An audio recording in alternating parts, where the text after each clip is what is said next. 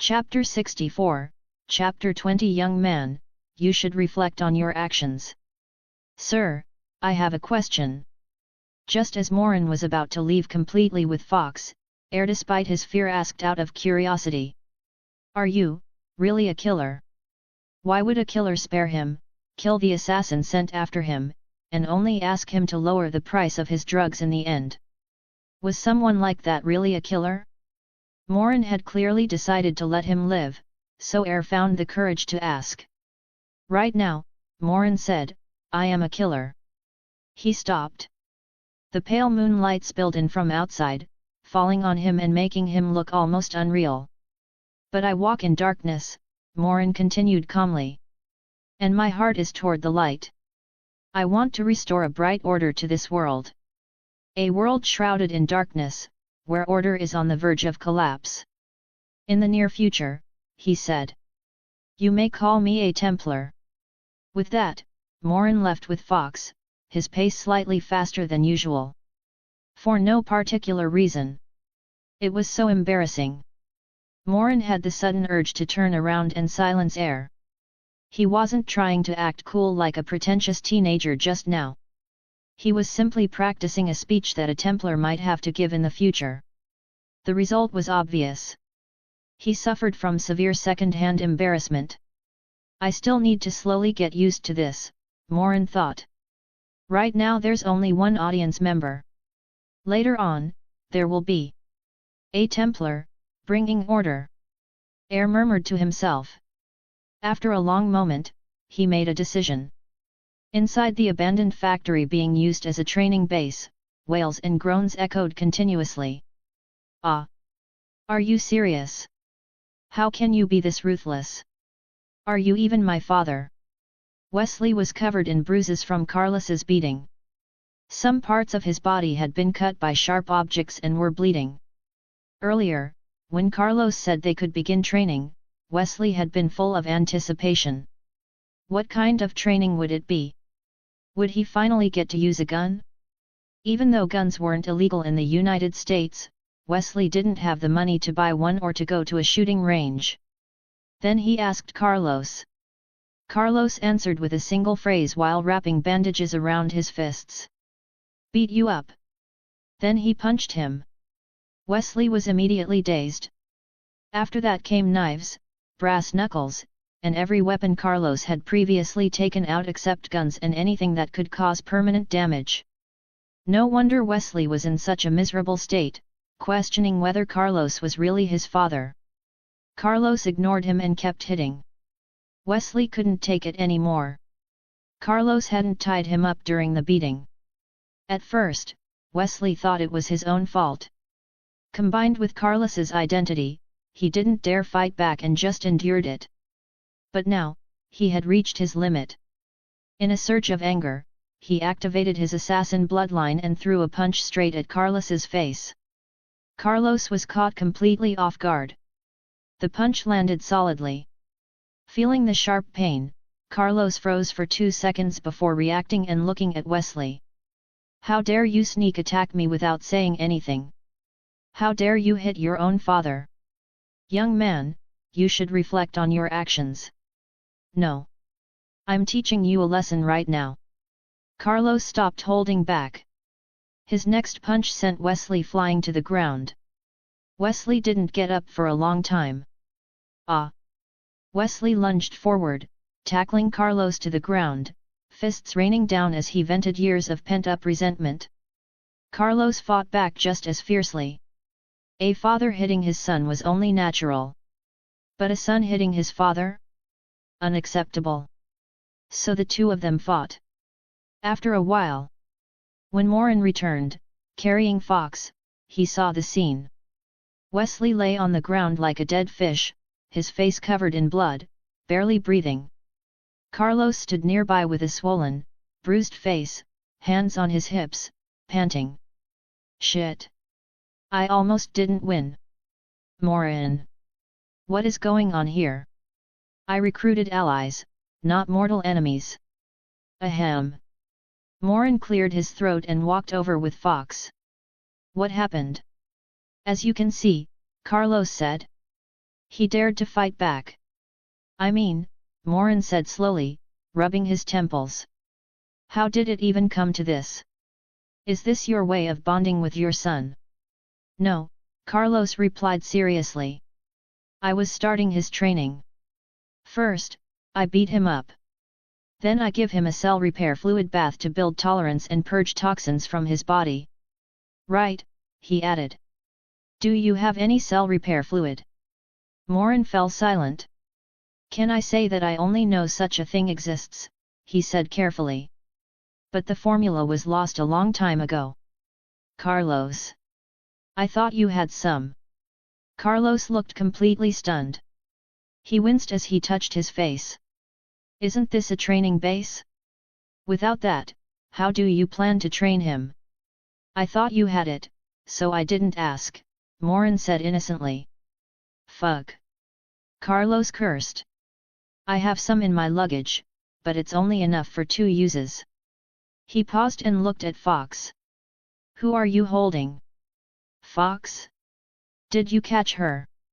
As you can see, Morin said, tossing Fox onto the ground like a sack of trash. I wanted to have a proper talk with her, but her acceptance level seems low. Fox, the fox, Carlos said.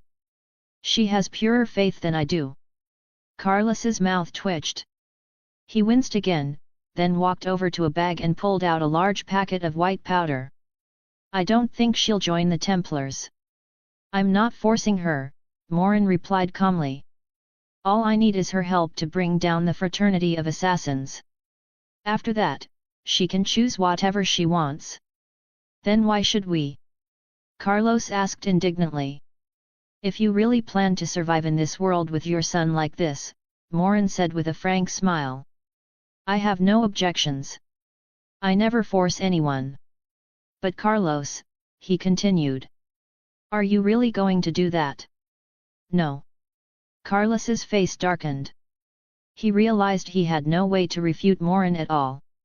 So I'm not forcing you, Morin said lightly. You just need to join the Templars. It's a mutually beneficial relationship. He raised an eyebrow, glancing at the white powder in Carlos's hand. That's the repair fluid material. Yes. You just soak it in water and it's ready. Carlos looked around, sighed, and asked directly. Is there anything here that can replace a bathtub?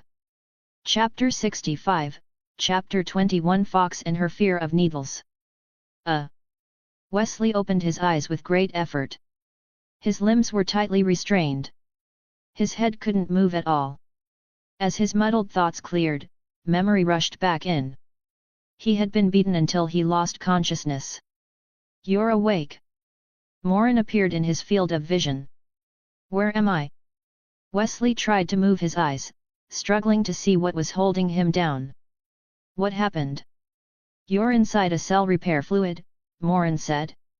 His tone was awkward. This fluid helps your white blood cells repair all your injuries. As he spoke, he studied a formula on a sheet of paper, clearly trying to understand it himself. It was a setting he didn't fully believe in. Carlos hadn't had much of the fluid in reserve, so he'd handed Morin the formula and told him to prepare more. Ordinary fraternity assassins didn't have access to this. But Carlos had been a master assassin. So he did. As for the materials, the Continental Hotel provided that kind of service. As long as you had enough gold, the Continental could supply almost anything.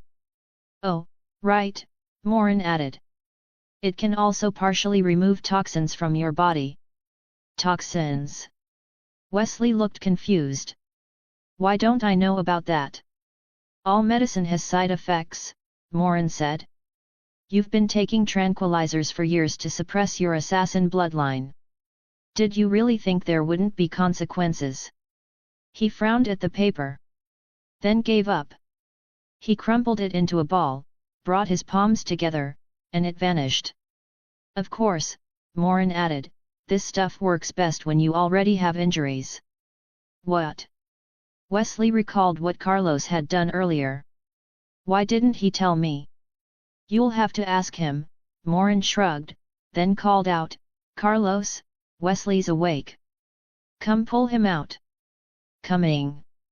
Carlos sighed, abandoning his attempt to persuade a grim-faced fox, and walked over. "How is it?" Morin asked, even though he already knew. "Not good," Carlos shook his head. "I don't think there's much hope." "All right," Morin touched his chin and nodded. "Looks like I'll need another method." "You're not planning to use force, are you?" Carlos frowned. "That would only make her less willing to join us." "Of course not," Morin said, eyes wide. "Do I look like someone who likes violence?" Plus nods, ×3. Carlos nodded. Wesley nodded. Fox nodded. They were perfectly synchronized. Wesley even shifted slightly inside the cell repair fluid, which had already begun to solidify. He hadn't seen Morin's methods personally. But Carlos's evaluation was enough. In his mind, Morin was already labeled a violent maniac. Otherwise, how could someone like Carlos be so obedient? As for Carlos and Fox, they'd experienced it firsthand. "You have to believe me," Morin said earnestly. "I never lie." He paused. "Don't believe me? Let me give you an example. Wesley, what if I get you a wife later?" "Hey!" Wesley was full of question marks. "Something like that, could really happen?" "Wait," Carlos suddenly felt a chill. "Are you planning to do that?" "It kills two birds with one stone," Morin chuckled. "Makes us closer. Turning a colleague into a daughter-in-law. What do you think?" "No." ×2. Carlos and Fox shouted at the same time. Wesley. He was still basking in pleasant shock at this unexpected blessing. "What's so bad about it?" Morin ignored Carlos and Wesley, who was still half stuck in the hardened repair fluid, and walked over to Fox. He stopped in front of her. "Look," Morin said. "That's Wesley Gibson. Carlos's son. The son of a master assassin. Sure, he doesn't look amazing. His physique isn't great. His last 20 years were completely unremarkable. But that doesn't mean he has no potential." Morin spoke with absolute sincerity. "He's going to become the new master assassin. A legend." Wesley. It sounded like praise. But the more he listened, the worse it felt. Fox followed Morin's gaze and looked at Wesley, who Carlos had just pulled out of the fluid. His face acceptable. Chest average. ABS average. Her eyes moved lower. Then she was filled with contempt. "No," Fox said flatly. "If you agreed that easily, would my threat even be useful?" Morin spread his hands. "You remind me of a joke." Fox's expression instantly mirrored that of the man in the joke. She had a fear of needles. "You wouldn't do that," Fox said, forcing herself to stay calm. "Carlos told me about the Templars. If you really are a Templar, you'd never do something like that." "A Templar's duty is to maintain order," Morin said with a grin. "And sometimes, necessary methods aren't off the table. All I want is for you to help us destroy the fraternity of assassins, Miss Fox. If you refuse, then you're my enemy." Fox hesitated. If she didn't refuse, she might be subjected to needle therapy. If she did refuse, it felt like betraying the fraternity. And fate. If, Fox struggled for a long time before speaking. "If what you're saying is true, I will kill Sloane. And everyone else who intentionally or unintentionally went against the guidance of fate. Even myself." "Very good," Morin nodded and untied the ropes around her. "Then for now, we're in a cooperative relationship. Aren't you afraid I'll go back on my word?" Fox asked, rubbing her wrists. "If you think you can uncover the truth on your own and kill everyone," Morin said as he turned away, "then of course you can." He walked toward the exit. "I have some things to deal with first. You should get to know our other partners." Morin hadn't had time to complete the Continental Hotel's assessment mission. Intercepting Fox had taken priority. Now, he would handle that. Then he would push all the chess pieces he'd arranged over the past few days onto the board. He was going to play a game of chess. With every assassin force. With every killer organization. A game that would decide the future of this world. Chapter 66, Chapter 22 I am a Templar. Damn it! Why is this happening? On the top floor of a pharmaceutical company, inside a luxurious CEO's office, a balding man swept everything off his desk in a rage. He turned on his subordinate, who stood nearby with his head lowered. "Are you sure you didn't get it wrong?" he demanded. "Is Air still alive?" "Yes, sir," the subordinate replied. "I saw it myself." He drove to Air Group. Our informant inside Air Group also sent a message. Air is holding a board meeting. Because the informant's position isn't high enough, we don't know what the meeting is about yet. Holding a board meeting, the man repeated coldly. And you don't know what it's about? What do you think he's doing, holding a board meeting at a time like this? After the assassin I sent failed. Fuck.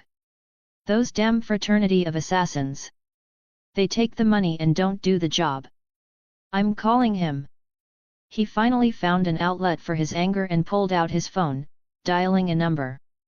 Ring, ring, ring. Sloane was checking his account balance when the phone rang. He glanced at the caller ID and smiled in satisfaction. Fox works fast. He answered the call. Hello, Mr. Medina. I trust you've received Fate's gift. Yes, Medina said slowly, his tone grinding. A very surprising gift. When my subordinate saw Air walk into Air Group unharmed this morning and hold a board meeting, yes, Mr. Sloane, Fate gave me quite a surprise. The smile on Sloane's face stiffened. That's impossible, Sloane said. First, Fox doesn't fail. Second, even if she did, she would escape. She should have reported to me already. Then why don't you ask her? Medina snapped. Did my subordinate see a corpse this morning? Did everyone in Air Group get it wrong? He slammed his fist onto the desk. This is your fault, Sloane. I was prepared to hire the Continental Hotel. You came to me and said Fate wanted him dead. So I paid you. I trusted you. And this is the result. This is Fate's gift. You even said the Continental Hotel is just a branch of your fraternity. Are you even worthy of that title with this kind of work ethic? Mr. Medina, please calm down, Sloane said, forcing composure. We would never allow someone chosen by fate to continue living. Wait for my news.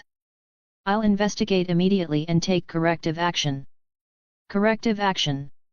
Medina laughed coldly. By then, I'll be finished. Do you think Air doesn't know who tried to kill him? He's holding a board meeting to deal with me. Return my money. Compensate my losses. I'm hiring a killer from the Continental Hotel. I'm sorry, Sloane replied evenly. Fate does not return its gifts. I can only investigate and send additional people to resolve the matter. I get it, Medina said slowly. You're not giving the money back. You're planning to swallow it. As a former gangster who'd risen through scams and counterfeit drugs, Medina understood perfectly. Fine. Then just you wait. The office door suddenly opened. A figure slipped inside and quietly closed it behind him. Medina, facing the door, saw the intruder clearly. An unfamiliar Asian man. Who are you? Medina shouted. Who let you in? The man didn't answer. He raised his gun. Two muted plops sounded. The bullets struck the two subordinates, and they collapsed in pools of blood. Who the hell are you? Medina screamed, terror replacing anger. Are you here to kill me? Sloane sent you. Fuck you, Sloane. Plop. The third shot ended it. Medina fell, his life extinguished by a single bullet. "Hello?" Sloane said into the phone, momentarily stunned. "Mr. Medina. Did I send someone?" "No, I didn't." After confirming it again, Sloane felt something else. Curiosity. So who had cleaned up his mess so conveniently? The Continental Hotel? After Fox failed, did Air immediately hire someone? That seemed too fast. Sloane shook his head, ready to hang up. Then he heard a voice. "Mr. Sloane.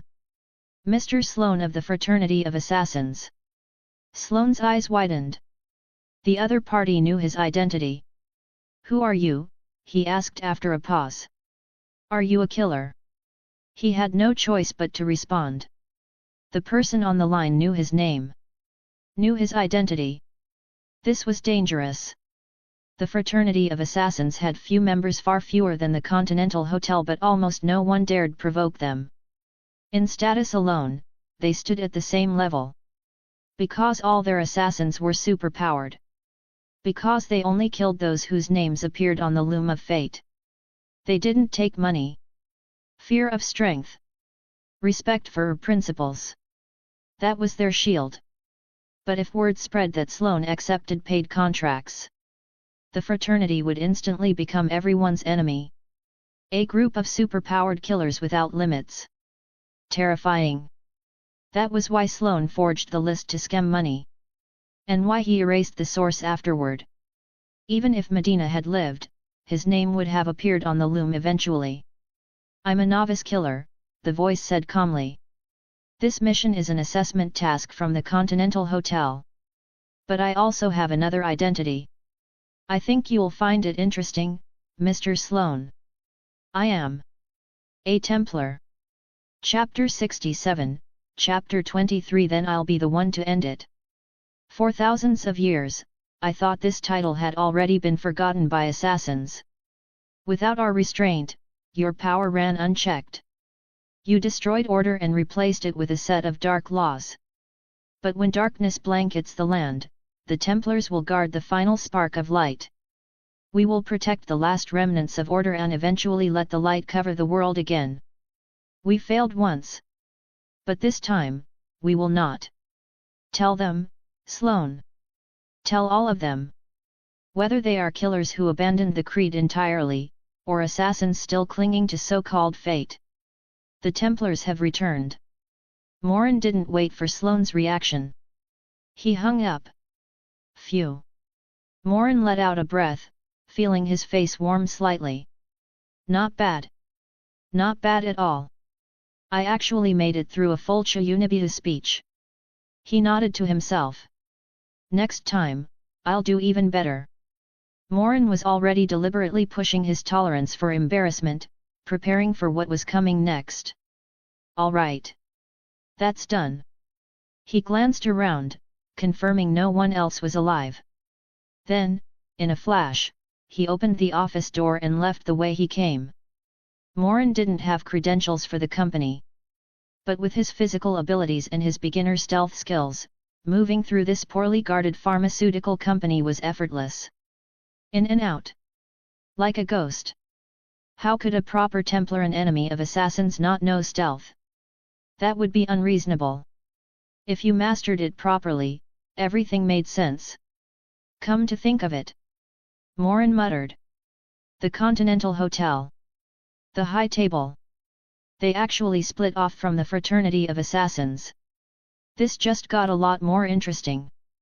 On the other side, Sloane took a long moment to recover. He dialed the number back. All you have dialed. The phone was already powered off. Templars. Sloane's expression darkened. As the leader of the Brotherhood, he naturally knew of their existence.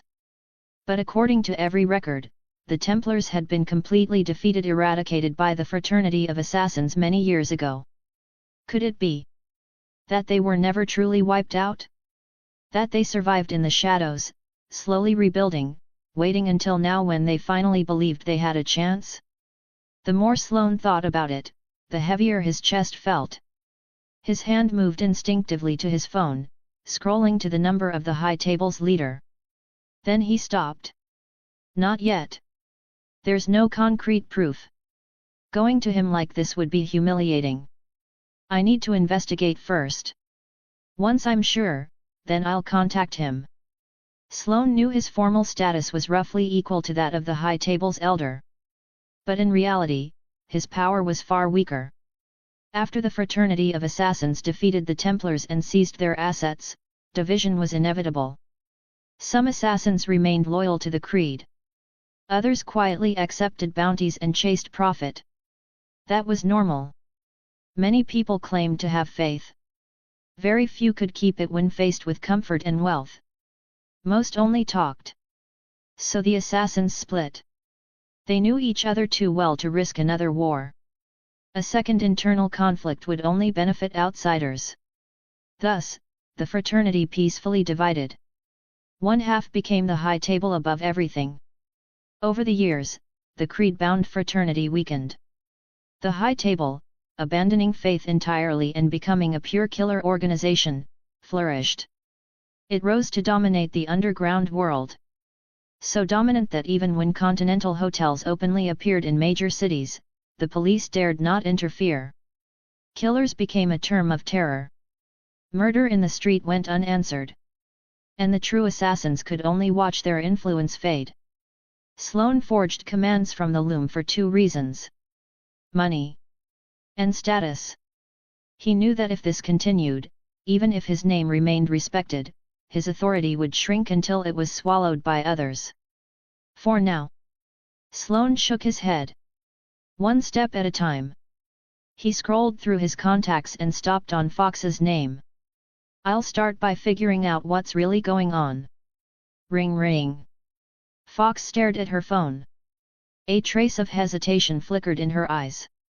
She knew that if she answered, she wouldn't be able to stop herself from asking. And hearing the answer she already knew but didn't want to accept. The information Morin gave her was too detailed. Too complete. She couldn't find a single flaw. And Carlos had produced the cloth bearing Sloane's cipher from the loom.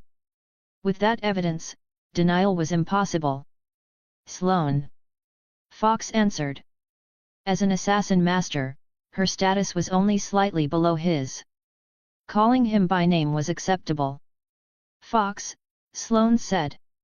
He frowned. She wasn't acting. She had no reason to. The cold distance in her voice was unmistakable. Did something go wrong with last night's mission? Yes. What happened? Sloane pressed. Why did the person chosen by fate escape? Because someone stopped me. Who? I don't know who he really is, Fox said. But he called himself a Templar. What? Sloane's eyes widened. It seems you already know, Fox continued. Then tell me, Sloane. Everything he said about the Brotherhood. About the Templar Order. Is it all true? We must follow fate, Sloane said heavily. There is no right or wrong. Only faith. Back then, a Templar elder's name appeared on the loom. We had no choice. That's not what I'm asking, Fox said coldly. I'll return and ask you in person. Our ancestors' actions can't be judged. But if you betrayed fate, I will correct your mistake. I will send you to meet your fate. Chapter 68, Chapter 24, An Independent Exclusive Mission. The call ended. Listening to the dial tone, Sloane fell into a daze. Had his actions been exposed? Had the Templar figured everything out and told Fox? Then what now? Faced with a leader who had betrayed fate, and an ancient enemy no one had heard of, what choice would the other assassins of the Brotherhood make? Sloane didn't want to gamble. And he didn't dare to. His eyes sharpened as he snapped out of it. Sloane stood up and walked straight toward the secret room that housed the Loom of Fate. No matter what happened next, he had to create conditions favorable to himself. It's just a machine. Sloane muttered. Following the methods recorded in the ancient texts, he once again manipulated the Loom of Fate, forcing it to weave cloth according to his will. Special encoded fabrics formed, one after another, bearing the names he chose. Fox. Carlos. The gunsmith. The butcher. Sloane paused. And finally, his fingers slowed. Mine. Sloane Kenway. Congratulations, sir. After verification, you have passed the initial assessment and are now a formal hitman of the Continental Hotel, with access to all available services. Inside the Continental Hotel, the receptionist Karen spoke politely to Morin. At the same time, sir, I must remind you once again that no bloodshed or killing is permitted within the Continental Hotel. Understood, Morin nodded, idly playing with the slightly larger coin in his hand. What's this? This is your marker, sir, Karen explained. Every hitman has one. If someone possesses your marker, you are obligated to complete any task they assign you. Once completed, the debt is settled. So please be careful not to use it as payment unless absolutely necessary. A contract with mandatory enforcement? Morin asked. Why? Because it is the rule of the high table, Karen replied with a smile. The high table stands above all. Then that's fine. Morin shrugged and turned to leave. Thanks. My pleasure, sir.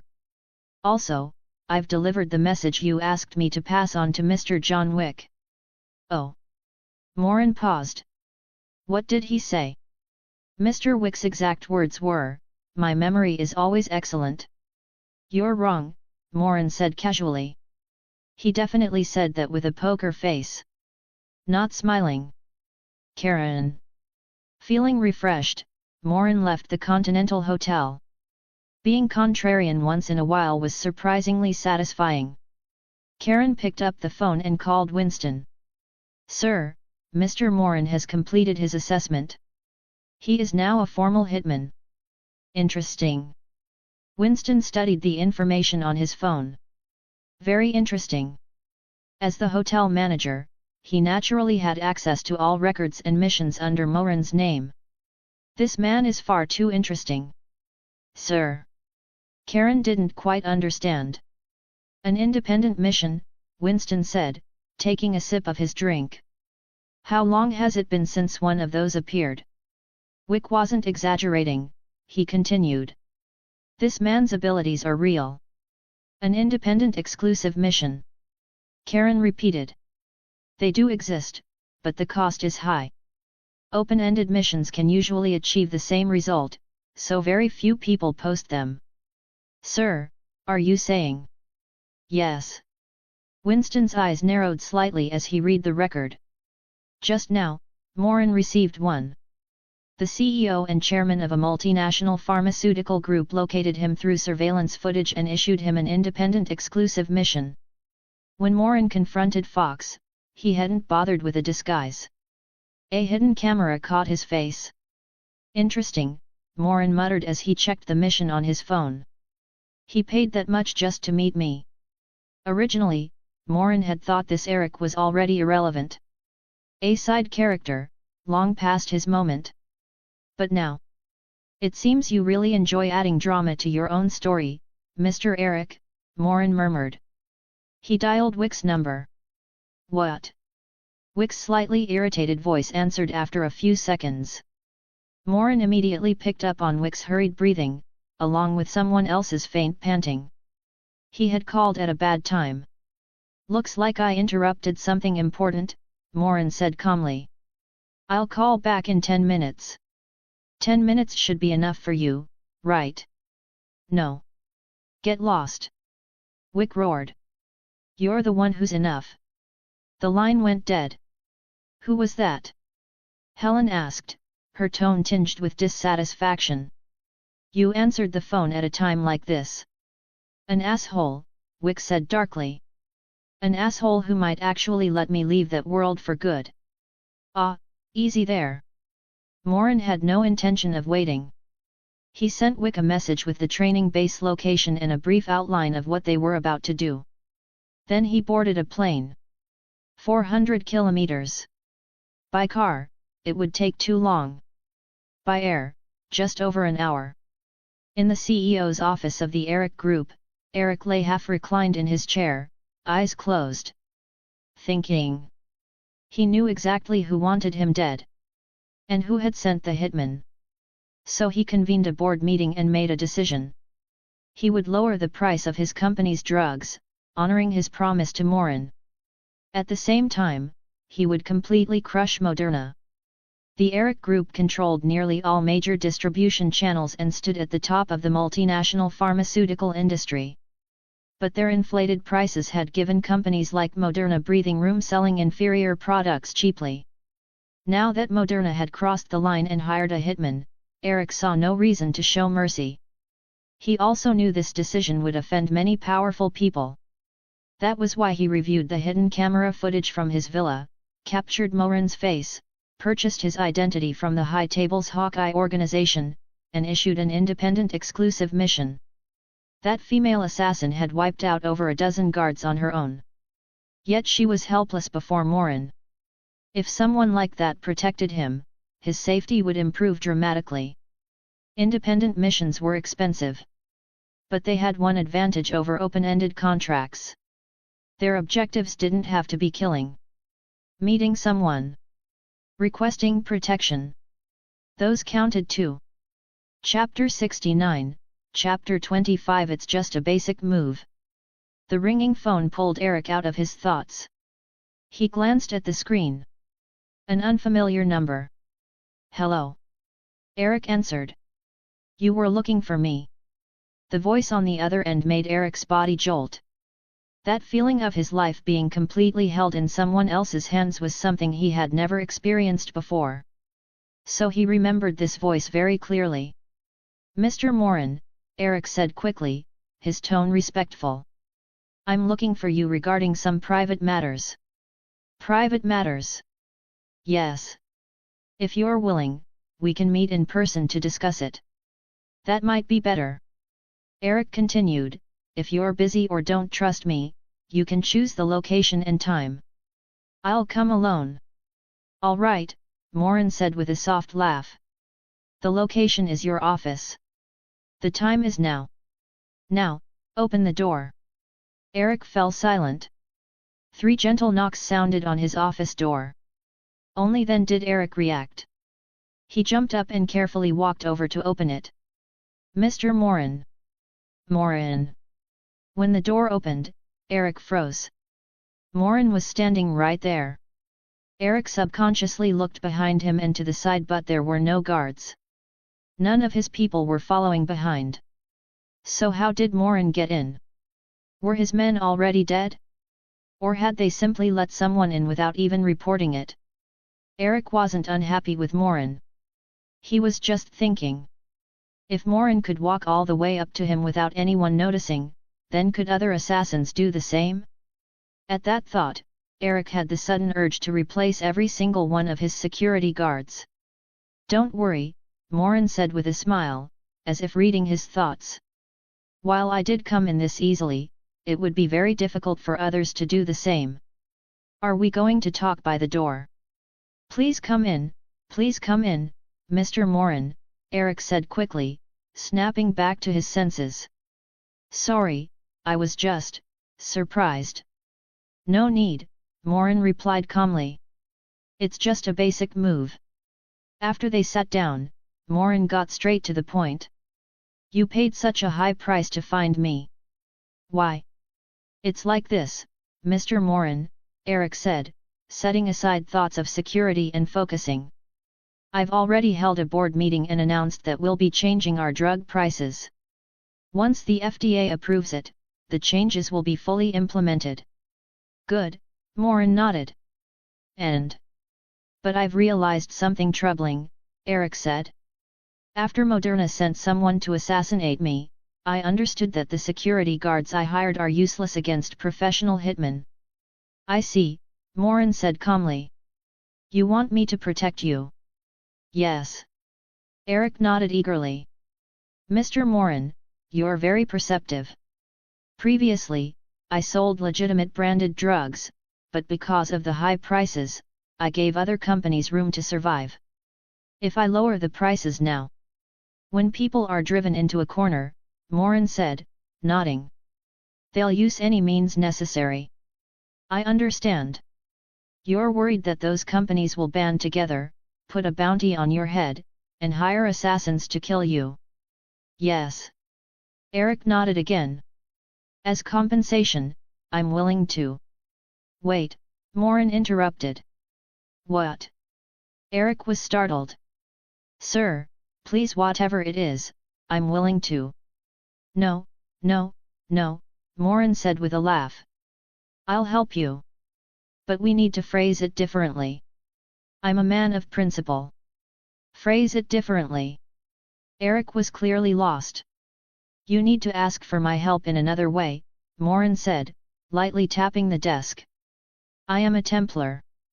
I fight to protect order, and I oppose assassins and killers who disrupt it. So now, Morin continued evenly. You, Mr. Eric, as the CEO and chairman of the Eric Group, have chosen to turn over a new leaf. You've decided to lower your drug prices to a normal level, thereby upholding law and order. However, he went on, your competitors, those who have already lost their morals and disrupted order, will retaliate by any means necessary. They will employ the dark minions of the underworld, place a heavy bounty on your head, and hire assassins to murder you. All so they can protect their own interests and continue disrupting order. For these reasons, you have come to me. To a Templar. To seek help. Because protecting order is a Templar's duty. And as compensation for a Templar fulfilling that duty, Morin said, smiling faintly, you have chosen to pay. He looked at Eric. Mr. Eric. Hey! Eric snapped out of it. He never imagined things could be framed like this. What started as fear-driven self-preservation had been elevated into a righteous act to protect order itself. The difference was enormous. Are you really a Templar? No. Are you a politician? Only a politician could turn something like this into such a lofty cause. Eric's thoughts were in chaos. As a witness and petitioner to everything I just said, Morin continued calmly. What compensation are you willing to offer? I'm willing to. Eric thought for a moment, then spoke decisively. Whatever bounty they put on me, I'll pay double as compensation. And as proof of our friendly cooperation and our shared goal of protecting order, I am willing to pay an additional $1 million in advance. Eric was a CEO. He knew how to speak. You are very generous, Mr. Eric, Morin said with satisfaction. The Templars thank you for your contribution to protecting order. Morin was in an excellent mood. What kind of bounty would the Continental Hotel place on a multinational CEO? It would undoubtedly be a massive sum. And with Morin's phrasing, this payment had become legitimate income tied to a Templar's duty. Before moving on to the main part of his plan, he could enjoy a small appetizer. And test what kind of enhancements the Templar profession would grant as it leveled up. Then, as a token of goodwill, Morin said, besides protecting your safety, I will also deal with those despicable individuals who have disrupted order. To protect order, he concluded. I will do my utmost. Chapter 70, Chapter 26. 2 Assassin Spells, 1 Templar. Role-playing had to be convincing.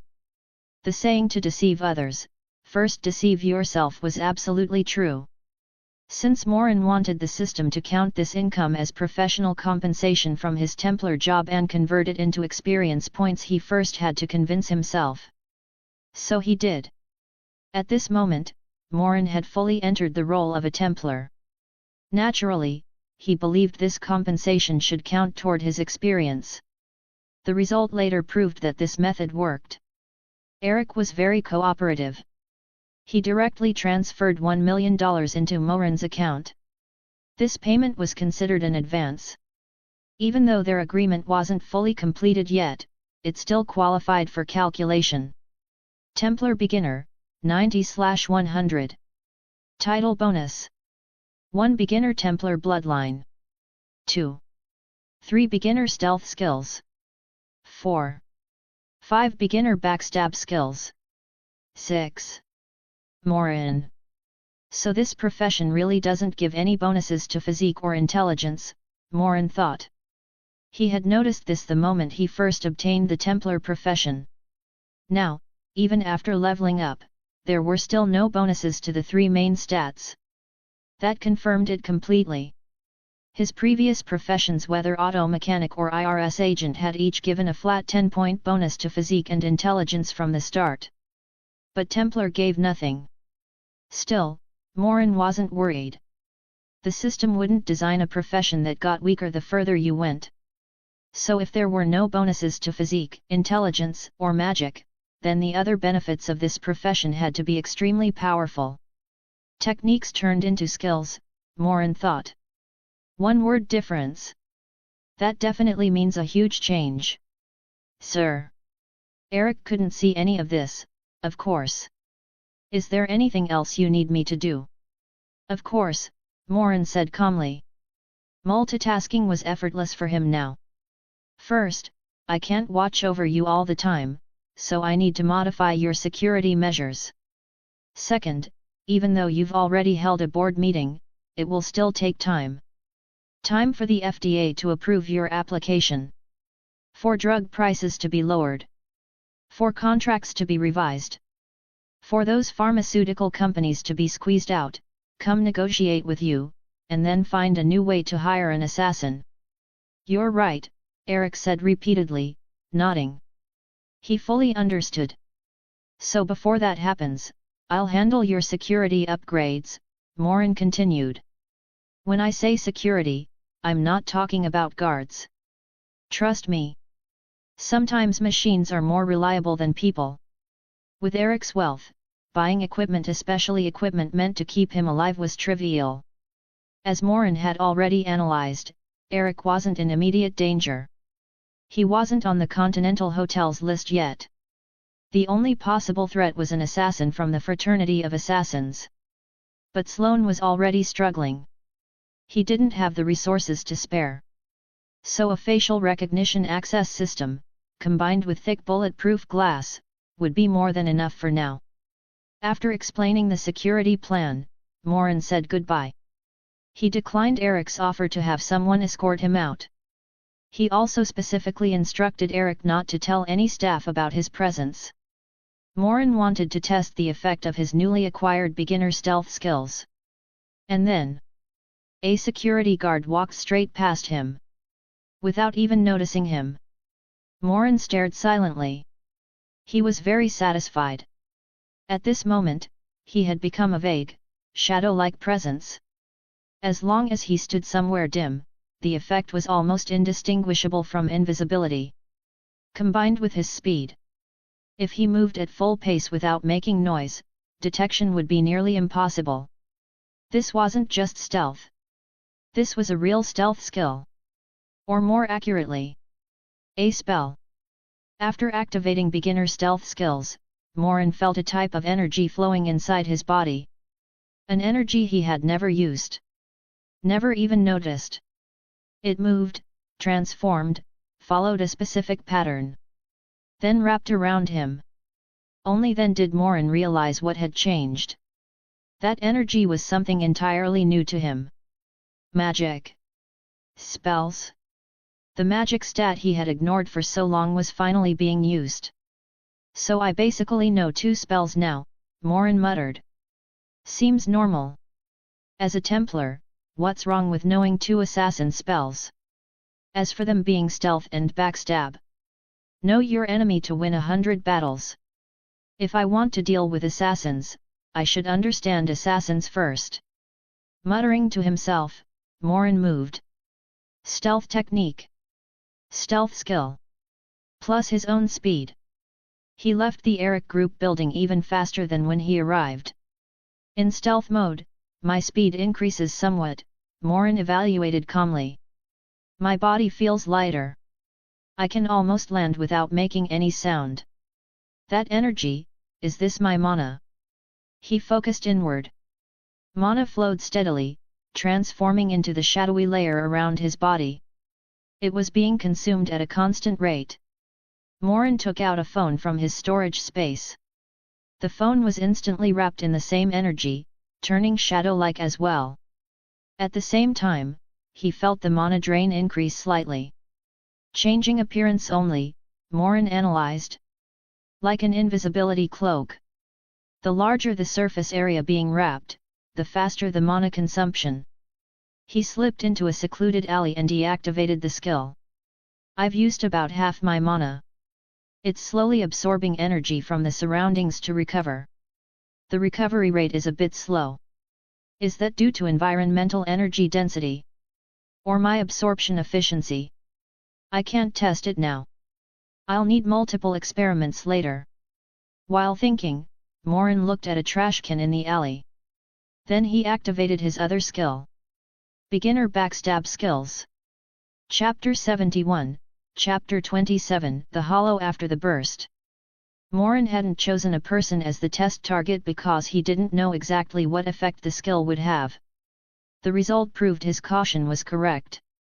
After a sound like a sonic boom, and a short delay. I didn't expect running out of mana to feel like this. Morin muttered as he left behind a trash can with 2 new holes punched through it, along with the mess created by his explosive charge. Making sure no one was nearby, he quickly left the area. It had been a long time since he'd felt this empty. Just now, a single use of the backstab skill had consumed the remaining half of his mana and delivered that sensation cleanly. It was similar to how a normal person might feel after a one-night stand. Assuming they could even get out of bed the next morning. Fortunately, this emptiness came purely from mana depletion. Morin waited about a minute, letting his body absorb and replenish mana from the environment, and the sensation faded. With consumption this extreme, the effect was naturally powerful. The moment he activated the skill, Morin entered an extreme state. He moved at a speed that even he could barely process, rushing behind the selected trash can and instinctively executing a backstab. The entire sequence was so fast that Morin felt certain of one thing. If he were on the receiving end, he wouldn't have time to react, dodge, or defend. He hadn't been holding a weapon. Yet when he made the stabbing motion, an energy blade formed naturally in his hand. It pierced the trash can almost without resistance. A perfect heart stab. Trash can, what did I do to deserve this? You at number and %. I can use this as a final trump card, Morin decided. But absolutely not at the start. If he burned all his mana at the beginning, how was he supposed to keep fighting afterward? He couldn't afford to be that weak. What did you mean earlier? As Morin neared the training base, Wick called. Although the time Morin spent with Helen had only been around 10 minutes, Wick had deliberately waited several hours before calling. For a man, many things were negotiable. Timing was not. Even if it was fake, face had to be saved. Training base? Wick asked. What are you planning to train me for? Some techniques that'll be useful to you, Morin said, stopping the car. You're strong, Wick. But not strong enough. I'm curious, Wick replied. What kind of techniques? For example. Morin walked into the training base. He could already hear screams and the dull sounds of impacts from inside. A technique that lets bullets curve. Want to learn it? Wick. If you do, hurry over, Morin continued. Our first mission's starting soon. He hung up and walked into the factory. Inside, a heartwarming father-son bonding scene was unfolding. The hitting and wailing noises were coming from Wesley being beaten senseless by Carlos. So this is how assassins train. Morin walked over to Fox, who was standing nearby with her arms crossed. Does every assassin go through this? Haven't you? Fox asked in return. Of course not, Morin shook his head. I don't need to. Who knows what kind of freak you are, Fox said, recalling Morin's ghost-like speed and overwhelming strength. She explained calmly, we use this to train willpower and to stimulate and strengthen the body. When the assassin bloodline is active, our vision, speed, and strength increase, but our senses are amplified as well. If we're injured in that state, the pain is several times stronger than normal. Only through repeated hardship and an iron will can we endure that pain without fainting or dropping out of the bloodline state. Then, Morin frowned slightly. I have a question. Why not just avoid getting hit? Fox. Nearby, Wesley, panting heavily, had been paying close attention to the conversation between Morin and Fox. Like any young man nursing a secret crush, he was extremely sensitive to any man who got close to the object of his affection. Afraid his goddess might be taken away. Yet when it came to him, he couldn't say a single word. But when he heard Morin's question, his eyes lit up. That's right, father. Wesley said quickly. If I don't get hit, then I don't need this kind of training, right? He was already very practiced at calling him father. Carlos didn't respond. He simply punched Wesley in the face, knocking him flat. Carlos's expression was dark. Do you think you're that monster who can dodge bullets at will? If you were, would you need me to train you? Wouldn't you have taken me down in 1 or 2 moves already? Can't you face reality, you idiot? To avoid crushing Wesley's confidence completely, Carlos swallowed those words. Instead, with frustration and unspeakable anger, he hit even harder. Wesley cried out. Fox clenched her teeth. Morin's casual remark irritated her deeply. Why do I feel like I'm being looked down on? Since you're so confident, Fox said suddenly, why don't we test it? Of course, Morin raised an eyebrow, interested. How? If all it takes is not getting injured, Fox said. Then let's see if you can stay completely unharmed under a hail of bullets. What do you say? As you wish, Morin agreed immediately. Perfect timing. He hadn't yet tested the enhancement from his newly upgraded beginner Templar bloodline. Are we really doing this? Wesley whispered nervously, looking at Morin standing 50 meters away. He leaned toward Fox. I just have a bad feeling. What if something goes wrong? Don't worry, Carlos said grimly. Use your full strength. He was mildly annoyed that Wesley had asked Fox instead of him. That man is far more terrifying than you can imagine. Yes, Fox agreed seriously. I've seen it myself. It's like a monster. Really?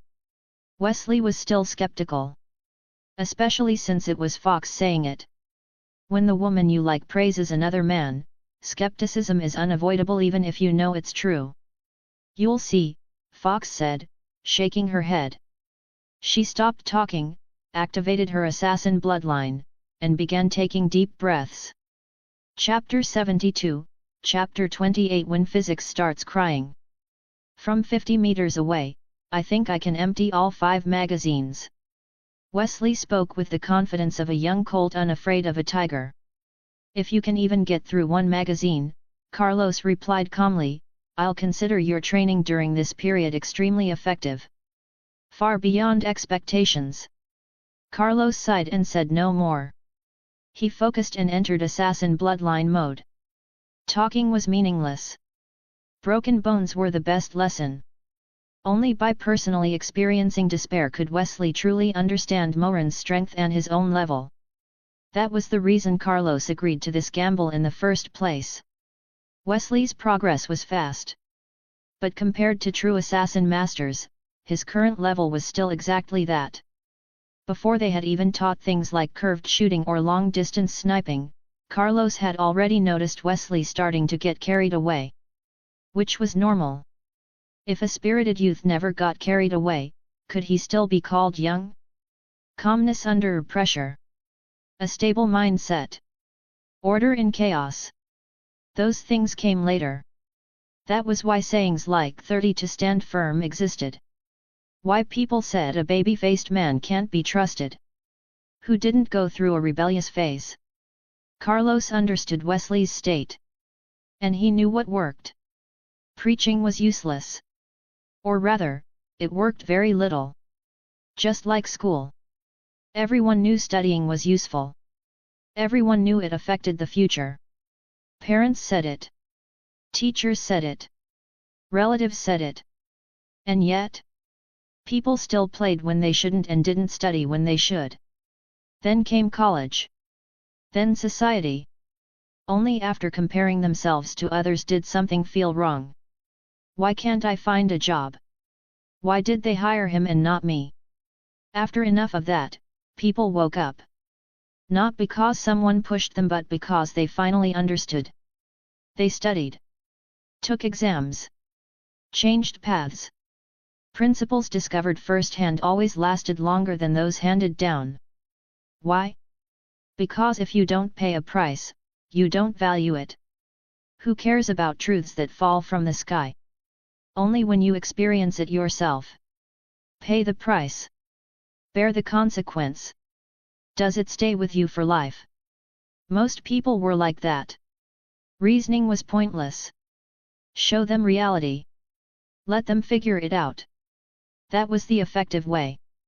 Carlos planned to do exactly that. Why talk? Wouldn't it be better to just let Wesley get beaten senseless? He had even told Morin earlier, beat him hard. Don't hold back. It had to be said. This kid really was his biological son. Wesley, as expected, was unconvinced. In his understanding, it was impossible for someone to dodge bullets fired by 3 top assassin masters from 50 meters away and then rush in and knock them all down. As for including himself among the assassin masters, wasn't a little self-praise allowed? If a god carried 4 noobs to victory, couldn't the noobs still say, "We were awesome too"? Wesley entered assassin bloodline mode, fully confident he was about to deliver a stunning performance. The atmosphere tightened. "Get ready," Carlos said in a deep voice. 3, 2, 1. Bang! Bang! Bang! 3 gunshots rang out almost simultaneously. But for Morin, there were no gunshots. Only muzzle flashes. And movement. If Morin had waited to hear the shots before reacting, he would have been dead already. The speed of sound was only about 300 meters per second. A handgun bullet easily exceeded that. So Morin didn't close his eyes and listen. He respected science. He loved science. He was the guardian of physicists' tears. Morin pushed off the ground. 2 deep craters formed under his feet as he charged straight toward the bullets. Wesley's eyes went wide. He saw the bullets flying slowly. And in that slowed world, he saw something worse. A figure running faster than the bullets. With Morin's physique, after activating the Templar bloodline, this level of speed was completely achievable. And he wasn't even using stealth or backstab. Carlos and the other 2 fired continuously. But just as Carlos had predicted, before they could empty even 1 magazine, Morin had already dodged the opening shots, closed the distance, and ripped the weapons from their hands with overwhelming speed and strength. Then, remembering Carlos's request, Morin punched Wesley. Wesley's eyes rolled back. He fainted on the spot. "How was that?" Morin asked, shaking the 3 handguns in his hand. "You're a monster," Fox said again. Carlos simply nodded. "It was too easy. So easy it didn't feel human." "Ugh." Wesley slowly opened his eyes. His mind staggered back into place. "You're awake." Morin appeared in his vision, holding a notebook, his expression serious. "The surgery was a success. Congratulations. You can have children now." "What?" Wesley froze. Then a sudden surge of strength exploded from him. He broke free of the solidified healing fluid and reached down. "Nothing." "You actually..." Wesley stared blankly, unable to accept reality. "Hey!" Morin froze. "You didn't actually lose it, did you?" "Wait. I was joking." "Did it really happen? When did I gain reality-altering speech? I didn't know about this." Ah! Wesley carefully checked again. He found it. He exhaled deeply. Thermal expansion and contraction. Morin thought for a moment and asked. Yeah, Wesley nodded. Morin fell silent. That level of thermal expansion and contraction was absurd. So absurd you couldn't even find it yourself. All right, Morin said, choosing mercy and changing the subject. Since you're awake, get ready. We're moving on to the next step of training. And, he added, a new member is arriving soon. You don't plan on meeting him like this, do you? Chapter 73, Chapter 29. A Physicist's Quiet Breakdown. Speak of the devil. The moment Morin finished speaking, the sound of a car came from outside the factory. It stopped, followed by a honk. So, 4 people plus me makes 5, Wick said after arriving. He paused, did the math, then asked, can I turn around and leave now? Of course not, Morin raised an eyebrow. Unless you really plan to complete that impossible mission. By the way, he added casually, I'm curious. What exactly is that mission? Compared to what you're planning, Wick sighed, it's not that big a deal. It's just a group mission that I have to do alone. He shook his head. It's an assassination. But given the target's status, it's basically impossible. Relax, Morin patted his shoulder. They're all strong. I can guarantee that. Including him. Wick glanced at Wesley, who was hurriedly putting on his clothes. In the near future, Morin said, yes. All right, Wick nodded helplessly. I feel like I've boarded a pirate ship. There are benefits to pirate ships, Morin said, leading him toward Carlos. For example, that curved shooting technique I mentioned before. I've heard of you, Carlos extended his hand. John Wick. The boogeyman. A pleasure. I've heard of the fraternity of assassins for a long time, Wick replied smoothly. Never had direct contact, though. I respect your persistence. And your faith. Carlos laughed lightly. We're just people who were kept in the dark and used. Let's talk business, he continued. First, about curved shooting. I can't guarantee you'll learn it. It sounds difficult, Wick said. Carlos nodded. And that's exactly why. In the past, we tried teaching it to ordinary people, he explained. Even with the strongest assassin masters instructing them, they couldn't learn it. In the end, we reached a conclusion. He looked at Wick. People without the assassin bloodline simply can't do it. That's because only after activating the bloodline do you gain enough physical strength to apply lateral force to the bullet the instant it leaves the barrel, Fox added as she dragged a large bag inside. That's what allows it to curve mid-air. Wick fell silent and looked at Morin. Are you sure they're not joking? That's the explanation. I also think it sounds unreasonable, Morin said helplessly. But yes. That's it. Doesn't it feel unscientific? Can you do it? Wick asked. What do you think? Morin smiled faintly, deliberately vague. Relax. Just follow the guidance of your heart.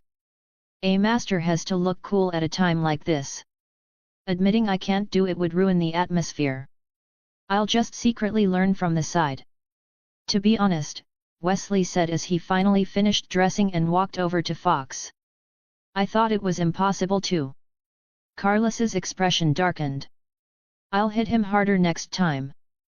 But I've actually seen it happen, Wesley added.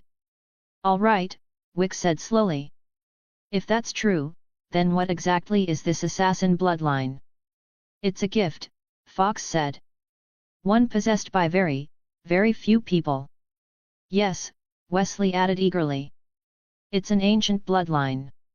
Once activated, it grants immense strength, reflexes, and more. If that's the case. Wick fell silent again. Then I'm not the only one. You have it too. Wesley stared at him. How did Morin just randomly find another one? What happened to it being rare? Maybe, Wick nodded. I can enter that state sometimes. Morin wasn't surprised. In a standalone world, Wick wouldn't have had an assassin bloodline. But this wasn't a standalone world. Anything was possible. And honestly, based on Wick's performance, calling it an assassin bloodline wasn't a stretch at all. Later on, he even cut off his own finger. If he had a hidden blade, he'd be a perfect assassin master. Unlike modern assassins who relied entirely on guns, they'd forgotten the most important principle. Under the hidden blade, all are equal. Morin, a master who couldn't do curved shooting, sat to the side, maintaining his composure while silently complaining. If that's the case, Carlos nodded, then it's simple. Set up the field. Let's begin. Not long after, Wesley stood off to the side, eyes vacant, muttering. How is that possible? It shouldn't be like this. That's unscientific. It makes no sense. Moments ago, he'd been crushed by Morin. Now, he was being completely overwhelmed by Wick. After explaining the principle of curved shooting, Carlos had them line up a person, a pig, and a target. Fox had dragged in the dead pig. The target was placed behind it. Carlos demonstrated once. Then Wick closed his eyes, thought briefly, picked up the pistol, and fired 3 shots. The first hit the pig.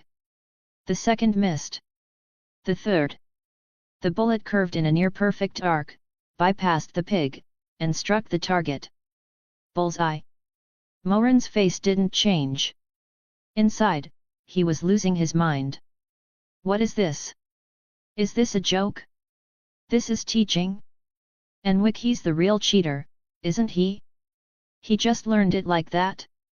I don't understand this at all. After firing, Wick put the gun down and walked over. Unscientific as it sounds, he said calmly. I think I found that instinct. Did you already know this would happen? I knew my ass. I thought you were a fellow guardian of physics.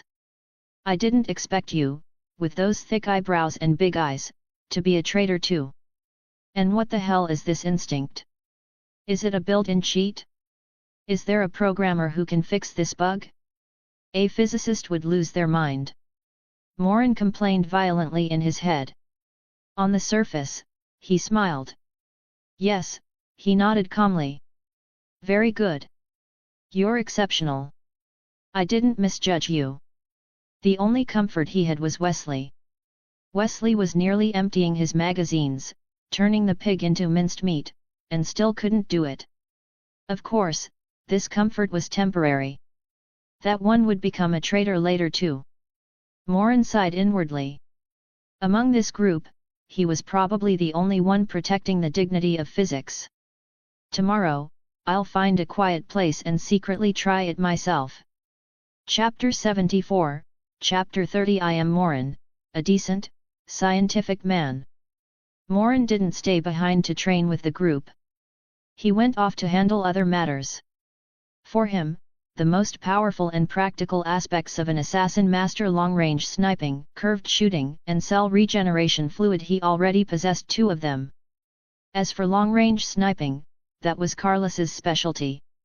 Before Wesley successfully mastered curved shooting, Morin doubted Carlos would be in the mood to teach that skill to anyone else. And curved shooting itself, having it was almost the same as not having it. Whether it could be used depended entirely on sensing that so-called instinct. Morin tried several times along the way. The conclusion was clear. That instinct cheat simply wasn't compatible with him and couldn't be loaded. It seems I really am a decent, scientific man. Morin sighed. Then he activated his stealth. His figure blurred, turning into a shadow. Moving at extreme speed, like a ghost, he silently infiltrated the heavily guarded villa ahead under the cover of night. Inside the villa's study, the governor of New York, Anderson Cole, was reading a document. A cold gun barrel suddenly pressed against the back of his head. "Don't make a sound, Mr. Anderson," Morin whispered by his ear. Go close the study door. Tell the bodyguards outside not to disturb you. Also, close the windows and draw the curtains. After that, we'll talk about something. How does that sound? Anderson stood up calmly and followed every instruction. He made no unnecessary movements. He was a smart man. Since this person could break into his villa and his study so easily, without triggering anything and hadn't killed him immediately, it meant the other party wanted something else. In this situation, resistance was meaningless. Preserving his life came first. As long as he was alive, anything was still possible. If he died, everything would truly be over. Very good, Morin said with satisfaction. It seems the first step of our friendly communication is going smoothly. It's a pleasure to meet you, Governor Anderson. Do I need to introduce myself? When Anderson turned around, his heart sank. Morin wasn't wearing a mask. He wasn't hiding his face at all. At least, that was what Anderson believed. What he didn't know was that Morin was wearing a hyper-realistic mask, the kind Ethan Hunt would approve of. Disguises shouldn't affect your looks. What do you want? Anderson asked in a low voice. Money? Or something else? No, no, Morin shook his head. If I wanted money, I'd be robbing a bank. I wouldn't come to see you. So you want to kill me? Anderson asked. Are you a killer? It seems you're aware of killers, Morin said calmly. That makes sense. The Continental Hotel operates openly in New York City. It would be strange if you didn't know. I am indeed a killer. A killer from the Continental Hotel. Is the high table insane? Anderson said in disbelief. They dare to break the rules. Oh. Morin's eyes narrowed slightly. So there is some kind of deal between you and the high table. You don't know anything, Anderson snapped. Are you just some ignorant hired gun? You're here because you took a bounty on me, right? Do you know why the high table is allowed to operate the Continental Hotel in New York at all? A long time ago, they sent a large number of killers to threaten the US government. Yes, killers are everywhere, Anderson continued coldly. But we're not helpless. If war broke out, our high-level personnel would suffer losses, but the high table would be wiped out by joint international efforts. At any cost. However, that cost would be enormous. No country could accept it easily. So a balance was established. We allow them to operate 12 continental hotels worldwide and tolerate their affiliated organizations. In return, they are forbidden from touching key national figures and must pay regular tribute. And now, Anderson said sharply. You accepted a bounty and came here to kill me. Do you understand what that means? I can't predict exactly what will happen between the US and the high table if I die.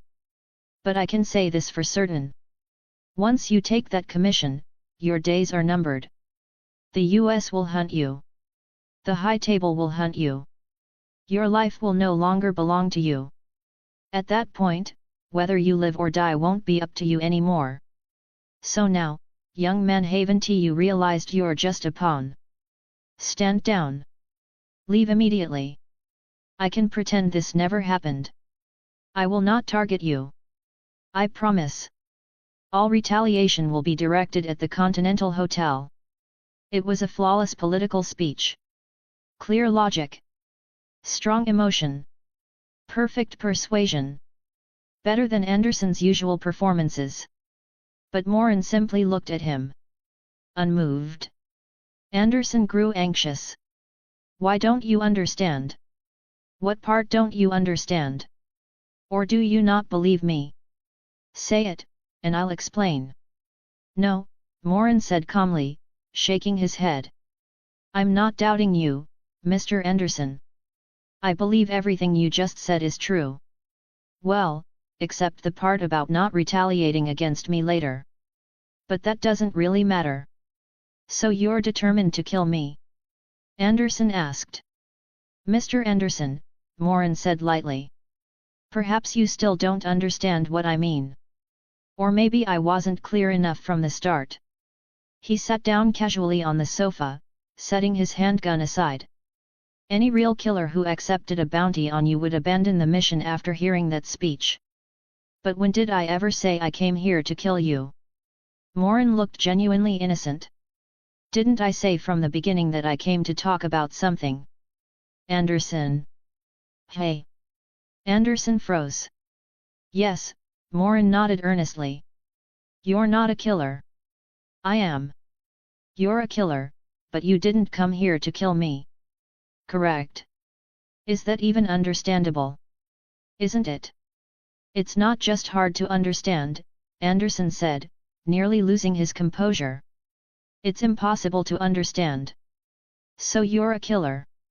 You break into my house. Point a gun at my head. And you're not here to kill me? Then what exactly are you here for? Chapter 75, Chapter 31. Anderson decides to invest. Maybe I forgot to mention my other profession. Morin took out a prepared cross-shaped badge and placed it on the table.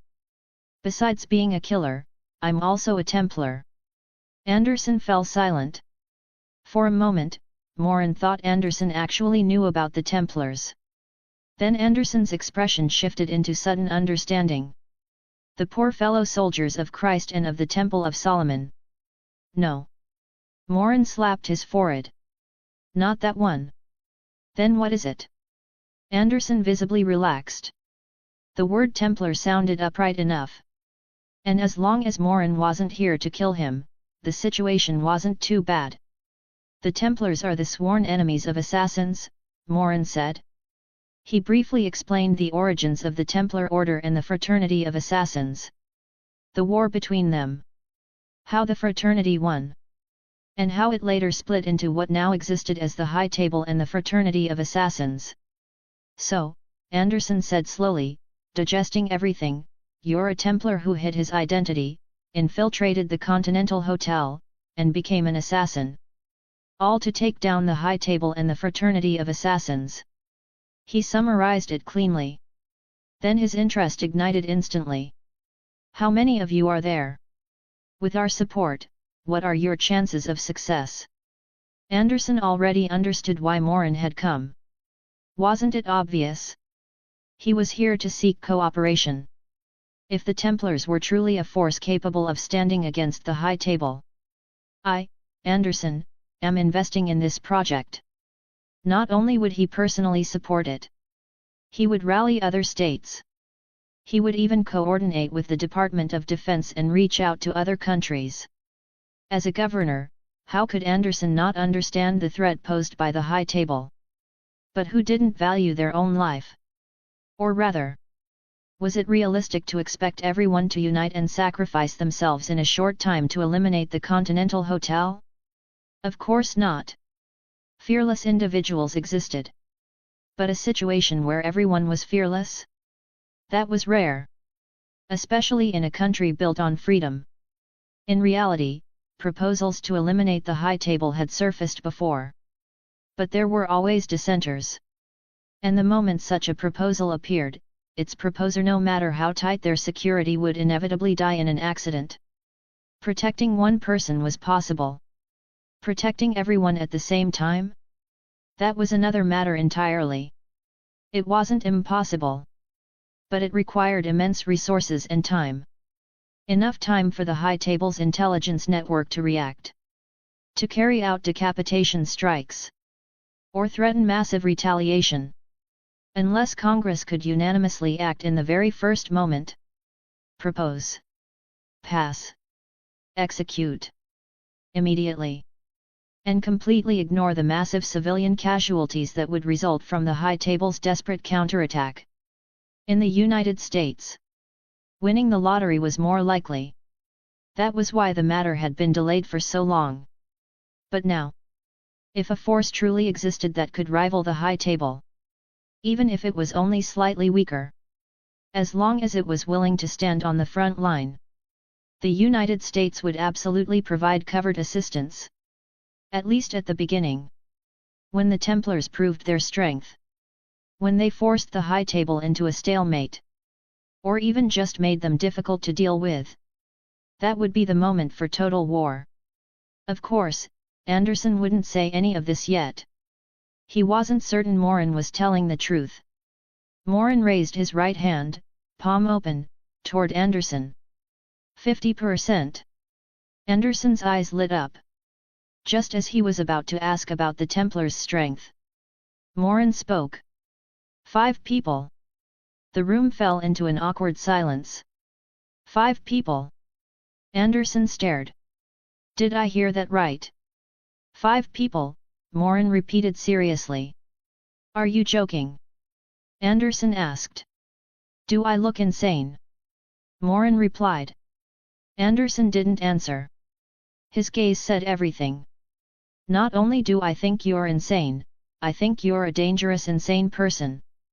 Otherwise, there was no way Morin could have broken in here. If I explain the rest now, you'll just think it's nonsense, Morin said calmly. And that's fine. If you believed me immediately, that would be strange. So I'll show you results first. Results that prove our strength. Do you know where the Fraternity of Assassins headquarters is? I do, Anderson replied. That's enough, Morin said. Pay attention to what happens there. I'll come back to see you soon. He smiled faintly. You're a smart man, Mr. Anderson. So you wouldn't report me or try to arrest me, right? No, Anderson said without hesitation. I thought so. The moment Morin finished speaking, he vanished. Anderson froze. It took him 2 full seconds to react. A living person had disappeared right in front of him. He looked around the room. Only then did he notice the study door standing open. If the curtains hadn't been drawn. If the windows hadn't been shut. If Morin hadn't left that cross behind. Anderson might have believed the entire conversation was an illusion. Sir. A bodyguard outside noticed something wrong and rushed to the door. It's nothing, Anderson said. He picked up the cross from the desk and waved the guard away. After what he had just witnessed, Anderson knew one thing clearly. His bodyguards weren't at fault. Could a human even do something like that? For the first time, Anderson felt genuine confidence in Morin. So he decided to wait. To observe. Morin left without looking back. He was confident Anderson wouldn't betray him. Not after witnessing him disappear into thin air. Of course. That disappearance was simply Morin entering stealth mode and leaving while Anderson blinked. Even without stealth, Morin could have escaped the same way. But that would have caused a bigger disturbance. In stealth mode, he didn't make a sound. Didn't even create a gust of wind. As for how it worked. Magic. It was normal for magic to have special effects. Very scientific. Chapter 76, Chapter 32. When a father sees his son alive. Fox has betrayed the Fraternity of Assassins. The announcement from Sloane caused an immediate uproar. Betrayal wasn't unheard of. But this time, the traitor was Fox. An assassin master second only to Cross, the strongest master in the Brotherhood. Every assassin master possessed not only overwhelming skill, but absolute faith. An assassin master betraying the Brotherhood. That had never happened. Although I am deeply reluctant to announce this, Sloane said heavily, her name has appeared on the loom. We have always believed in fate's guidance. And we have always believed that to kill one is to save 1,000. So put aside all other work. Focus entirely on locating Fox. Send her to meet her fate, brothers. His voice was passionate. I must admit, the woman who betrayed us was among the strongest assassin masters. We must stay vigilant. Gather all our strength. Take her down before she causes greater harm. Gunsmith. Repairman. Butcher. You 3 stay. The Brotherhood's internal operations cannot stop. They require protection. Everyone else leave immediately. As the assassins dispersed, Sloane quietly exhaled. To be honest, he was panicking. That was why he staged this, sending most of the assassins after Fox while deliberately keeping behind those who were capable and swayable. Sloane knew this well. The only ones who could truly threaten an assassin master were other assassin masters. Everyone else was cannon fodder. And if Fox revealed what he had done, the assassins would kill him first. The real traitor to fate. Sloane understood his own actions better than anyone. He knew exactly how the Brotherhood would react if they learned their faith had been defiled. I didn't keep you here just to guard headquarters, Sloane said, turning to the few assassin masters he had intentionally retained. He took a deep breath. Follow me. He planned to lay everything out. Then use persuasion and pressure to win them over. If he failed, he would kill them first and remove the threats. Something's wrong. Inside the training base, Fox spoke first. When I went to buy food, I saw traces of assassin activity. They're tracking us. No, more precisely, they're tracking you. Sloane doesn't know I've betrayed the Brotherhood yet. Carlos glanced at Wesley, who was still practicing curved shots. I received a call and a message from Sloane. I ignored both. You want to confront him in person? Morin asked. Only face to face can I show him my anger, Carlos nodded. In that case, Morin said, it's almost time for our plan to begin. After all this training, isn't it time Wesley got some real combat experience? Given his current state, Wick said while putting on his shirt, that'll be difficult. He still hasn't mastered the curved shot. I found it pretty simple. Morin smiled silently, cursing inwardly. He just hasn't found his intuition yet, Carlos sighed. He doesn't know what he truly wants. He hasn't been in this world long, Morin shrugged. It's normal he doesn't know what to pursue. But if you really want him to master it, I have a way. Carlos looked at him. You do? Of course, Morin nodded. If he can't find something to fight for, give him something he wants to protect. Carlos. Why don't you replace that pig? Carlos. Don't worry, Morin patted his shoulder. I'll protect you. If he hits you, I'll knock the bullet away. I'm not worried about safety. I'm worried about what you're implying, you bastard. Carlos complained internally. But after thinking it through, he agreed. Morin's suggestion was based on Wesley's performance in the original story. When Fox stood in front of the target, Wesley succeeded on his first attempt. It didn't have to be Fox. Anyone equally important would work. Morin was confident. I can't. Hearing the plan, Wesley immediately shrank back. But under Morin's encouragement, he forced himself to try. Wesley knew the truth. Everyone's progress was being delayed because of him. He wanted to change more than anything. But the more you rush, the harder it becomes. Carlos replaced the dead pig and stood before the target. Wesley closed his eyes. He took a deep breath. Relaxed. Searching for that so-called intuition. After a moment, he opened his eyes. His gaze was firm. His wrist flicked. Bang! Morin didn't intervene. He watched the bullet spin through the air, tracing an elegant curve that would make physicists shed tears of joy. It bypassed Carlos and struck the target behind him. Bullseye, Wick said. Not bad, Carlos exhaled. He walked over and patted Wesley's shoulder. He decided to go easier on him next time. Even if it took a while, Carlos added, that's only compared to that freak. Fox nodded, offering praise for once. Given his background, his talent really is strong. It's decent, Morin nodded. He was a little disappointed. If Wesley had failed, it would have been a great show. If Carlos hadn't worked, Fox would have stepped in. And based on the original story, Wesley would have succeeded then. Which would raise an interesting question. Fail with his father. Succeed with his crush. It's common knowledge. Simps don't get houses. If that had happened, Carlos would have reenacted. A father sees his son alive and pulls out the 7 wolves. Father less important than crush? If that's not grounds for a beating, what is? Unfortunately, the scene Morin wanted didn't happen. Otherwise, Wesley would have been soaking in cell repair fluid for 10 days to half a month. Since training here is basically complete, Morin said at last. Let's begin the operation. Chapter 77, Chapter 33. A very subtle way to show off.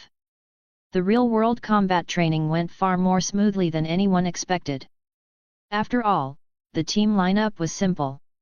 Morin, the sole guardian of physicists' tiers.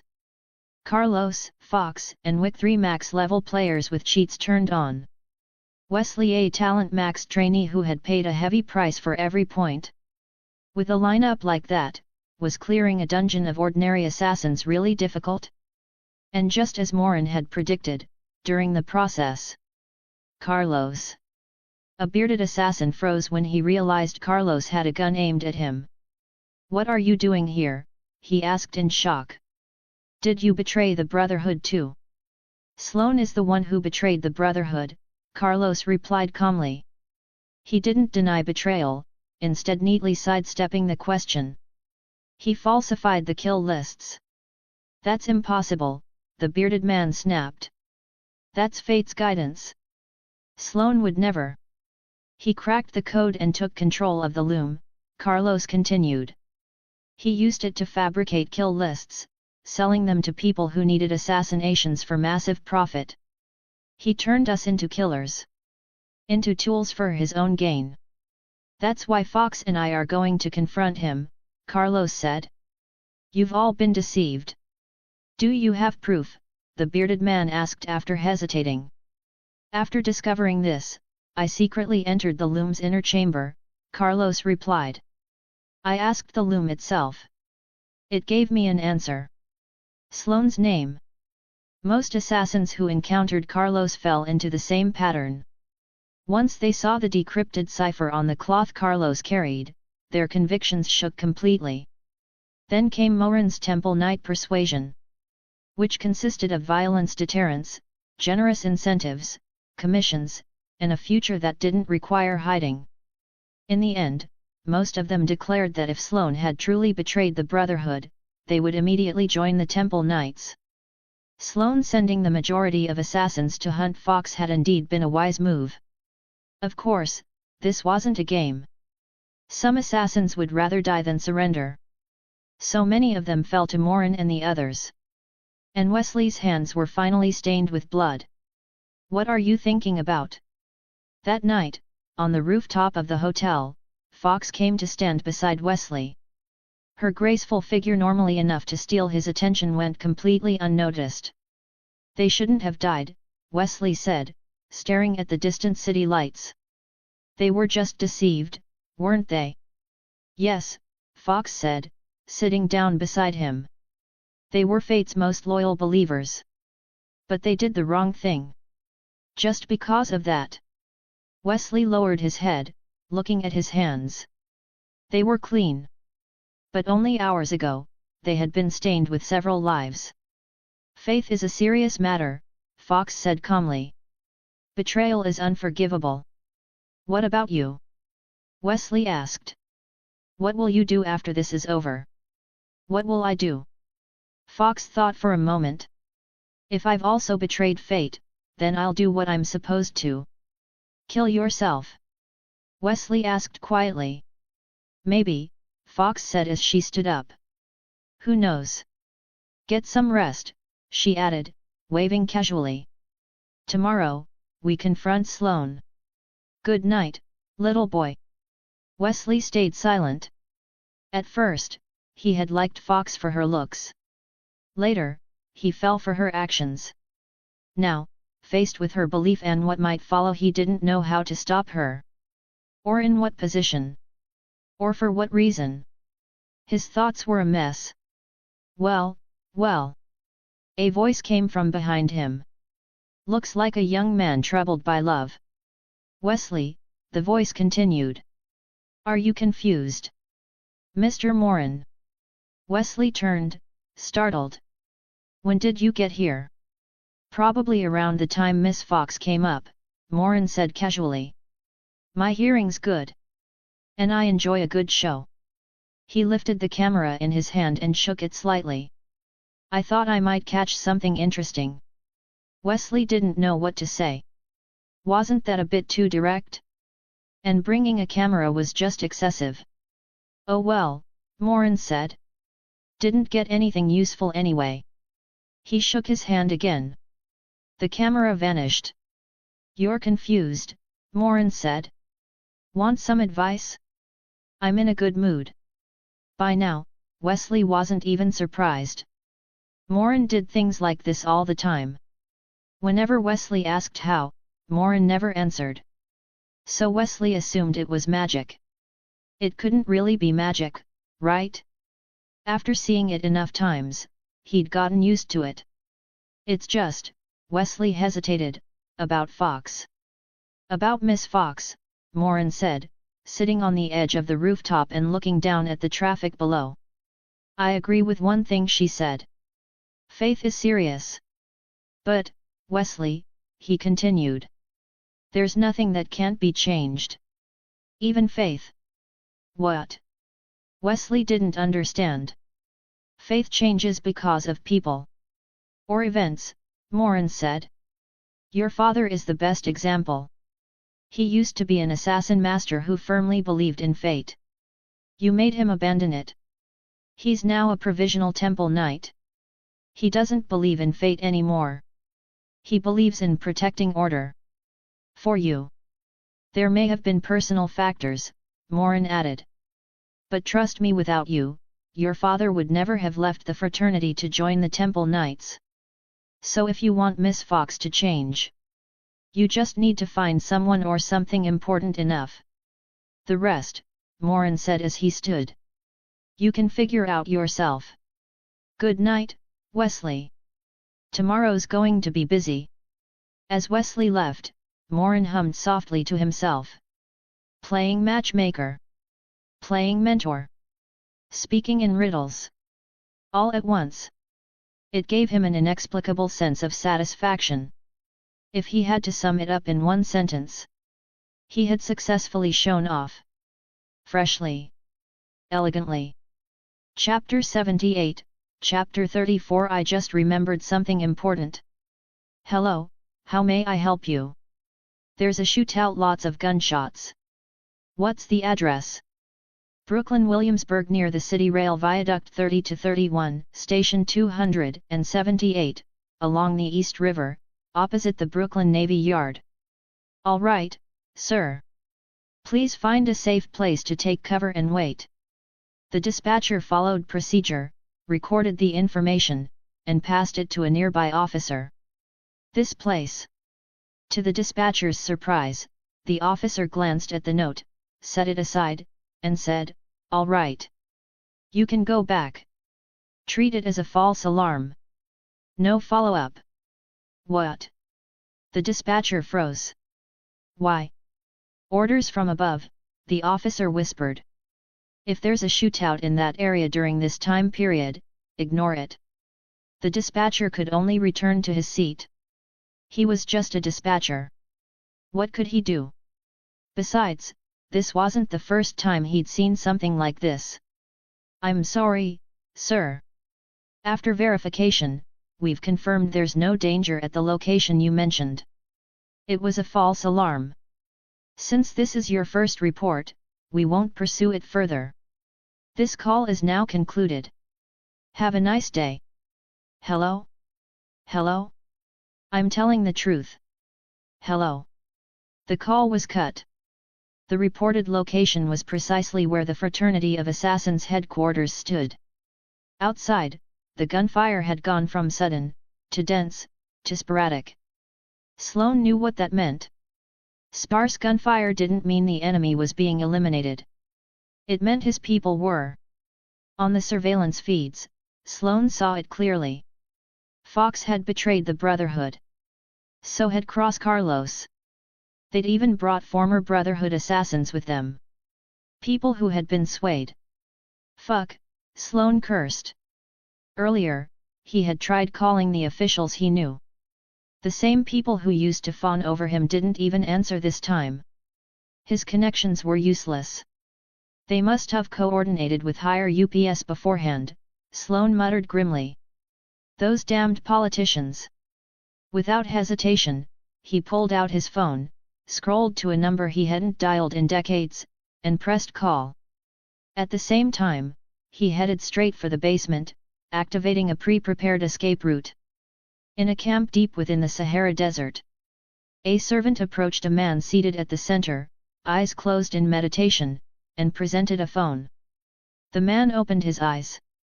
Seeing the caller ID, contempt flickered across his face. He answered anyway.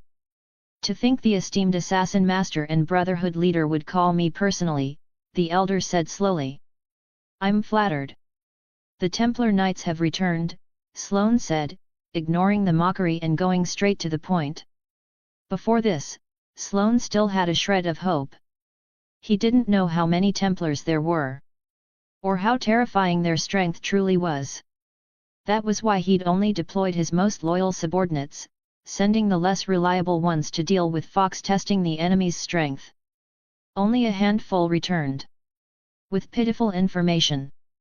Just one conclusion. The enemy was terrifying. They didn't even know how many there were. Now, Sloane understood. Even without numbers, Fox and Carlos alone were enough to annihilate the Brotherhood. Individual strength couldn't be generalized. Neither could assassin masters.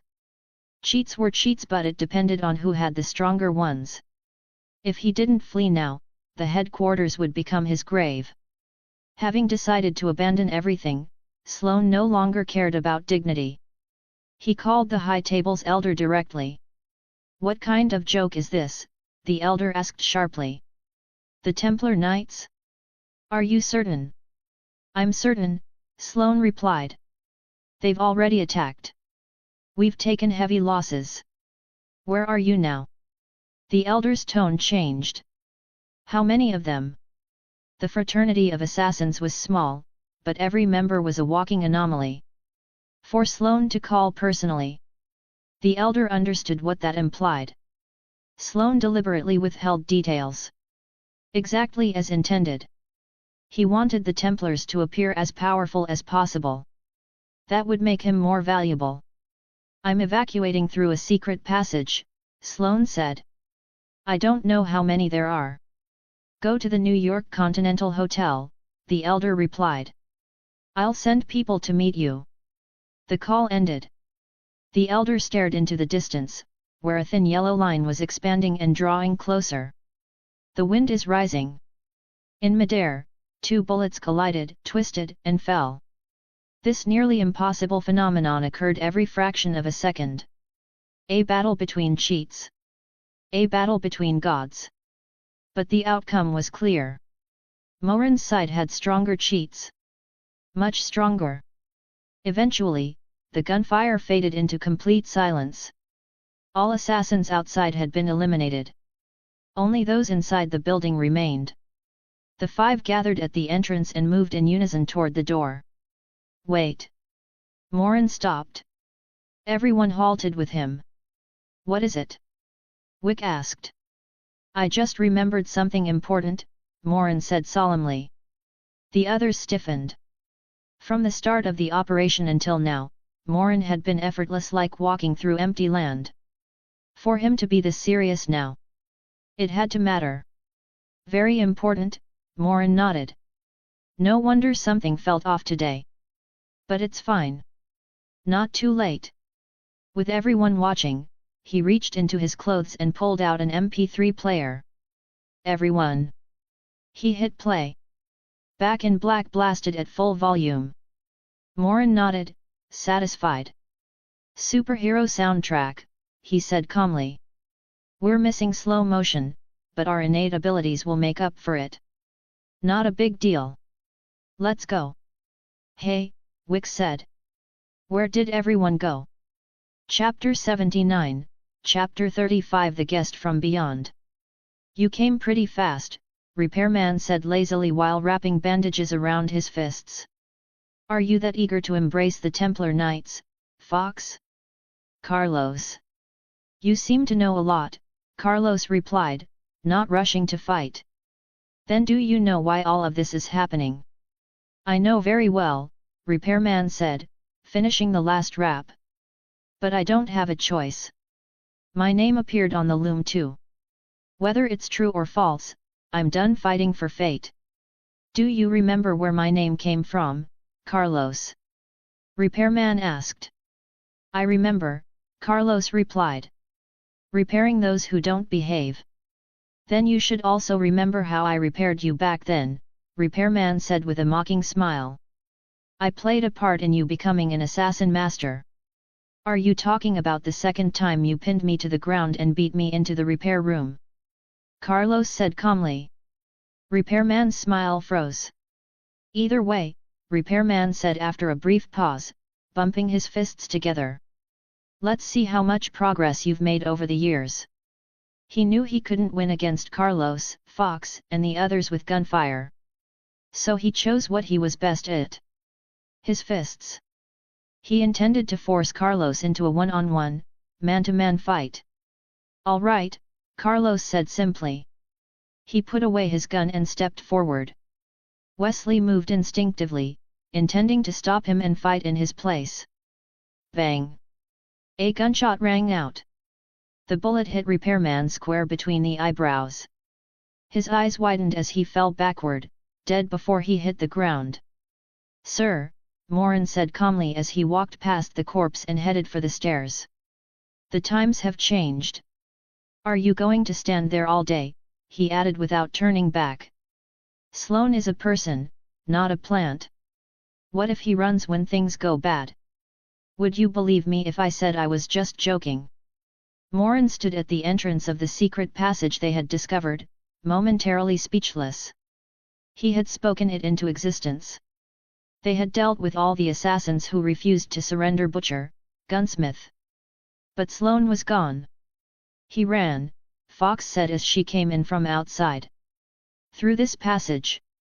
It leads to the East River. There was probably a boat waiting for him. He's a lone wolf now, Morin said calmly. He won't cause much trouble. At most, he'll notify the High Table. Well, Morin added. It's about time anyway. Doesn't change much. Where's the loom of fate? You're saying that last time, this thing just started weaving on its own. In the room housing the loom, Morin studied it with open curiosity. From his perspective, it looked like an ordinary loom. No obvious abnormalities. Yes, Carlos said, lightly stroking the threads. Fate responded to me. Is that even possible? Wick asked. By now, he had naturally integrated into the group. Anything's possible, Morin said, nodding. It could be magic. Or something else. I just don't know yet. Magic, X4. Everyone's attention snapped to Morin. Yes. Magic, Morin said matter-of-factly. Is that strange? If bullets can curve in defiance of physics, and a loom can move on its own, then why can't magic exist? Or a keyboard type by itself for the author? No, forget that. You know magic? Wesley asked, visibly excited. Of course, Morin said. He had originally planned to use magic to stimulate the loom and see if it would react. Watch closely. As soon as he spoke, Morin activated stealth. How was that?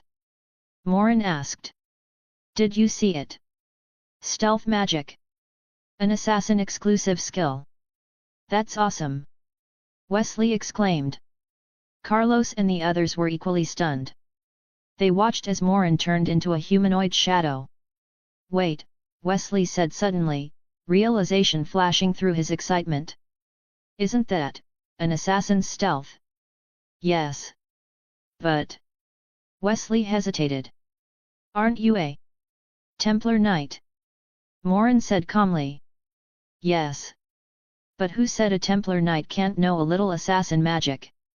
Click. All 5 of them turned toward the loom at the same time.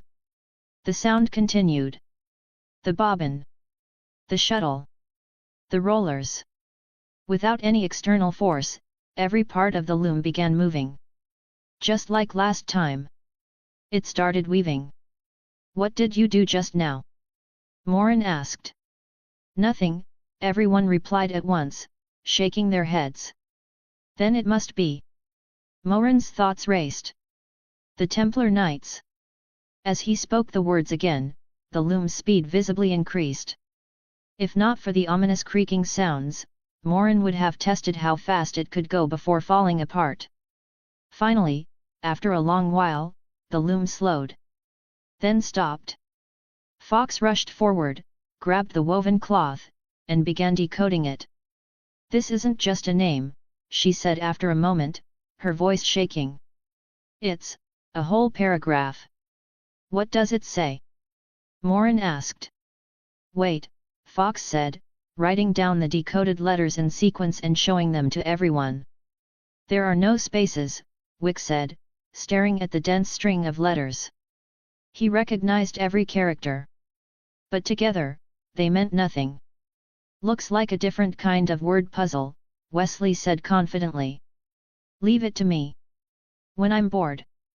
No need, Morin said. His eyes reflected the hundreds of letters as his mind rapidly processed them. In just a few seconds, he found the most probable segmentation. I've got it. Morin took the pen and, with smooth strokes, separated the letters into readable lines. Temple Knight, an ancient term, lost to history due to an assassin's temporary greed. The word assassin still exists, but their name is dead. They no longer deserve the guidance of fate. The world has fallen out of balance. Morin, a guest from beyond, the last Temple Knight. I hope you can restore balance and bring order back to the world.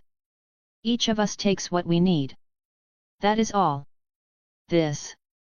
Morin absorbed the flood of information, his eyes narrowing. This is really interesting. Chapter 80, Chapter 36. You've arrived. So you're a guest from beyond?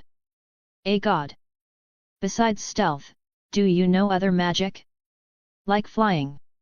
And what does the loom mean by each of us gets what we need? Wesley, uncharacteristically, wasn't pestering Fox. Instead, he crowded around Morin, firing off questions non-stop. He couldn't help it. Compared to women, the phrase guest from beyond hit far deeper in a man's heart. And it wasn't just Wesley. Morin noticed everyone else had gone quiet, ears pricked, afraid to miss even a single word. A guest from beyond. A Temple Knight personally acknowledged by fate. Someone tasked with restoring order to the world. Ever since leaving the loom, their attitude toward Morin had clearly changed. I think you don't need to be this excited, Morin said, calmly analyzing the loom's words. I am a guest from beyond, yes. But just like the loom said, I'm here to restore order. Nothing more. So there's no need to get worked up. My purpose, my job hasn't changed from what I told you at the beginning. But, he's a guest from beyond. Wesley was still buzzing. Enough. Don't disturb the master's thoughts, Fox said, walking over and dragging Wesley away. Come on. Tell me about the Temple Knights. Fox had clearly elevated Morin's status. Even her form of address had changed. More importantly, she was already considering joining the Temple Knights. Even if Morin refused, she would probably try anyway. The word assassin still exists, Fox said quietly, but their name is dead. They no longer deserve fate's guidance. Fox understood what that meant. Fate was angry. It had abandoned the assassins and chosen Morin, the guest from beyond, the Temple Knight, to restore order. This was fate's new direction. Naturally, Fox wanted to follow it. For redemption. For guidance. Morin didn't dwell on that. Right now, what mattered most was the information hidden in the loom's words. A guest from beyond. It knows I'm from beyond. Is the system really that weak? Looks like I'll need to be more careful. Each of us gets what we need. It wants order. I want experience. Why does it even know that? That was what truly bothered him. Why did the loom know something so private? Was the system really so transparent? That didn't match its functionality at all. Morin thought for a moment. Then set the question aside. If this so-called fate could deal with him and wanted to, it wouldn't bother speaking. It would have acted. Something used by assassins for so many years. It was likely all talk. Little to no real combat capability. With limited information, speculation was pointless. I'm going to see New York Governor Anderson, Morin said. We reached an agreement before. It's time to fulfill it. He looked at Wick. Wick, go to the New York Continental Hotel. Contact Mr. Winston. I have things to discuss with him. Then he turned to Carlos and the others. As for the rest of you, figure out how to spread the word among the assassins. Get them to join the Temple Knights. Everyone. Get to work. That night, Anderson sat alone in his study. The door and windows were open.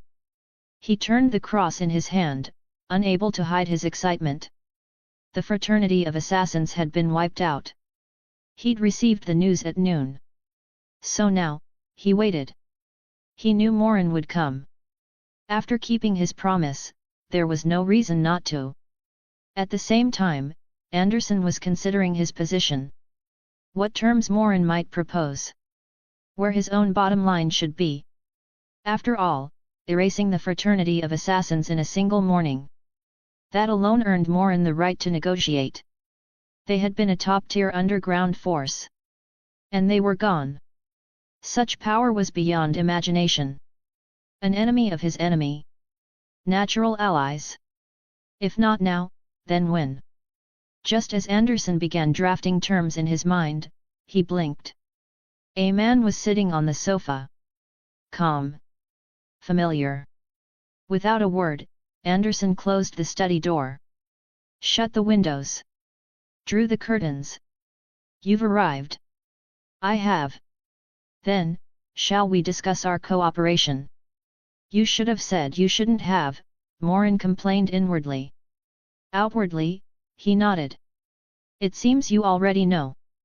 With that much noise, how could I not? Anderson replied. Didn't you notice? Not a single police officer went to investigate. With your achievement, we now have the basis for cooperation. So, what kind of help do you need? The High Table has operated in the underground world for years, Morin said. Their network spans the globe. Different organizations. Different roles. Different people. With the government's hands-off approach, they've grown deep roots. That's because you've adopted defensive containment, Morin continued. I know you can't change that quickly. You're afraid of retaliation. So I only need one thing. Go on, Anderson said. Treat the Temple Knights the same way, Morin said. I don't need manpower. That goes against my principles. I only need you to ignore the conflict between the Temple Knights and the Continental Hotel. That's it. Anderson was stunned. He had prepared himself for an outrageous demand. This is the minimum, Morin said evenly. We're fighting on the front lines. I can't have you stabbing us in the back. With the High Table's assassins around, I don't trust your people without a guarantee. As for anything else, money, manpower, authority, what can you really give us? The three questions left Anderson silent. The threat of the High Table was real. Even guaranteeing neutrality would require prolonged debate. I don't need anything else, Morin said, looking straight at him. I have my own methods. What I need is authority. I need you to give me access to your superiors, Mr. Anderson. This matter is no longer something you can handle alone. I need a guarantee from someone higher up. Chapter 81, Chapter 37. Is that really all? Trusting yourself is always better than trusting others. Morin rarely placed hope in anyone else, especially politicians. Hadn't a certain president with the last name Chuan already demonstrated how reliable political promises were? From the very beginning, Morin had never planned to rely on government power. If they helped, great. If they didn't, it wasn't a problem. As long as they didn't stab him in the back under pressure from the high table, he'd already consider that goodwill. After Anderson agreed to contact the Secretary of Defense, Morin left the villa, removed the Ethan Hunt mask, and returned to the former Fraternity of Assassins headquarters, which was now the Provisional Templar Knights outpost. They'd already taken the territory. Leaving it unused would be a waste. The Templar Knights didn't have a permanent base yet. Most of the provisional members were former assassins, and there was also a magical loom here that might provide information later. So Morin and his group took over the place. He mentioned it to Anderson, who agreed immediately. Something this small was easy to handle. As soon as Morin returned, he noticed the assassins looking at him with a hint of awe. "Did you spread the word about my identity?" Morin asked Carlos and the others. "We adjusted it a bit," Carlos said. "We didn't mention that you're a guest from beyond. Everything else is basically true. Fate no longer trusts the assassins and has chosen the Templar Knights," Wesley added. "It's placed its hope in you to restore order to the world. How does that sound?" "Close enough," Morin nodded. "Since we have a base now, it's time to rebuild the Templar Knights." "You mean?" Fox looked at him. "You're still only provisional Templars," Morin said as a cross appeared in his hand. "It's time to officially advance and light the flame." "Lighting the flame?" Wick asked. "What does that mean?" "It means passing on the flame of civilization and the light of order." Morin was already highly skilled at saying things that sounded profound while being complete nonsense. "All right. That's about it," Morin said, nodding in satisfaction. "That's it?" Wick couldn't help asking. "What else were you expecting?" Morin shot back. "I mean, shouldn't there be some kind of ceremony? Branding? Something?" Wick's eye twitched. Morin had just taken out a small notebook, registered everyone's information, and handed each of them a cross. That was it. This was the initiation ceremony of the Templar Knights, a supposedly world-changing organization? That's it. That's it. New era, new rules, Morin said seriously. "We don't do flashy stuff." "Oh, right. One more thing," he added, pulling out another sheet of paper. "Pass this around. These are the Templar Knights' tenets. Memorize them. Copy them down if needed. I'll check later. All right, stop staring at me like that. I know this ceremony is rushed, but given our current conditions, we can't exactly go all out, can we?"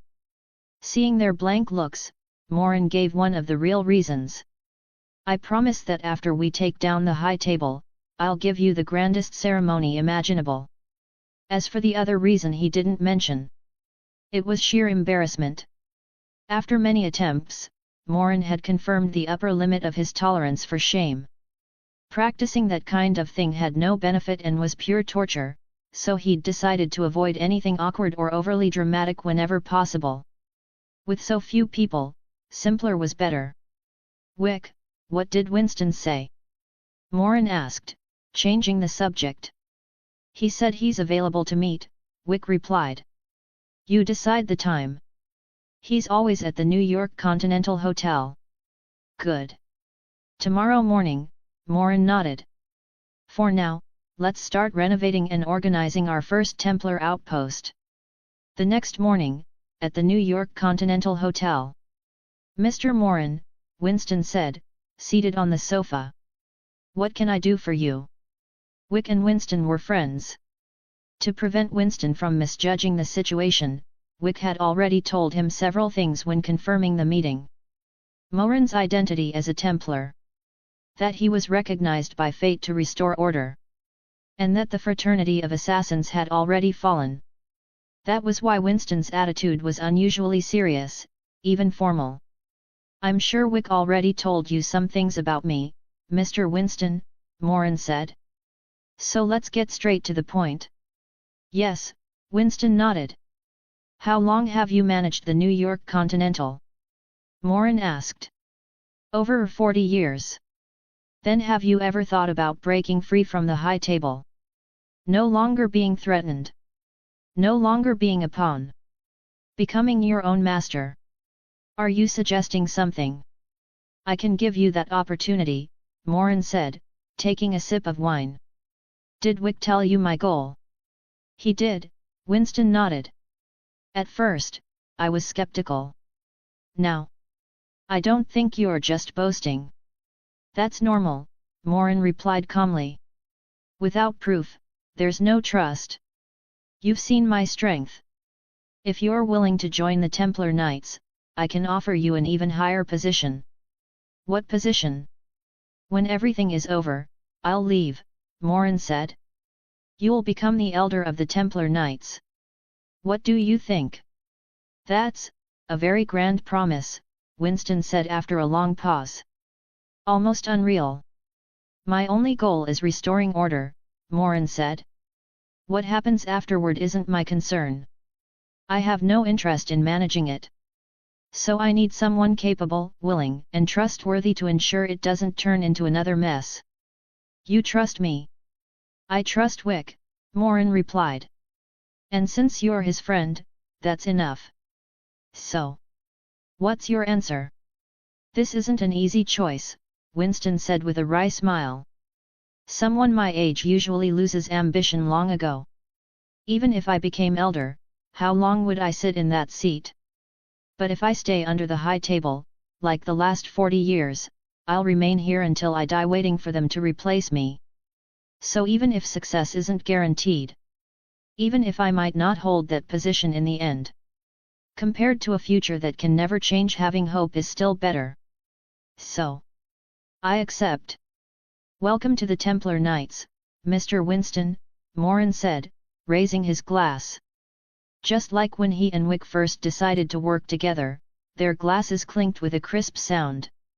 "As a gift," Winston added with a smile, "I have a guest here you might be interested in meeting." Chapter 82, Chapter 38, Setting the Stage. Find 50+ advanced chapters. And for more fan fiction. Hand pointing down. Hand pointing down. Support link, patreon.com/rioarariu right bracket. "Oh." Morin raised an eyebrow. "Who?" Winston smiled. "Yesterday, a gentleman of considerable status checked into the New York Continental Hotel. More interestingly, his name is Sloane Kenway. And just a short while ago, the high table contacted me. They're sending people to escort him out tomorrow." "That is interesting," Morin said. "But there's no need to interfere," he continued. "If he wants to leave, let him. It's perfect. He can personally deliver a message to the high table elders. We'll settle everything at once later. It's not time for you to be exposed yet, Mr. Winston. Continue as you are. I'll contact you when I need your cooperation." "Of course," Winston said, nodding. "Then," Morin said, pulling out a piece of paper and a cross, "due to current funding issues, the Temple Knights initiation ceremony will be simplified. This is our tenet. And this," he added, handing over the cross, "is your initiation gift. I'll hold a proper ceremony later. I promise." Winston stared at the paper clearly torn from a notebook and covered in hurried handwriting, then at the low-quality cross. A faint sense of regret washed over him. Had he agreed too quickly? Ding! Both phones chimed at the same time. Morin and Winston exchanged a glance, picked them up, and checked. That sound could only mean one thing. A massive bounty. The chairman of the Air Group, Winston Reed, stunned. $8 million. That's a fortune, he said slowly. But Mr. Morin, if I remember correctly, wasn't this man the one who commissioned you privately? Yes, Morin nodded. If I'm not mistaken. Before he could finish, his phone rang. Mr. Morin. He answered and lifted it to his ear. Air's voice came through immediately. I'm here, Mr. Air, Morin laughed. You're fast. Your bounty just went up, and you're already calling. I don't have a choice, Air said, half laughing, half panicked.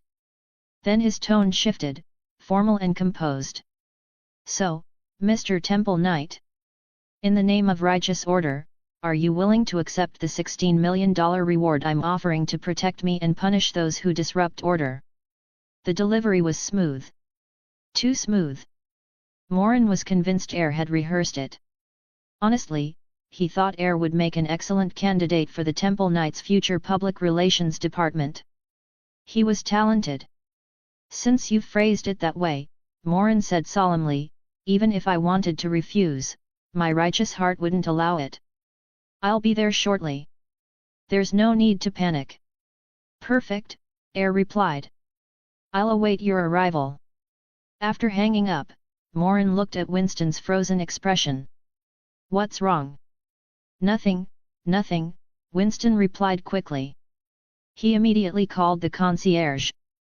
Karen. Inform everyone. No one is to accept that $8 million bounty. After managing the Continental for so many years, Winston had built a corps of loyal assassins. He had no intention of letting them walk into Morin's hands. Family fighting family was pointless. As for everyone else? Not his concern. You've reached an agreement with Mr. Air? Winston asked after ending the call. Yes, Morin replied, already heading for the door.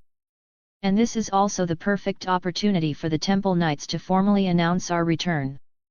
At the same time. What? Inside a conference room, several men stared at one another in disbelief. They were CEOs of pharmaceutical companies crushed by the Air Group's sudden price cuts. Cornered, they had turned to the high table, paying for the right to place a bounty on Air. They were supposed to be celebrating by now. Instead. Why didn't it succeed? One of them asked. Isn't this the Continental Hotel's failure? They don't see it that way, said the man who took the call. If too many of their people die, they demand compensation. In 30 minutes, he continued grimly, the New York Continental Hotel has lost 20% of its registered assassins. That loss is unacceptable to them. So they're demanding we raise the bounty. How much? Another asked. $10 million. And it may increase further. That's impossible. We don't have that kind of liquidity. They don't care. Silence fell. Finally, one man spoke. We've already gone this far. Backing out isn't an option. Sell assets. Prepare to knock. Knock. Knock. The conference room door opened. A representative of the high table has arrived, a subordinate announced. The room went pale. The Continental was one thing. The high table was another. Moments later, a woman in elegant high heels entered. I am a high table adjudicator, she said coldly. Due to your direct actions, the registered assassins of the New York Continental Hotel have suffered losses exceeding 20%. This wasn't our fault, someone tried to argue. It was the Continental's incompetence. I am not here to negotiate, the adjudicator interrupted. I am here to announce judgment. The Eye of the Hawk and the Continental Hotel will face their reckoning. But first yours. 40% of your company's total assets will be transferred to the high table as compensation. You have 10 days. She placed the contract on the table. To be clear, she said, turning away, this is not a negotiation. It is a verdict.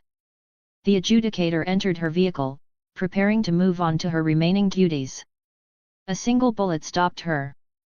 The armored window shattered like paper.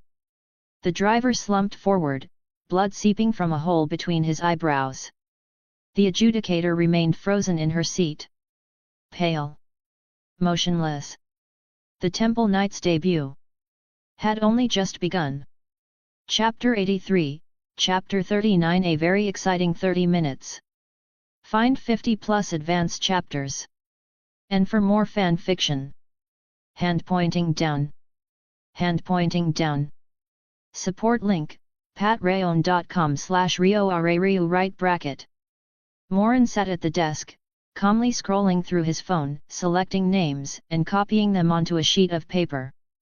Is this air, influenced by Morin's composure, gradually calmed down as well.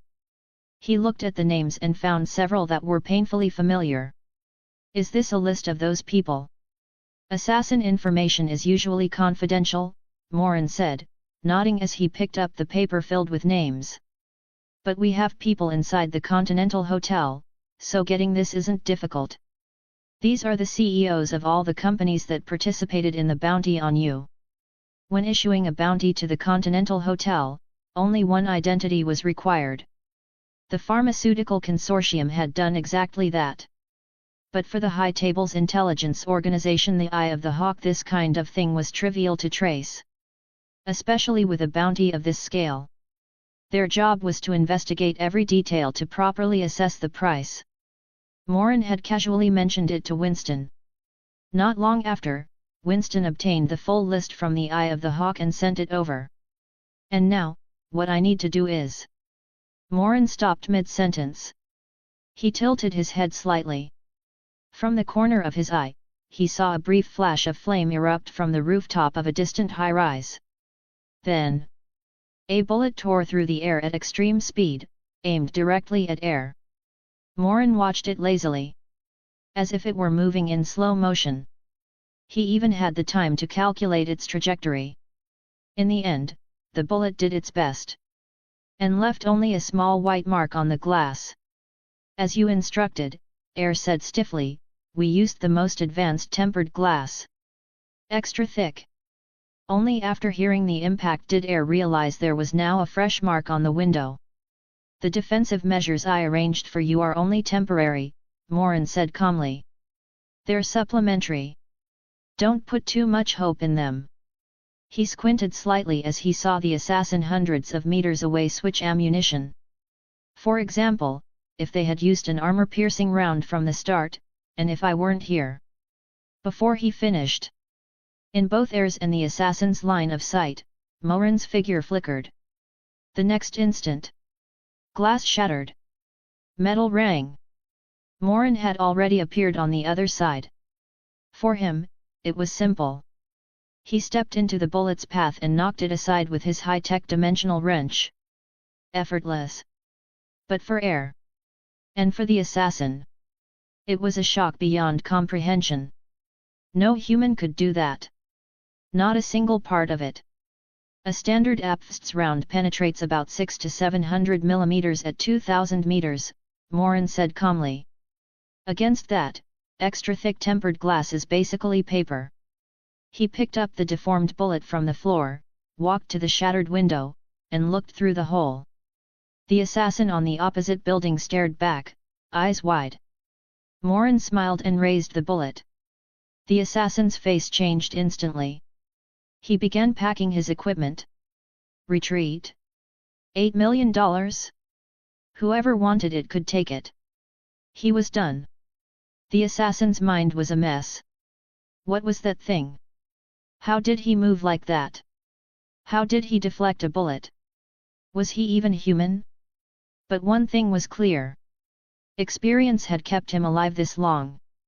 And that experience said, if a mission is impossible, run. Unfortunately, this time, he couldn't. A bullet curved around a corner and struck him cleanly between the eyebrows. I'm truly sorry, Morin said casually, in a tone capable of resurrecting corpses through sheer offense. But you're excellent material. It'd be a waste not to use you. After all, we should practice waste not, want not. He nodded toward Carlos in the distance. Carlos nodded back. He walked over, placed a small cross on the assassin's forehead, and covered the hole. Morin's idea. For their first mission, they needed style. Memorability. The cost, however. Carlos touched the pile of tiny crosses in his pocket. His eye twitched. After confirming Air was the bounty target, Morin had contacted Carlos and the others, instructing them to bring the the provisional Templar Knights and prepare for their first operation. It was sudden. But in the end, everyone was doing the same thing. Killing people. The difference was purpose.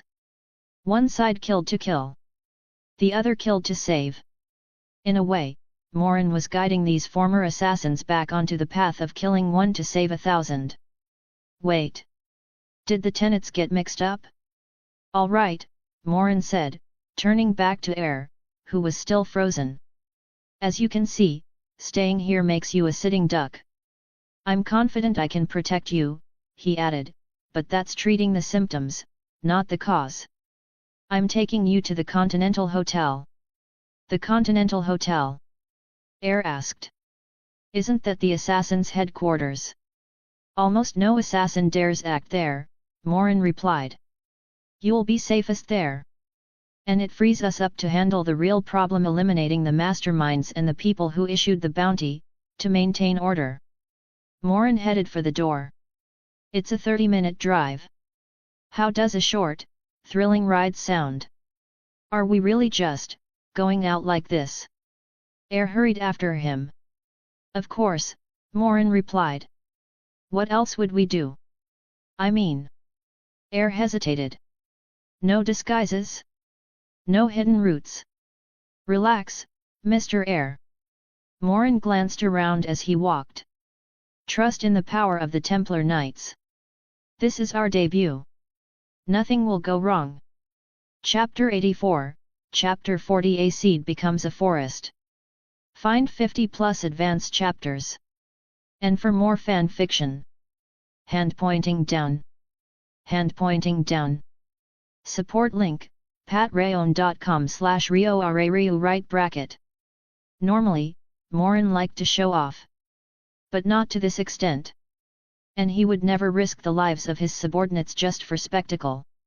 This time was different. This wasn't showing off.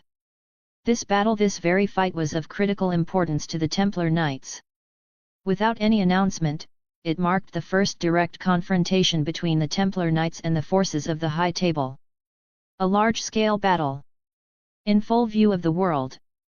A declaration. 30 minutes on the road. It was a bloodbath. With every step forward, assassins attempted to strike. And in the very next second, they were exposed and eliminated by Templar Knights hidden among the crowd. The bodies on the roadside didn't cause panic. Passers-by barely reacted. They had long grown accustomed to assassins. Accustomed to death. The police ignored it. The government looked the other way. What could ordinary people do? It wasn't that no one had ever thought of revenge after losing someone they loved. But not everyone was a movie protagonist. Not everyone was John Wick. Not everyone was Wesley Gibson. Not everyone could slaughter hundreds for a dog. Not everyone could tear down an organization that had existed for over 1,000 years and was riddled with cheats. Faced with constant threats from assassins, societal indifference, and legal loopholes, ordinary people could only watch. Just watch. But hatred was always planted. Over the years, how many dark seeds had taken root? Morin moved forward, observing everything around him. From time to time, he used the wrench in his hand to knock aside bullets fired from the shadows. When he saw the satisfaction in the eyes of passers-by as assassins fell, he understood. The seeds had already sprouted. They had grown into a dark forest. All it needed was someone to lead it. Someone to take the Templar Knights and forge it into a new vessel. 30 minutes. Not a second more. Not a second less. Morin fulfilled his promise perfectly. He escorted Air to the entrance of the New York Continental Hotel and brought him inside. Behind him was a trail of blood. Staying at the Continental Hotel required status, swearing allegiance to the High Table. One had to be an assassin or part of an affiliated organization. But with Winston already on their side, that problem didn't exist. Anyone who used the high table's services had to acknowledge its authority and become its affiliate. That was how the high table's influence spread across the entire underground world. You really? Winston sighed. In just 30 minutes, the New York Continental Hotel has lost 20% of its assassins. Only 20%? Morin asked calmly. That's total numbers, Winston replied, still sighing. If you count rank and activity level, it's closer to half. Saying bodies are piled high wouldn't be an exaggeration. A perfect debut for the Templar Knights, Morin said with a smile. They weren't our people anyway. No loss to us. Besides, he added lightly. Their deaths were extremely valuable, weren't they? That's true, Winston nodded. But after managing the Continental Hotel for over 40 years, this change is hard to get used to. You're still the manager, Morin said, standing up with a chuckle. You just picked up a second job. I'll leave things here to you. I have another matter to handle. Oh, and one more thing. Has the bounty gone up? Of course, Winston smiled. The Continental Hotel never loses. I suspect the High Table is preparing a judgment. They'll probably arrive soon. The High Table wants power. The Continental wants money. The Templar Knights want lives, Morin said casually. They've got it rough. But then again, he added. Who told them to keep breaking the rules? In life, and in business, rules matter. Before he finished speaking, the hotel door closed once more. The debut had only just begun. What? Inside the conference room, several men stared at one another in disbelief. They were CEOs of pharmaceutical companies. Driven to desperation by the Air Group's price cuts, they had turned to the High Table. They had paid for the right to place a bounty on Air. Now, they were gathered to celebrate and to divide up the distribution channels Air had monopolized. But just as they finished carving everything up, a call came from the Continental Hotel. Why did they fail? One CEO asked. Isn't that the hotel's responsibility? The Continental doesn't negotiate, said the CEO who took the call. Once losses pass a certain threshold, they demand more money. In 30 minutes, the New York Continental Hotel lost 20% of its assassins. That price is unacceptable to them. So they're demanding an increase to the bounty. How much? Another CEO asked grimly. $10 million. And it will only keep rising. That's impossible. We don't have that kind of liquid capital. They don't care. We've already gone this far, one CEO said through clenched teeth. We can't back out now. Everyone sell some assets and prepare to. Knock. Knock. Knock. The conference room door was struck sharply. A subordinate announced. A representative from the High Table has arrived. The High Table. Faces drained of color. Not only the Continental Hotel. Now the High Table itself. The severity was obvious. Moments later, a woman in high heels entered the room. Elegant. Cold. I am a High Table adjudicator, she said flatly.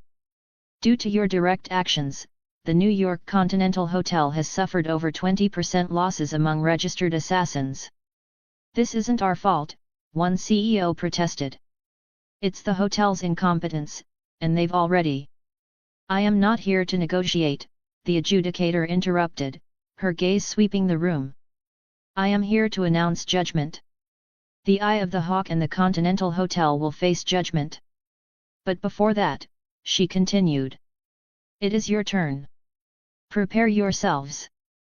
40% of your company's total assets will be handed over to the High Table as compensation.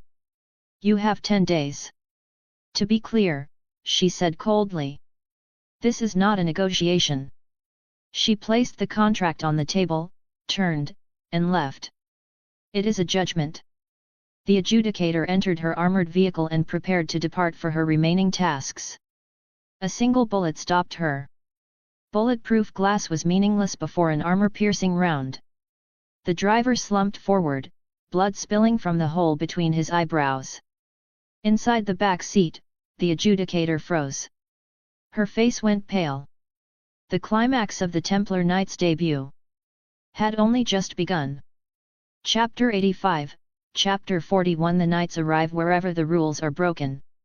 Find 50+ advanced chapters. And for more fan fiction. Hand pointing down. Hand pointing down. Support link, patreon.com/rioarariu right bracket. The adjudicator sat still in the back seat. After several more gunshots, all of her subordinates collapsed to the ground. Each one had been shot cleanly through the forehead. A moment later. Tap. Tap. Tap. The adjudicator turned her head. Her cold gaze landed on the man knocking on the car window. She recognized him immediately. Morin. The same man from the file she had reviewed on the way here. Morin gestured for her to step out, then took a few steps back. "Do you know what you've done?" the adjudicator asked as she exited the car. "I do." "Do you know what you're facing?" "I do." "Then why?" Her voice carried clear disbelief. "There's no record of you taking a protection contract for Eric through the Continental. You accepted a private job and chose to oppose the High Table. It seems you never considered why I would do this," Morin said calmly. "Of course not," the adjudicator shook her head. "According to your file, you had no prior connection to the High Table. You applied as an assassin. You passed the test. Everything was normal. I can't find your motive." "That only means your files are incomplete," Morin smiled faintly. "You know my name, so I'll be straightforward. I'll spare your life. Go back and deliver a message to the Elder of the High Table. The Templar Knights have returned. And wherever the rules are broken." Morin snapped his fingers. Gunshots echoed from within the corporate building. "That is where the Templar Knights will appear. The Knights arrive wherever the rules are broken." "You're just letting her go?" Wick asked, watching the adjudicator walk away. "When armies clash, you don't kill the messenger," Morin said. "Besides, this place is remote. Look at her. No money. No weapon. High heels. With all due respect, the walk back will be torture. In a situation like this, you're thinking about something that petty." Wick stared at him. "Can't abandon the character I've built," Morin chuckled. "I can't kill her outright. But a little suffering to knock her down a peg is fine, right? She tried to act tough in front of me. What did she expect? Now that you've gone this far." Wick sighed. "Are we ready?" "Relax," Morin replied. "Mobilization takes time. By the time they react, we'll have the capital to fight back. It's not a big issue." "Even with the New York Continental and assassins turning into Templars," Wick said seriously, "this still feels far from enough. Morin, I trust you're not relying on just this. What's your real trump card?" "Of course," Morin said. "It comes from..." His phone rang. Seeing the name, Morin smiled slightly. "Speak of the devil." Gilbreth was an ordinary police officer. No one knew why he became one. Or rather, those who knew chose not to speak. Years ago, his family had been comfortably middle class. His father owned several factories. Then came a business rivalry. When his father's competitor failed through legal means, they chose another path. They placed a bounty at the Continental Hotel. What followed didn't need explanation. Those competitors later became affiliates of the High Table. They lost their autonomy. But to Gilbreth, that was nowhere near enough. His father was dead. His family was destroyed. And his enemies were still alive. All they had paid was a bounty. Then they became the High Table's dogs. This was one reason the High Table terrified nations. Bounties weren't free. To place one, you first acknowledged the High Table's authority. And then you submitted. The High Table didn't rise on assassins alone. Through this system, it bound nearly every major underground force together. A massive network radiating outward. Even inside governments, many had become puppets. That was why no government had dared touch the High Table for so many years. It wasn't just fear of death. It was the unbearable cost. Gilbreth only learned the truth after joining the police. After he wanted revenge. His superior discouraged him. That was when Gilbreth understood how naive he had been. Was he supposed to just accept it? So he waited. Hatred with nowhere to go slowly accumulated. Especially as he saw more cases like his own. He was smart. He didn't burn himself like a moth. That would achieve nothing. Just a flicker swallowed by a storm. He waited. Because opportunities came eventually. And now? What happened here? Gilbreth asked his partner. This. His partner hesitated. Assassin incidents were normally handled by the Vulture organization. But this time, no one came. The bodies were left behind. Under pressure, the police were sent in. When Gilbreth saw the scene, he froze. Bodies everywhere wasn't an exaggeration. More importantly, every assassin had been killed with a shot to the forehead. And each body bore a cross. Is this some new trick by continental assassins? His partner scoffed. What, feeling guilty? Using crosses to wash their sins? No, Gilbreth shook his head. They don't need that.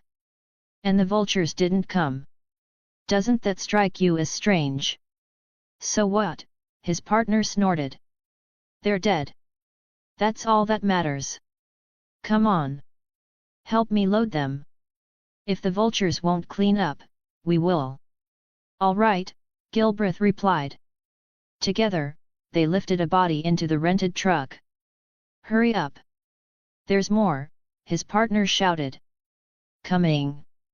Gilbreth answered. But his eyes were still on the cross. Something felt wrong. Gilbreth, his partner called again. I'm coming. Gilbreth took a few steps. Then turned back. Ignoring the blood, he picked up the cross and slipped it into his pocket. Then he walked toward his partner. As his partner said, there was still a lot of work to do. Chapter 86, Chapter 42. Before the table is set. Find 50 plus advanced chapters. And for more fan fiction. Hand pointing down. Hand pointing down. Support link, patreon.com/RioRaRiu right bracket. Mr. Anderson, Morin said after answering the phone. I trust you have good news. Morin had personally given Anderson that number.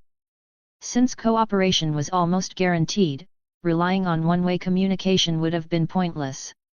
As for checking the caller ID, it didn't matter. His identity was going to be exposed sooner or later anyway.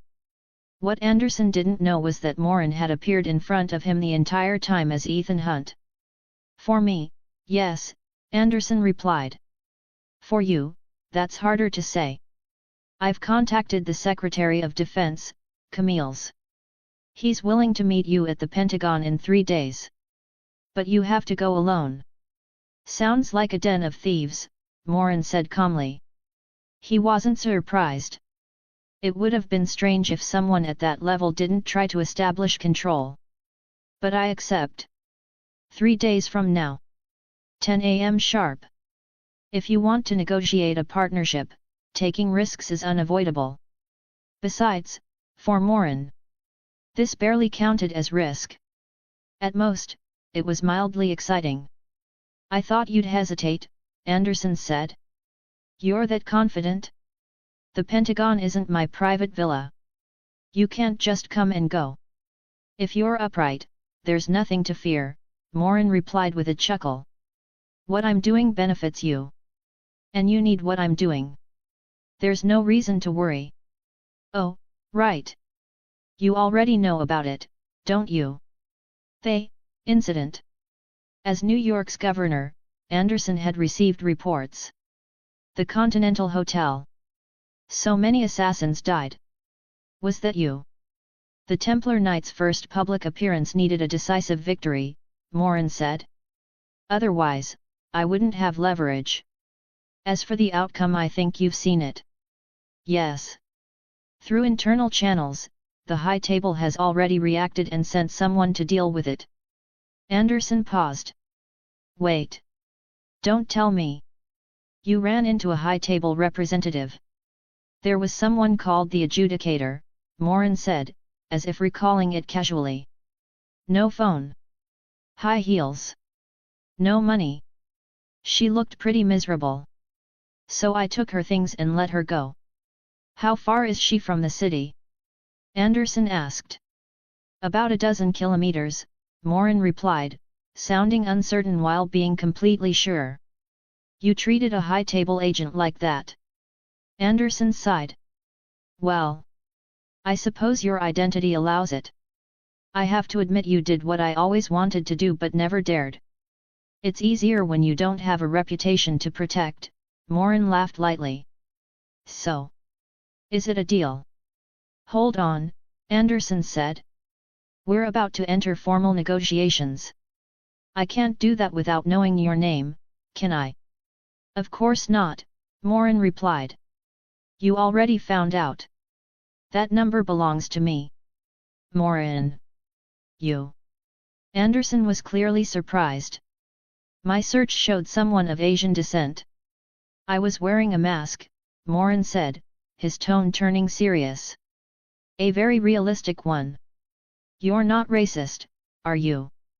Of course not, Anderson said quickly. In this situation, even if he were, denial was the only answer. I treat everyone equally.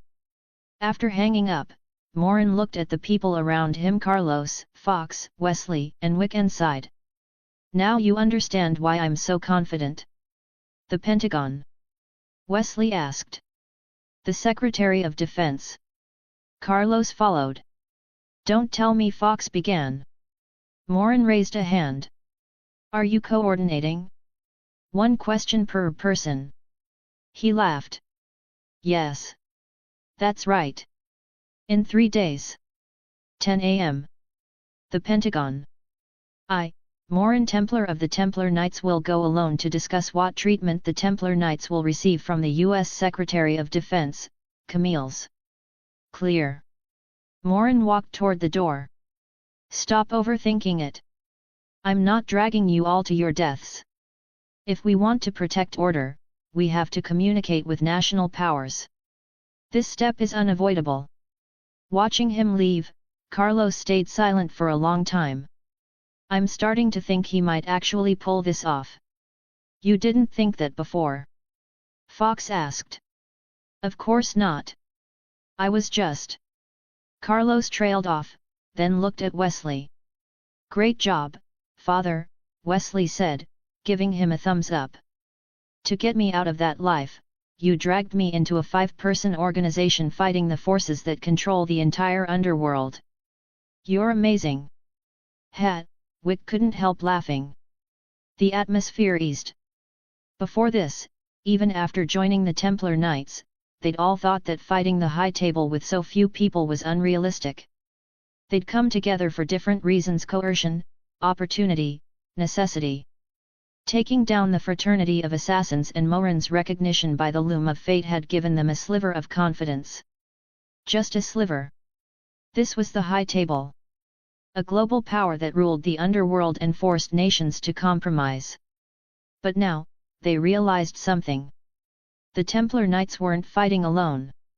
They might even gain support from national forces. That changed everything. They all understood the truth. If governments were willing to pay the price, the High Table could be destroyed. They just hadn't been willing. Now, it felt like a crack had appeared in the dark sky the High Table cast over the world. A ray of holy sunlight pierced through. And the Templar Knights. They were the orderly blades meant to carve open that darkness. Night. A beggar sat slumped by the roadside, head lowered. He didn't look up as footsteps approached. Then a pair of feet stopped in front of him. The beggar froze. Not because they were elegant, but because they were filthy. High heels caked in mud. The heels were broken. Stockings torn. The contrast was jarring. He looked up. A disheveled woman stood before him. "I am the adjudicator of the high table," she said, exhausted. Her former elegance was gone, replaced by dirt and fatigue, as if she'd been dragged through the ground. "Take me to your leader." Chapter 87, Chapter 43, The Blade That Shouldn't Exist. Find 50+ advanced chapters. And for more fan fiction. Hand pointing down. Hand pointing down. Support link, patreon.com/RioRaRiu right bracket. In the end, the adjudicator managed to convince the beggar from the mole organization that she truly was who she claimed to be. He took her to their leader, and she was escorted back into high table territory. Her condition was miserable. But some kind of presence couldn't be faked. After washing up and changing into clean clothes, she picked up her phone. The first call she made. "Eliminate the moles who saw me," the adjudicator said coldly. "They saw something they shouldn't have." After the voice on the other end answered yes, she hung up. She took several deep breaths. It didn't help. She had never encountered anything like this. Never encountered someone like him. How dare he treat her like that? A high-table adjudicator. Rage burned in her chest, but she knew better than to contact the elder in her current state. After a long while, once she had barely regained some composure, she picked up the phone again. It was late. But this matter was far too serious. Not just because she had been humiliated, but because someone had dared to declare war on the high table. Since all the bounty posters have been confirmed dead, and there's no one left to issue follow-up contracts. Winston looked at Eric. "Congratulations, Mr. Eric. According to the rules, your bounty has been automatically cancelled." "Thank you, Mr. Winston," Eric said, clearly emotional. As the chairman of a multinational corporation, he had seen many things. But he had never experienced a 30-minute, life-or-death assassination hunt on the streets of New York. Surviving it left him shaken and grateful. "You don't need to thank me," Winston said, shaking his head. "Officially, I'm still just the manager of the Continental Hotel under the high table. I simply followed the rules. The one you should truly thank is the Templar Knights," Morin said, entering the room. "Everyone played their part." "Mr. Morin." Eric immediately stood up. The instinctive reaction surprised even himself. After witnessing Morin's feats firsthand, respect came naturally. Even if deflecting bullets with a wrench had been difficult to process. Eric pushed that thought aside and went straight to the point. "No words can express my gratitude for saving my life." He pulled a check from his suit pocket and handed it over with both hands.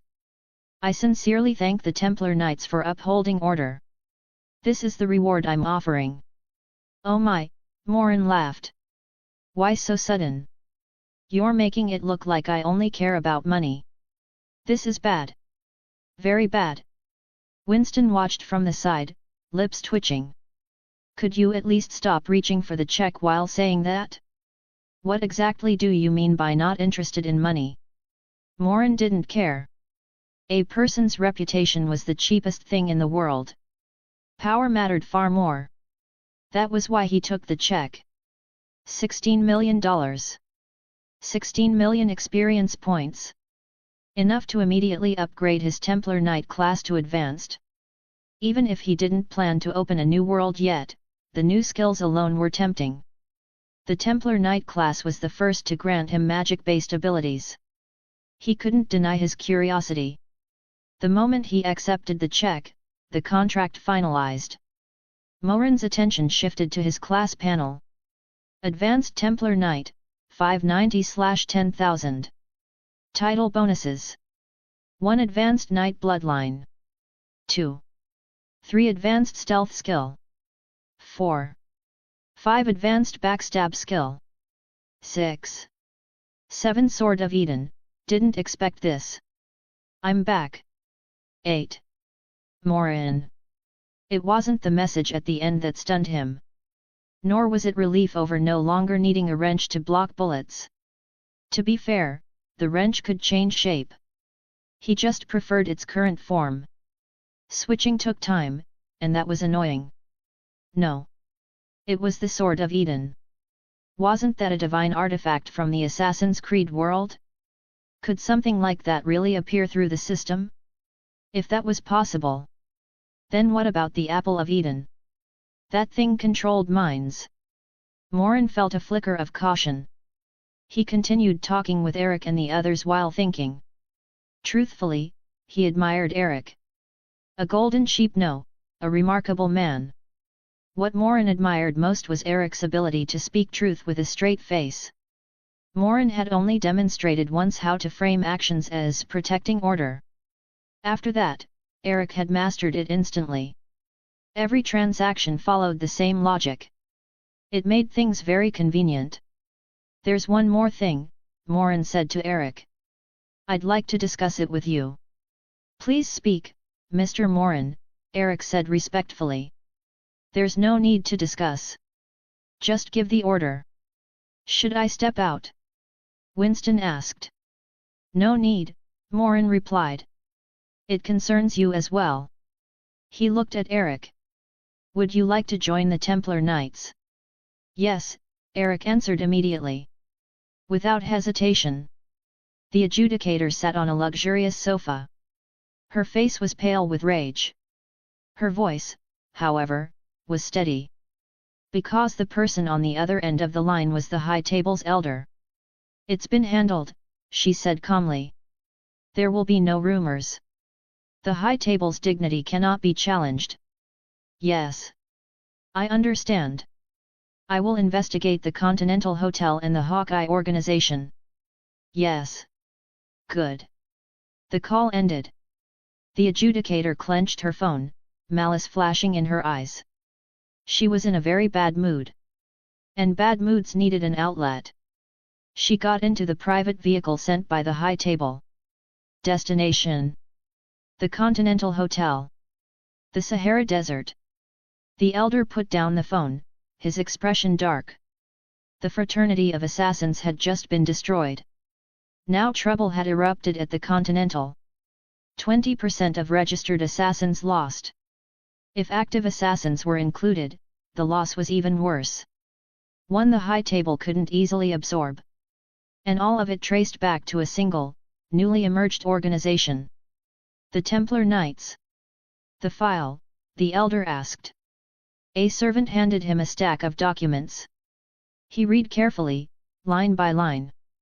Then he asked if there had been any other sightings. This time, he was taking it seriously. Chapter 88, Chapter 44, Choosing a Side. Find 50+ advanced chapters. And for more fan fiction. Hand pointing down. Hand pointing down. Support link, patreon.com/RioRaRiu right bracket. The hotel doors opened. The adjudicator walked straight to the counter and placed a blue and black coin slightly larger than a standard gold coin on the surface in front of Karen. This was her symbol as an adjudicator. The previous one had been stolen by Morin. What do you need? Karen asked politely. Although he was a loyal subordinate, he already knew that Winston and the entire New York Continental Hotel had shifted allegiance to the Templar Knights. For now, however, nothing had been made public. I want to see Winston, the adjudicator said coldly. Of course, Karen nodded. Please follow me. He led her to the conference room. However, the scene inside was not what the adjudicator expected. She had assumed Winston would be waiting formally, prepared to accept her judgment. Instead, Mr. Winston, the adjudicator said, looking at the drunken man slumped in the room. You need to sober up. I need to sober up. Winston squinted at her. Who are you? I am the adjudicator. And please remember your position, Mr. Winston, the adjudicator frowned. Do you still pledge allegiance to the High Table? Me? Winston thought for a moment. I guess, maybe, yes? Or no? You. I apologize, adjudicator, Karen stepped in smoothly, blocking her view. Mr. Winston is not in a suitable condition to speak. Please understand. This isn't an appropriate time for discussion. Perhaps you could come back another day. The New York Continental Hotel must immediately expel Morin and issue a bounty on him, the adjudicator said sharply. I'm very sorry, ma'am, Karen replied. Mr. Winston is intoxicated and unable to make decisions. Please return tomorrow. Very well. The adjudicator stared at him for a long moment. Seeing that Karen would not move, she turned and left. When he wakes up, notify me immediately. She did not have the authority to override Winston directly. Even as an adjudicator, she still had to follow the rules. And Winston's drunken state was not covered by them. So despite her anger, she had no choice but to withdraw. Sir? Karen asked quietly after she left. She's gone. Winston instantly sobered up. Good. Finally fooled her. Sir, how long can this last? Karen asked. 3 days. Just 3 days, Winston rubbed his neck and sniffed his alcohol-soaked clothes. After that, there'll be no need to hide. I need a shower. The next day, when the adjudicator returned, Winston was still drunk. What is going on? Her anger was barely restrained. The casualty report is out, Karen said solemnly. The hotel has lost over a quarter of its assassins. And the adjudicator's face darkened. She hadn't been idle. In that time, she had already located and punished Hawkeye. Now, only the New York Continental Hotel remained. So Mr. Winston is grieving, Karen said gravely. He's drinking to cope. Had. The adjudicator sneered. Did he really think she was stupid? She had suspected it before. Now, she was certain. An adjudicator's position was honored. If she was being treated like this, there was only one explanation. Her expression froze. If that was true. I have other matters to attend to, the adjudicator said. Tell Mr. Winston I'll return tomorrow. He had better be sober then. This is my final warning. Her tone was flawless. She turned to leave. But her steps were slightly hurried. Slightly unsteady. If her suspicion was correct. The Continental Hotel was now a den of traitors. Clap. Clap. Clap. Applause rang out behind her. The adjudicator flinched but did not stop. Miss Adjudicator, Winston's voice came from behind her, completely sober. You're very perceptive. It's a shame you were a little too hasty. Are you in such a rush because of something urgent? She stopped and turned. Winston was sitting upright now. No trace of drunkenness. Are you certain you want to betray the High Table? She asked calmly. I don't have a choice, Winston said, shaking his head. The High Table never gave me as much as he did. He raised his gun. And frankly, I've never liked you. Bang. No hesitation. Sir. Karen stared at the body with the bullet hole in its head, then at Winston. You. She noticed, Winston said, setting the gun aside. But her acting slipped. If her footsteps hadn't sped up, I wouldn't have caught it. He exhaled lightly. Since exposure was inevitable, we might as well turn it into leverage. At a time like this, choosing no side is the stupidest choice. If we don't commit, Mr. Morin won't trust us. Winston knew that pulling the trigger meant there was no turning back. A High Table adjudicator dying like this meant anyone who saw her would lose an eye. That was the rule. And now? Winston had personally killed her inside the Continental Hotel. There was no retreat. 40 years had worn down his ambition. He thought he would simply fade away. But Morin gave him another chance. Using the adjudicator's discovery as a trigger, Winston made his final decision. He boarded the Templar Knight's ship completely. Win or lose. Together. The news of the adjudicator's death inside the Continental Hotel spread immediately. It could not be hidden. So, Morin chuckled when he heard. Mr. Winston. Decisive. It's just a matter of position, Winston replied with a smile. I hope I didn't cause trouble. There will be trouble, Morin laughed. But no need to panic. It just happened a day early. Tomorrow, we announce it officially. Knock, knock. Sir, Karen said from outside. The Mole and Hawkeye are here. They were leaders of underground organizations within New York. The same two who had been judged not long ago. One missing an eye. One with a pierced palm. Yet they still came. At a time when the New York Continental Hotel had been cut off from the high table. Care to guess why? Winston smiled. There's no need, Morin said. The high table lost the people's hearts a long time ago. And once tonight passes. Tomorrow will be the Templar Knight's official debut. Chapter 89, Chapter 45 Official Collaboration. Find 50+ advanced chapters. And for more fan fiction. Hand pointing down. Hand pointing down. Support link, patreon.com/rioarariu right bracket. The next day. 9:55 a.m. Outside the Pentagon. The atmosphere was unusual. The Pentagon, an institution no less important or secretive than the White House, was always heavily guarded. But at this moment, the level of security was comparable to a state of war. All units were on high alert. They were waiting for the arrival of a single person. According to orders from above. Most of the personnel on duty found it completely unbelievable. This was the Pentagon. A military fortress. Who would believe that one person could approach it without clearance, credentials, or identification? 9:55 a.m. In the top floor conference room, Camille's glanced at the wall clock and turned to Anderson. Are you certain he can get here without any authorization? I'm not certain, Anderson replied with a helpless smile. But at my private villa, he really could come and go without leaving a trace. Even after I installed infrared surveillance, there were no alarms. I don't think getting here will be a problem. I'm very curious, Camille said, nodding.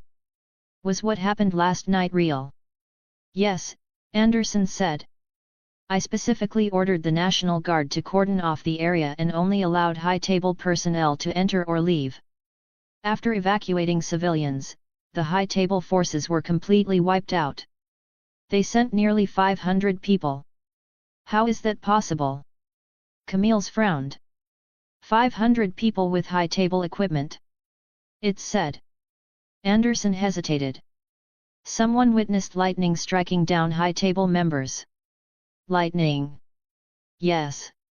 We don't know what it really was. Possibly a new type of weapon. Is it over now? Yes, Anderson nodded. According to the agreement, fighting isn't allowed during the day. And since the battle was extremely one-sided, cleanup wasn't difficult. As they spoke, 5 minutes passed. Not long. Not short. The clock struck exactly 10 a.m. Camille's looked at Anderson. The meaning was obvious. This shouldn't. Anderson frowned. I said 10 a.m. sharp. A voice suddenly appeared behind them. The Pentagon. Just me. The air rippled. Morin's figure fully materialized out of thin air. The guards reacted instantly. Weapons raised. Fingers tightening on triggers. Don't shoot. Camille spoke quickly, shock flashing across his face before being suppressed. He waved his hand, stopping them. You're Morin. The one and only, Morin said, shrugging as he casually took a seat. Mr. Anderson should recognize me.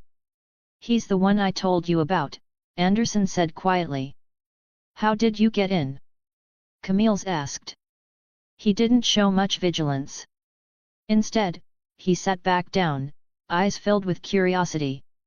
At his level, a slow mind didn't survive. Camille's understood one thing very clearly. If Morin had intended to harm him, he would already be dead. Someone who could bypass every layer of security, reach the top-floor conference room, and appear directly behind him. Couldn't he have just pulled the trigger? A person like this. At least for now, when Camille's had no way to restrain him.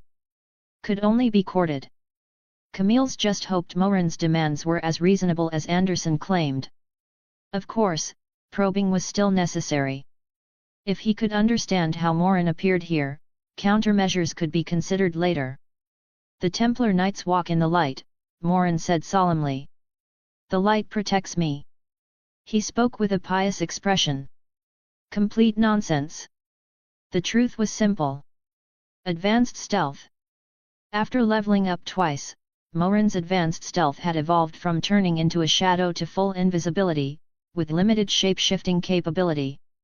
Mana consumption was significantly higher. But his knight bloodline provided a massive boost. Shorter duration. Much higher efficiency. Still, something felt slightly off. Does such power truly exist? Camille's asked seriously. He didn't believe Morin entered through conventional means. He had just watched the man appear out of nowhere. Very few people possess this ability, Morin replied calmly. I am one of them. Don't worry, Secretary Camille's. My goal has never been power. I only want to restore order to this world. All right, Camille said after a pause. What do you want? First, Morin said, just like last night. Don't interfere with us. And you don't need to interfere with them either. Just give us a perfect battlefield. Until the High Table is eliminated, the Templar Knights must receive equal or better treatment. Second, Morin continued, reaching the core issue. I want the right to live broadcast. To everyone. That. Camille's frowned. Information channels matter, Morin said. The Templar Knights have never sought to control the underworld. We exist to maintain order. So society needs to know. I can't believe that statement, Camille said firmly. What if you use it to? Could things really get worse? Morin cut him off, not even giving him the courtesy of saving face. You've already lost credibility. The government. The nation. The law. Do you really think the people are unaware of your neglect and indulgence? Or are you just pretending they don't know? I know you can't intervene directly. And I don't need you to. I just want to give the people you abandoned, ordinary people, a chance. It's time for their hatred to have an outlet. And don't insult me by saying the High Table might retaliate against you. That would be pathetic. It's just a live broadcast. You need to show your stance. And you need to pay a price. If you can't agree to these two demands, Morin said calmly. Then this conversation ends here. Silence filled the room. Morin watched Camille's quietly. I have to admit, Camille's finally said. Your words are unpleasant. But they're accurate. I've wanted to change the situation for a long time. But I've always been restrained by countless factors. And after seeing your methods and your results, I genuinely see a chance. Camille's removed his hat and scratched his graying hair. When you get older, you worry more. He gave a dry chuckle. You're right. If you're unwilling to pay any price, whatever you gain won't be worth enjoying. He straightened. I, Secretary of Defense Camille Gibbs, agree to official collaboration with you. Morin. Of the Templar Knights. Chapter 90, Chapter 46, The Apple of Eden. Find 50+ advanced chapters. And for more fan fiction. Hand pointing down. hand pointing down. Support link, patreon.com/rioarariu right bracket. What do you mean, a bolt of lightning? The elder's tone was uncharacteristically unstable. Even after hearing the report, he still found it unbelievable. 500 men. Professionally trained. Abilities surpassing special forces. Equipped with the world's best gear. And all of them had been wiped out in one night by a single bolt of lightning. As if they were nothing. The elder couldn't accept it. He couldn't accept losing his men. He already knew the mission was likely to fail once Sloane reported that some assassins had defected and become Templar knights. But this mission had only been meant as a probe. And now, 500 men used to probe the enemy's strength were annihilated without revealing anything. By a bolt of lightning. What exactly was that lightning? The elder asked coldly, turning to Sloane. Sloane had been escorted in by subordinates. Was it the fraternity of assassins? Of course not, Sloane replied. If we had that kind of power, I wouldn't be standing here. Besides, you know what kind of supernatural abilities the fraternity possesses, things science can't explain. Sloane looked at him. The loom of fate. Curved bullets. Healing fluid. Carlos's long-distance sniping. That's basically all of it.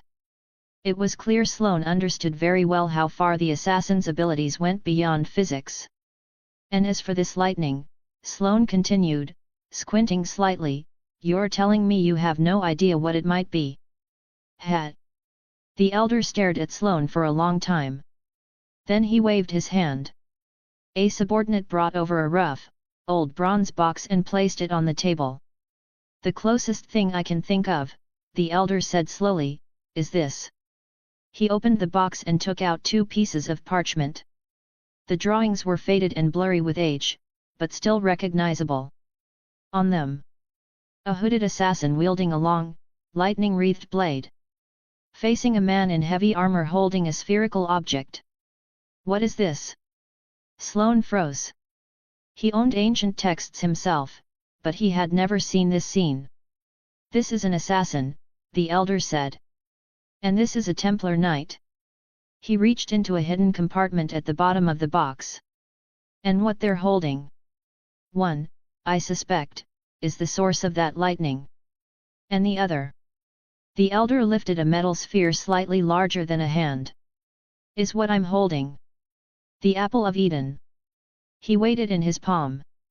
But I can't use it, the elder said quietly. All this time, I thought it was just an antique. But now, maybe it has another purpose. Who knows? Sloane replied casually. Maybe. Heh. The elder chuckled. Sloane, do you know the saying less is more? I don't understand what you mean, Sloane said calmly. Tell me how to use this, the elder said, turning the golden apple without looking up. Sloane fell silent. I'm not sure what you're talking about. I know what you're thinking, the elder said. Your organization has fallen. Mine hasn't taken real damage yet. So you want me to suffer the same fate? A subordinate brought over a tray. On it lay a pile of loose metal parts. I'm fully aware of the threat posed by the Templar Knights, the elder continued. Especially after that lightning appeared.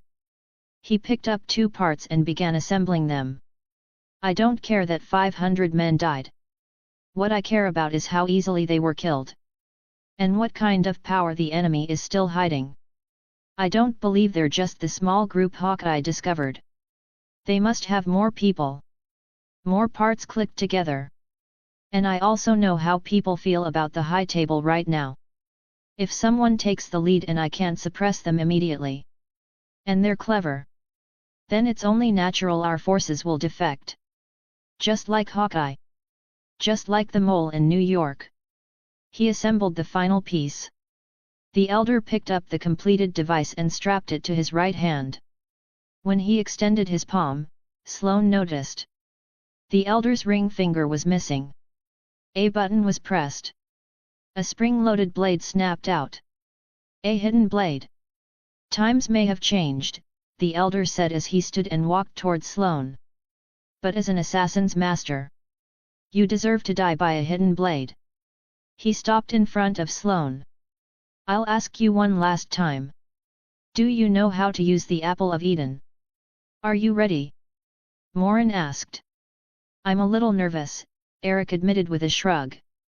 Even as the CEO of a multinational pharmaceutical company, I've never spoken to an audience spanning all 50 states. And I assume it'll be broadcast worldwide the moment it goes live. You're a good speaker, Morin said. Relax. Just tell them what you really experienced. Eric. Could you really say that with a straight face? Say it differently and the meaning completely changes, you know. But Eric thought it through. He had already used that style of speech several times. Continuing now wasn't unacceptable. The only difference. Before, only 2 or 3 people were listening. This time, the audience would be far larger. They were inside a live broadcast studio.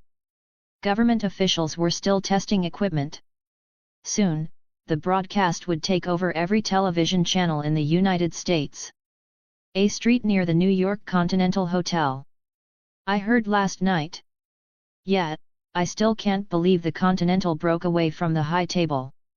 Who would have thought the high table would have a day like this? I'm so happy. SHH. Do you want to die? Why would I be nervous? This is Continental territory now. Not the high tables. Pedestrians hurried past. Almost every conversation revolved around the same topic. Dark red bloodstains were still visible on the ground. But no one was afraid. If anything, they were excited to walk there. Because it was the blood of the high table's men. The New York Continental Hotel had rebelled.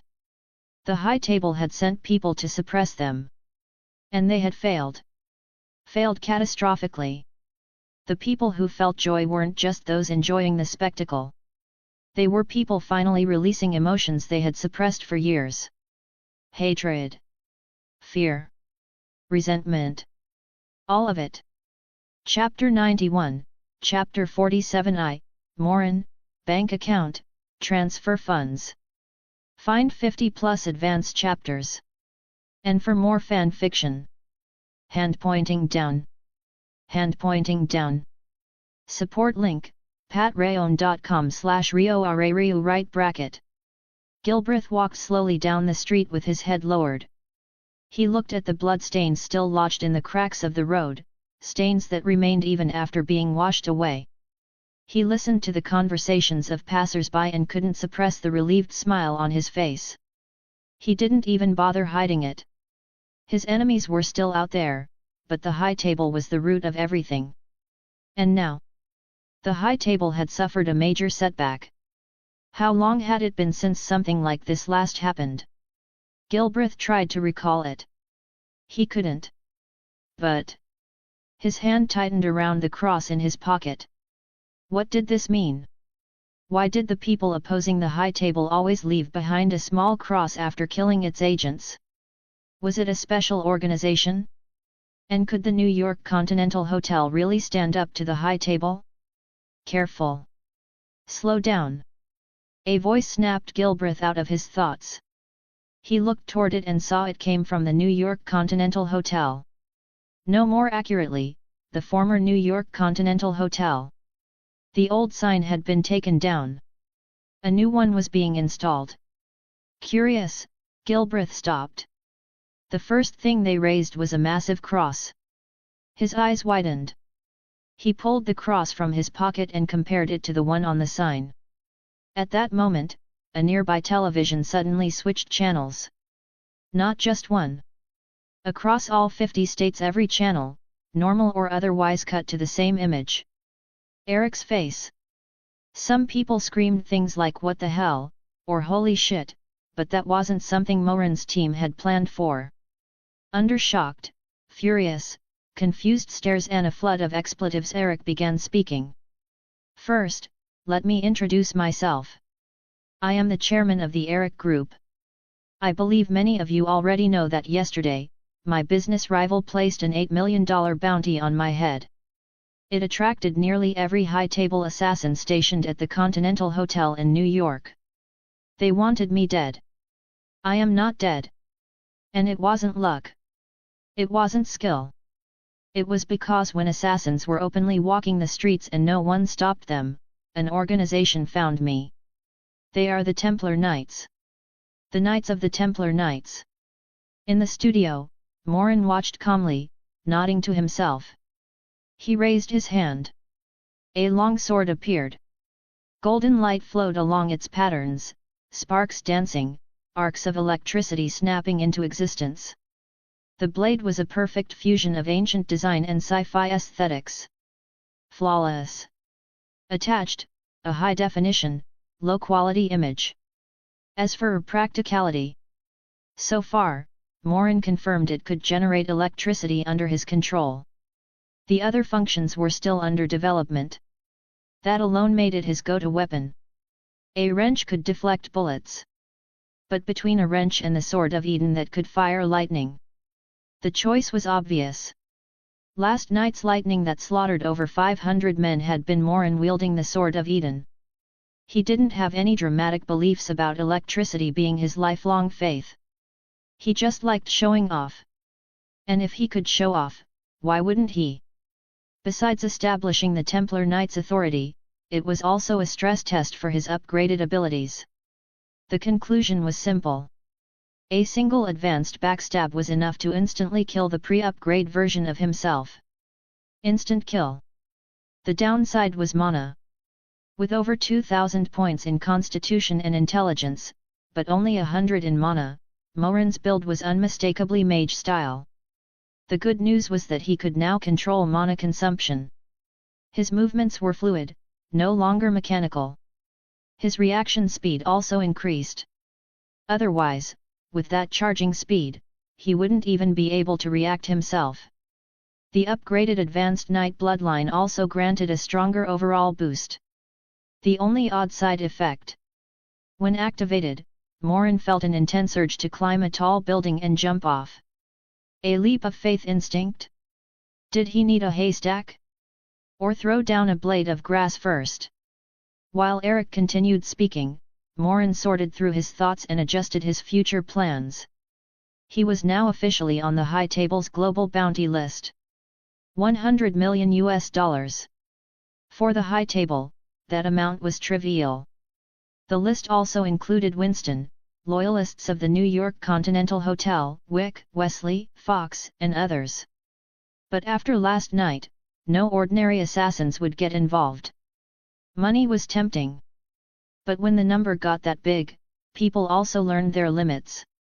Millions drove people mad. 100 million made them sober.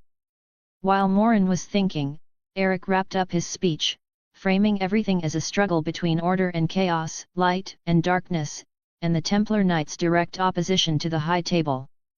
Then, it was Morin's turn. After all the planning, all the preparation, even though he could already leave this world, Morin stayed for this moment. Not for a speech, but for what he was about to do during it. He was going to display his bank account number to the entire world, and get them to willingly transfer money into it. Morin. Bank account. Send money. Understood?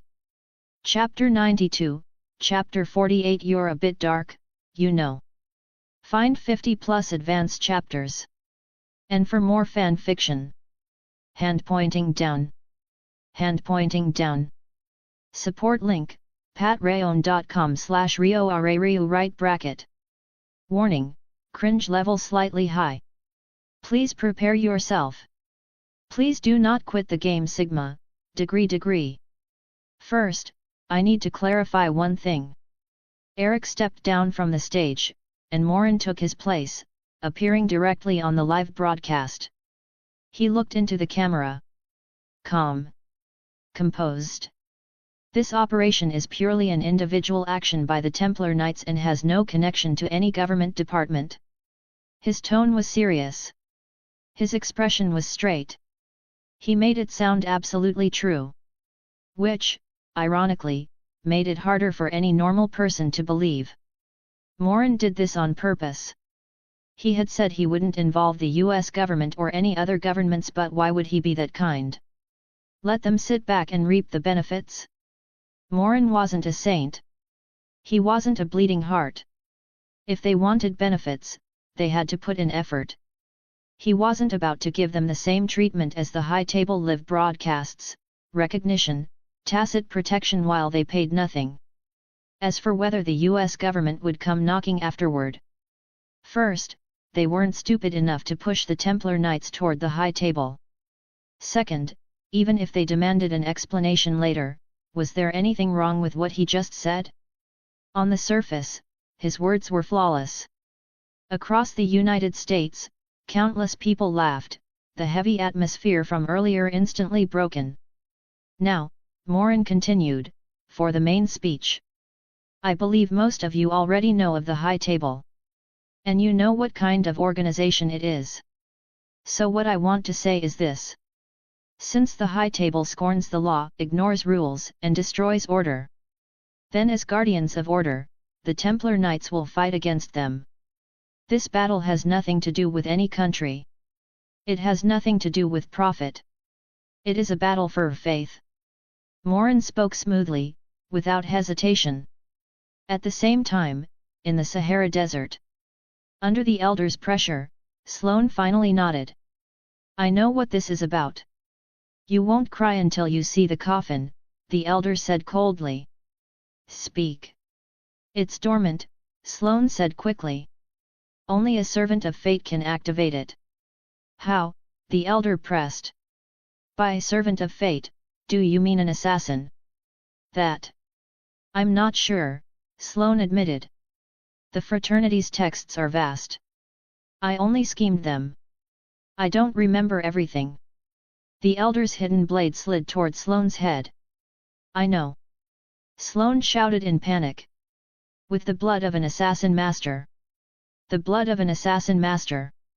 The elder stopped. I am one. I've already tried. You. Sloane hesitated. Your name is? Ezio Auditore. Then maybe. Sloane ventured carefully. If I remember correctly, Auditore is a European surname. And you're clearly a bit dark. I got a tan. Ezio snapped, instantly furious, like someone had touched a nerve. And you're darker than I am. Yes, yes. You're right. Sloane raised his hands immediately. Then it must be something else. Like, the reason you left the fraternity of assassins. You're saying you could activate it? Ezio asked, suppressing his anger. I'm not sure, Sloane said, extending his hand cautiously. Why don't we try with my blood? Ezio looked at him, then sneered and put the apple of Eden away. Don't even think about it. Even if I don't know what it does, I'm not letting you try. Elder, a subordinate stepped forward and whispered something. What? Ezio's expression changed. Bring me a television. Find out where the broadcast is coming from. Send people to sabotage it. With money and power, even watching TV in the middle of the Sahara was trivial. The screen lit up. Morin's speech continued. I believe many of you have been harmed by the high table, in one way or another. Some of you lost family. Some lost spouses. Some lost even more. I see hatred in your eyes. Fear. Anger. And something deeper. But you never fought back. Or rather, those who tried were quickly crushed because they lacked power. Was it fear? Disappointment? Anger? I believe you know the answers better than I do. Today, I'm not here to accuse anyone. The high table reached this point because regardless of your position, ordinary citizens, politicians, judges, police officers, we are all responsible. Destruction of order became normal. No one cared. The rules of those who destroyed order became the new order. A massive net that trapped everyone. The world lost its balance. Darkness covered the land. And I, Morin, a Templar Knight, will lead the Templar Knights to carve out a path for you. We are Templar Knights. And we fight to protect order. From this moment on, anyone listed on the High Table's bounty board. If you come to us, we will accept your employment. To protect order. And eliminate those who destroyed it first. The price of employment will match the corresponding High Table bounty. All employment information will be publicly displayed on this website. At the same time, the former New York Continental Hotel, now the Templar Knights headquarters, will publicly announce all missions in real time and handle offline operations. This takes effect immediately. As of today. As of now. We accept employment. And donations. All funds will be stored in these bank accounts. Every transaction will be publicly visible in real time. Open to everyone's supervision. But we alone are not enough. I hope those of you who carry hatred in your hearts will stand up. Join us. Become part of us. And finally, Morin looked directly into the camera. I see you, Elder of the High Table, he said, grinning. Wait for me. I'll knock on your door myself. Bang! Ezio kicked the television over. Put a bounty on him, he roared. Do whatever it takes to disrupt the Templar Knights. Hurry! As the leader who had built the High Table into what it was today, Ezio understood something very clearly. This move was fundamental. Chapter 93, Chapter 49, Opportunity. Find 50+ advanced chapters. And for more fan fiction. Hand pointing down. Hand pointing down. Support link, patreon.com/RioRaRiu right bracket. What is the most important thing to the High Table? In the beginning, it was assassins. And even now, it still is. Although the High Table has grown into a massive underworld organization, the true core that binds everything together has never changed. Assassins. The 12 continental hotels spread across the globe form the core hubs of the High Table's power. Combined with supporting organizations like the Moles, Hawkeyes, and Vultures, they allow the High Table to project its influence worldwide. And now, Morin's Templar Knights were targeting the assassins themselves. In the past, once you appeared on a High Table bounty list, your only option was to rely on your own strength. Official forces would never intervene. But now, someone had stepped forward. If the bounties issued by the Continental Hotel failed too many times, then the High Table's greatest weapon, the certainty of death, would lose its meaning. Over the past few days, the Templar Knights had proven their strength twice in New York. Ezio had no doubts. They could protect their clients from assassins. And if the Templar Knights succeeded, if they succeeded repeatedly, then the High Table's power would be fundamentally weakened.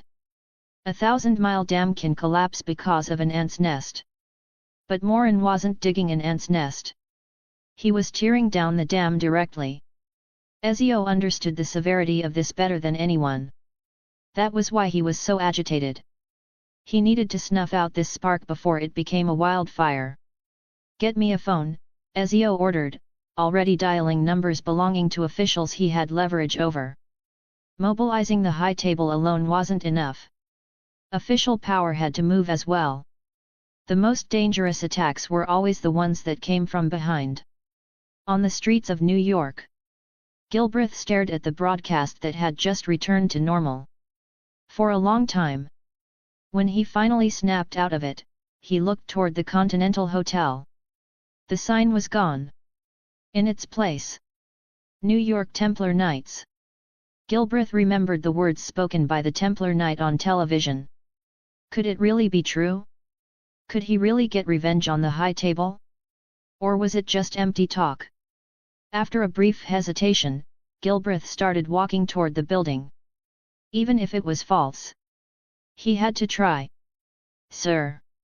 After passing security, Gilbreth approached the front desk. Karen looked up from the documents he was reviewing. I just saw the broadcast, Gilbreth asked cautiously. Is it true? It is, Karen replied with a polite smile. Do you need our services? What? Would you like to hire a Templar knight to fight for order? Yes. Gilbreth swallowed. Can you accept a contract for something that happened a long time ago? Of course, Karen said calmly. Justice delayed may no longer be justice, but revenge. And to protect order, it is still worth doing. Then Hope surged in Gilbreth's chest, but panic followed. I don't have much money. That won't be an issue, Karen said. We'll assess the assets of your target. After the task is completed, those assets will become our fee.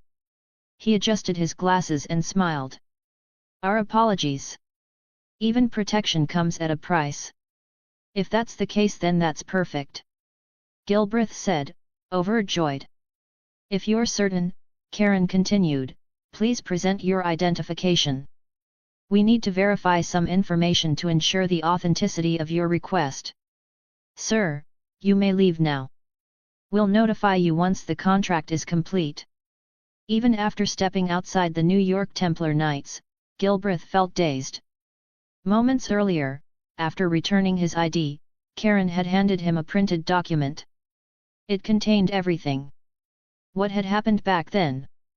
Who was involved? Detailed profiles of each person. Complete. Thorough. After signing, fingerprinting, and having his photo taken, he was told to go home and wait. Just like that. It was done? Was it really possible? Without question, the names Eric, Morin, and Templar Knights were everywhere. In less than an hour, the story spread across the internet worldwide. Ezio had anticipated this. But when he ordered government departments to suppress the narrative, he received a blunt response. It was impossible. They had been hacked. They were forced. Ezio knew that was a lie. When he threatened them, the reply was simple. This was a conflict between the Templar Knights and the High Table. Official forces would not intervene. The agreement between the High Table and the government remained in effect. Outside that agreement, the government would not restrict the High Table.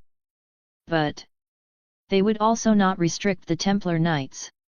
Which meant one thing. If Ezio retaliated against officials, the High Table would be the one breaking the agreement. At that point, the government would be free to openly support the Templar Knights. Ezio understood. The government had already chosen its stance. But as long as the agreement still stood, and no evidence surfaced, the High Table couldn't move against them.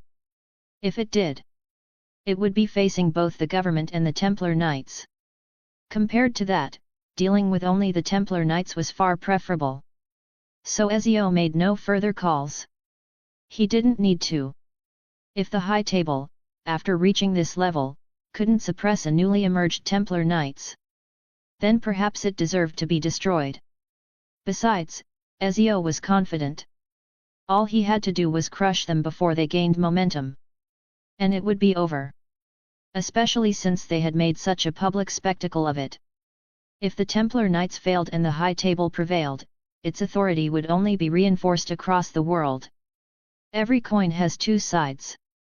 The greater the crisis, the greater the opportunity. Chapter 94, Chapter 50. The plan is confirmed. Find 50 plus advanced chapters. And for more fan fiction. Hand pointing down. Hand pointing down.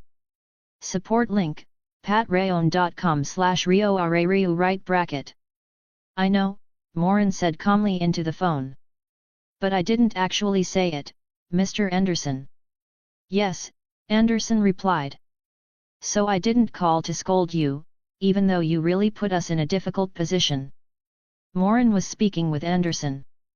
Not long after the live stream ended, Anderson had called him, directly questioning the subtle implications Morin had dropped at the beginning of the broadcast. Morin wasn't worried in the slightest. If one really wanted to nitpick his words, they weren't problematic. At most, they were suggestive. As long as nothing was stated explicitly, even if both sides understood what he meant, there was no way to hold him accountable. Given Morin's current identity, objectives, and their cooperative relationship, this was far too trivial to pursue. After briefly addressing that point, Anderson changed the subject and revealed the real reason for his call. "It's like this," Anderson said. "I watched the broadcast as well, so, what you said about hiring the Templar Knights. Is that true?" "Of course," Morin replied without hesitation. "Then..." Anderson paused. "What if we wanted to take action against the other remaining continental hotels?" "As long as they're disruptors of order," Morin said evenly.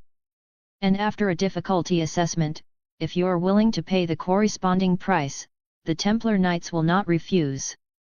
"All right," Anderson said. "As an eager citizen, I would like to hire the Templar Knights to destroy all continental hotels."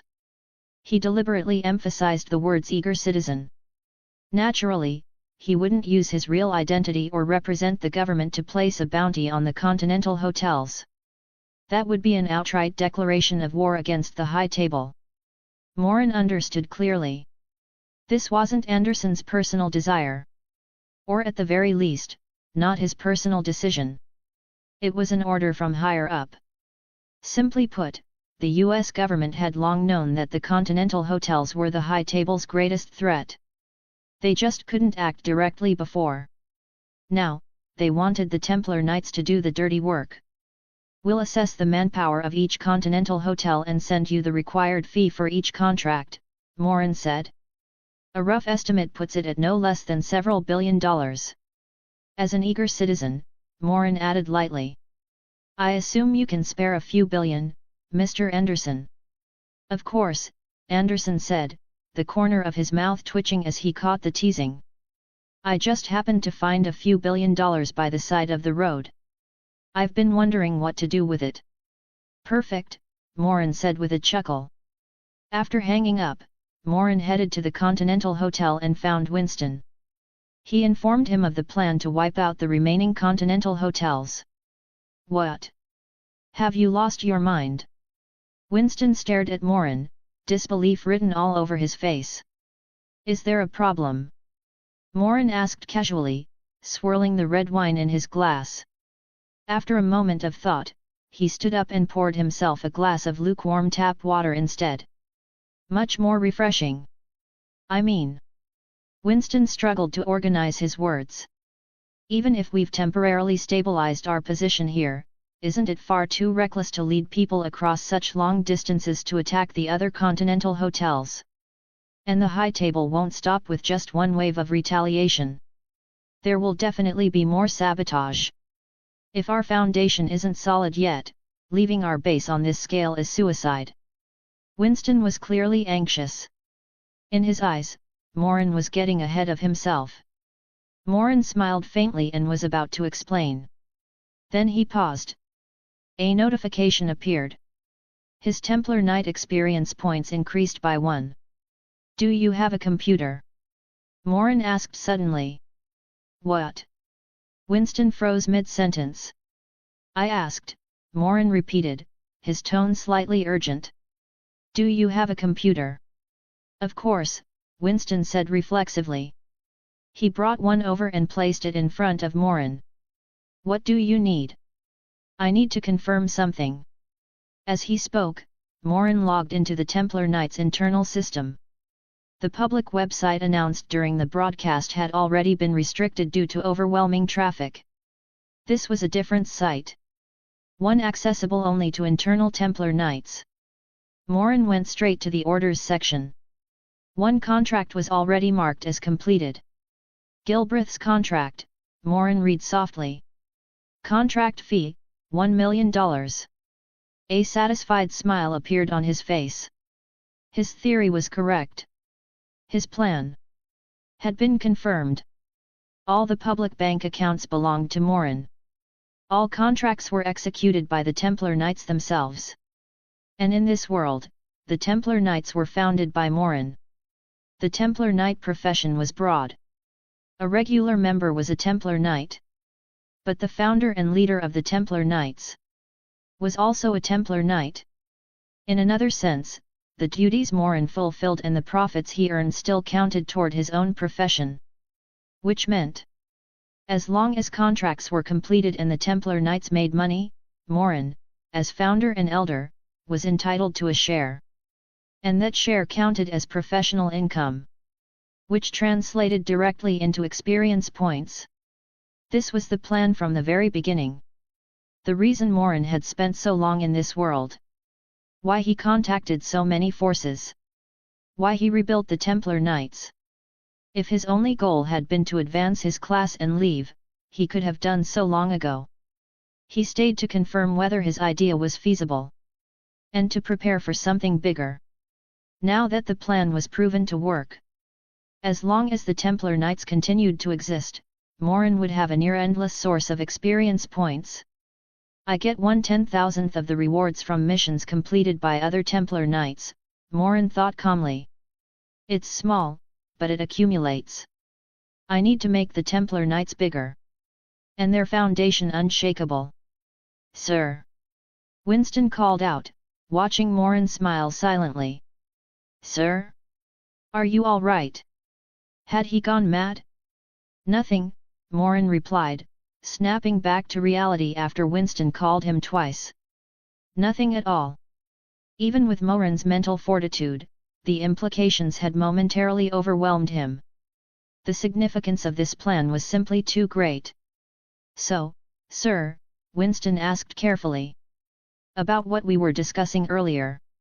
It's fine, Morin said, waving his hand. You focus on stabilizing the foundation and securing New York. I'll personally handle the contract to destroy the other continental hotels. Small contracts weren't worth his full attention. He could take care of a few in his spare time, but doing them consistently would be a waste. But the big ones. The contracts worth billions. If anyone dared to take those, Morin would smash their skull in with a wrench. The kind that kills in one hit. Chapter 95, Chapter 51 Against 1,000 Men. Find 50+ advanced chapters. And for more fan fiction. Hand pointing down. Hand pointing down. Support link, patreon.com/RioRaRiu right bracket.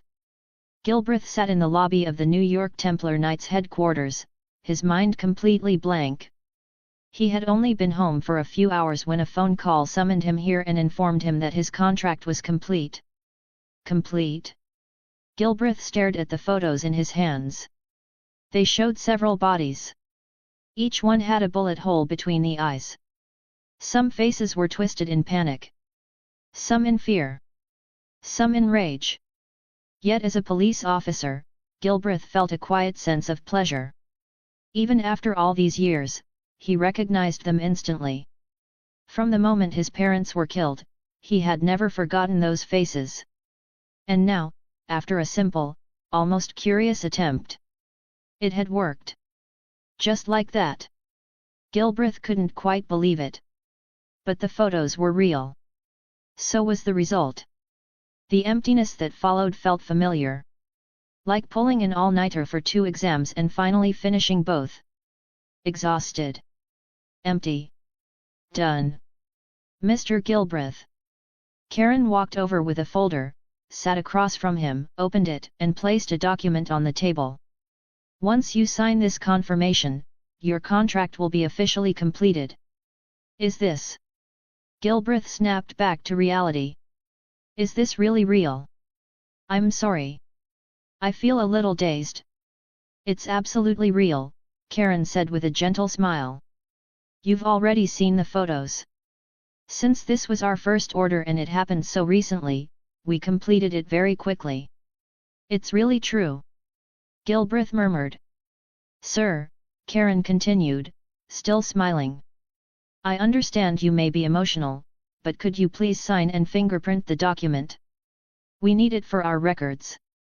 Ah, yes. Gilbreth signed and pressed his fingerprint. Karen closed the folder, nodded, and stood. It was a pleasure serving you. I wish you a pleasant life. If you feel tired, you're welcome to rest here for a while. He turned and walked toward the front desk. Sir. Gilbreth rubbed the cross in his hand, hesitated, then called out. Yes. Karen turned back. There's something I'd like to ask. Can I join the Templar Knights? I don't have any special abilities. I'm just a small police officer. For years, I was obsessed with revenge, but I never saw even a trace of hope. I thought I'd live my whole life without achieving it. But today, you helped me fulfill my wish. You helped me eliminate my enemies. You fulfilled the dream of my entire life. So if possible, please let me join the Templar Knights. I want to contribute my strength and protect order. If you're that determined, Karen said after a pause. He lowered his head, checked Gilbreth's file, then nodded. Please follow me. Gilbreth followed Karen toward the elevator. Before Karen could press the button, the elevator began descending. Someone was coming down. The doors opened. Mr. Morin. Mr. Winston. Karen nodded politely. Good evening. Good evening, Winston replied. His gaze shifted to Gilbreth. And this gentleman is? This is Mr. Gilbreth, Karen explained. He has requested to join the Templar Knights. Hello, Gilbreth said instinctively. As he looked at Morin, a strange sense of familiarity surfaced. Europeans often struggled to distinguish Asian faces. Just as Asians struggled with European ones. You're Gilbreth. Morin raised an eyebrow. The first contract the Templar Knights completed had been his. Of course Morin remembered him. Yes. Very good.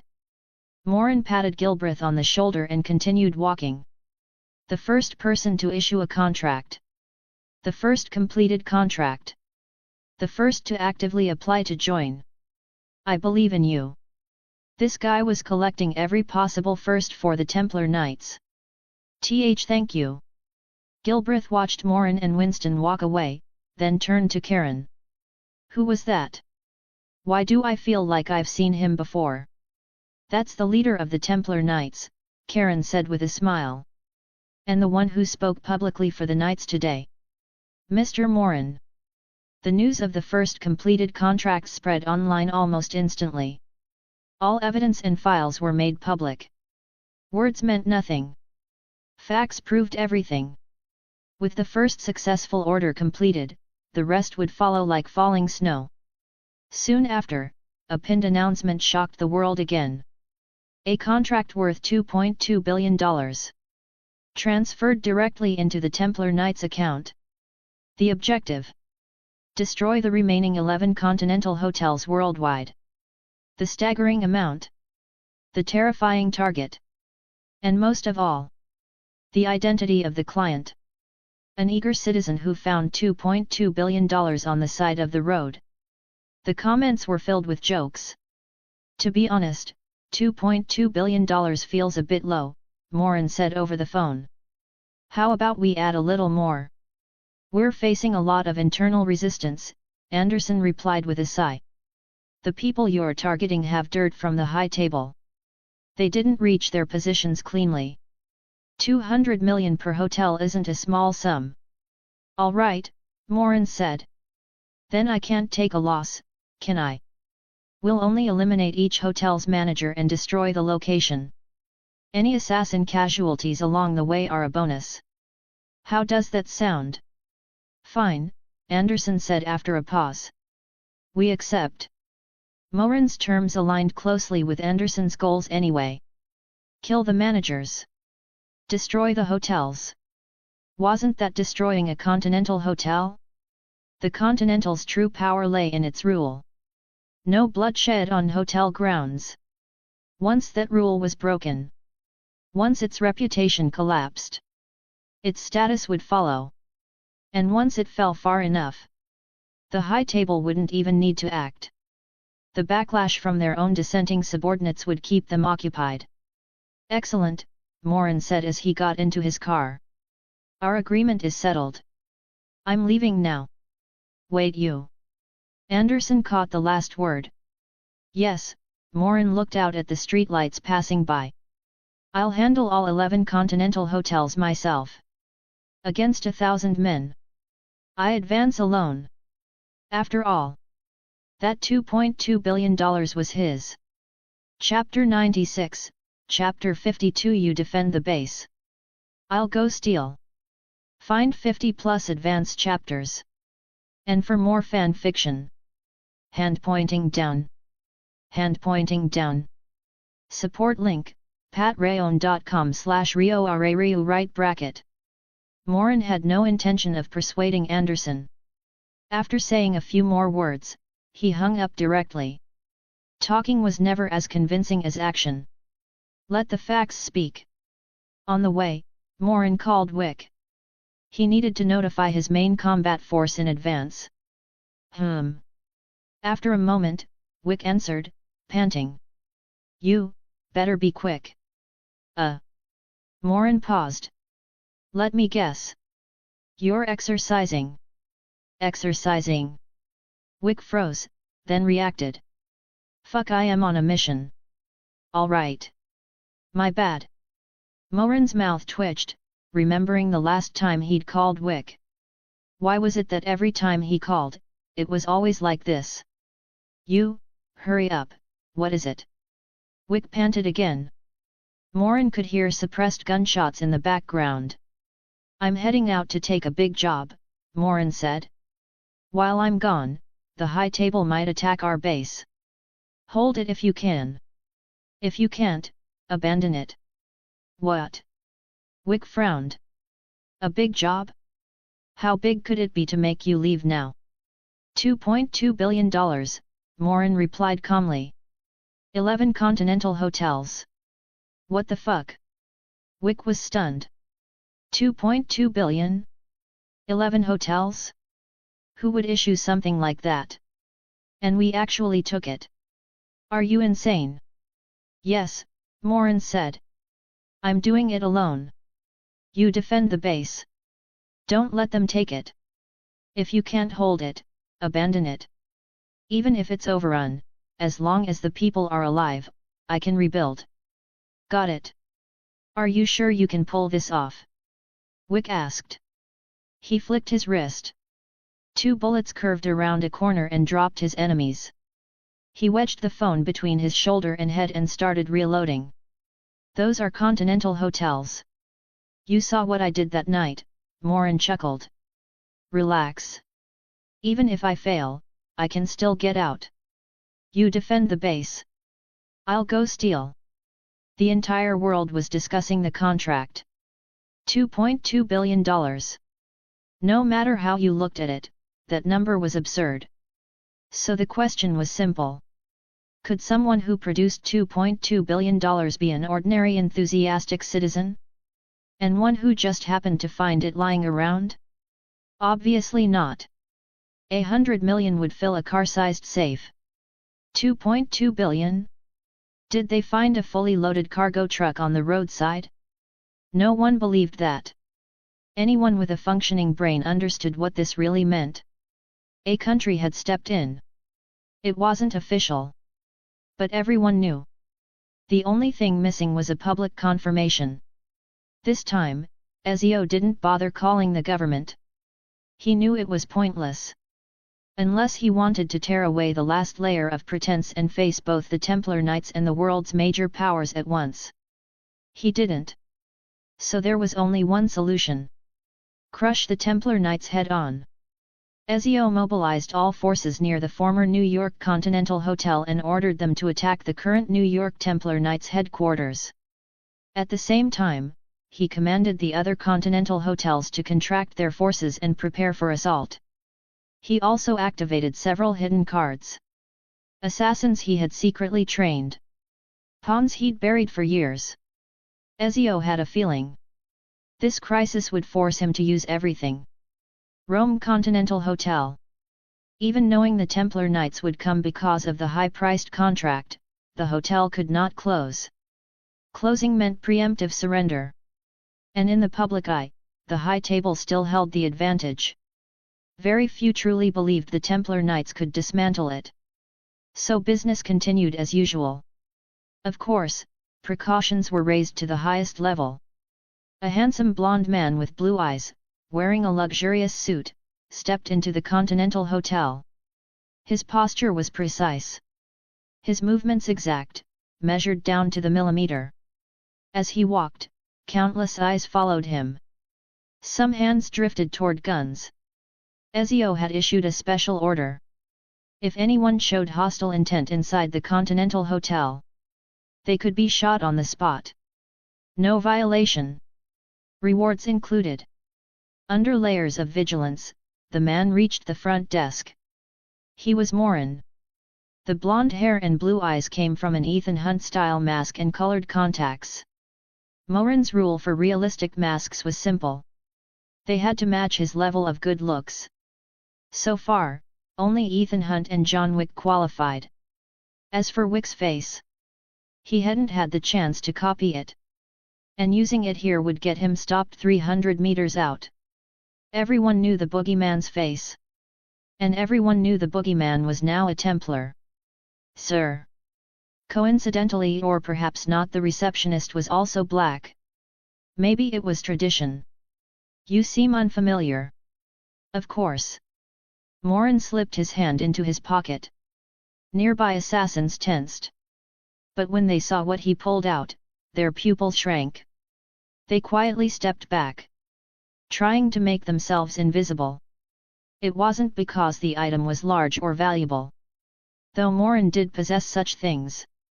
He simply had no interest in showing them to a crowd of burly men. What he took out was a blue and black gold coin. Every assassin understood what it meant.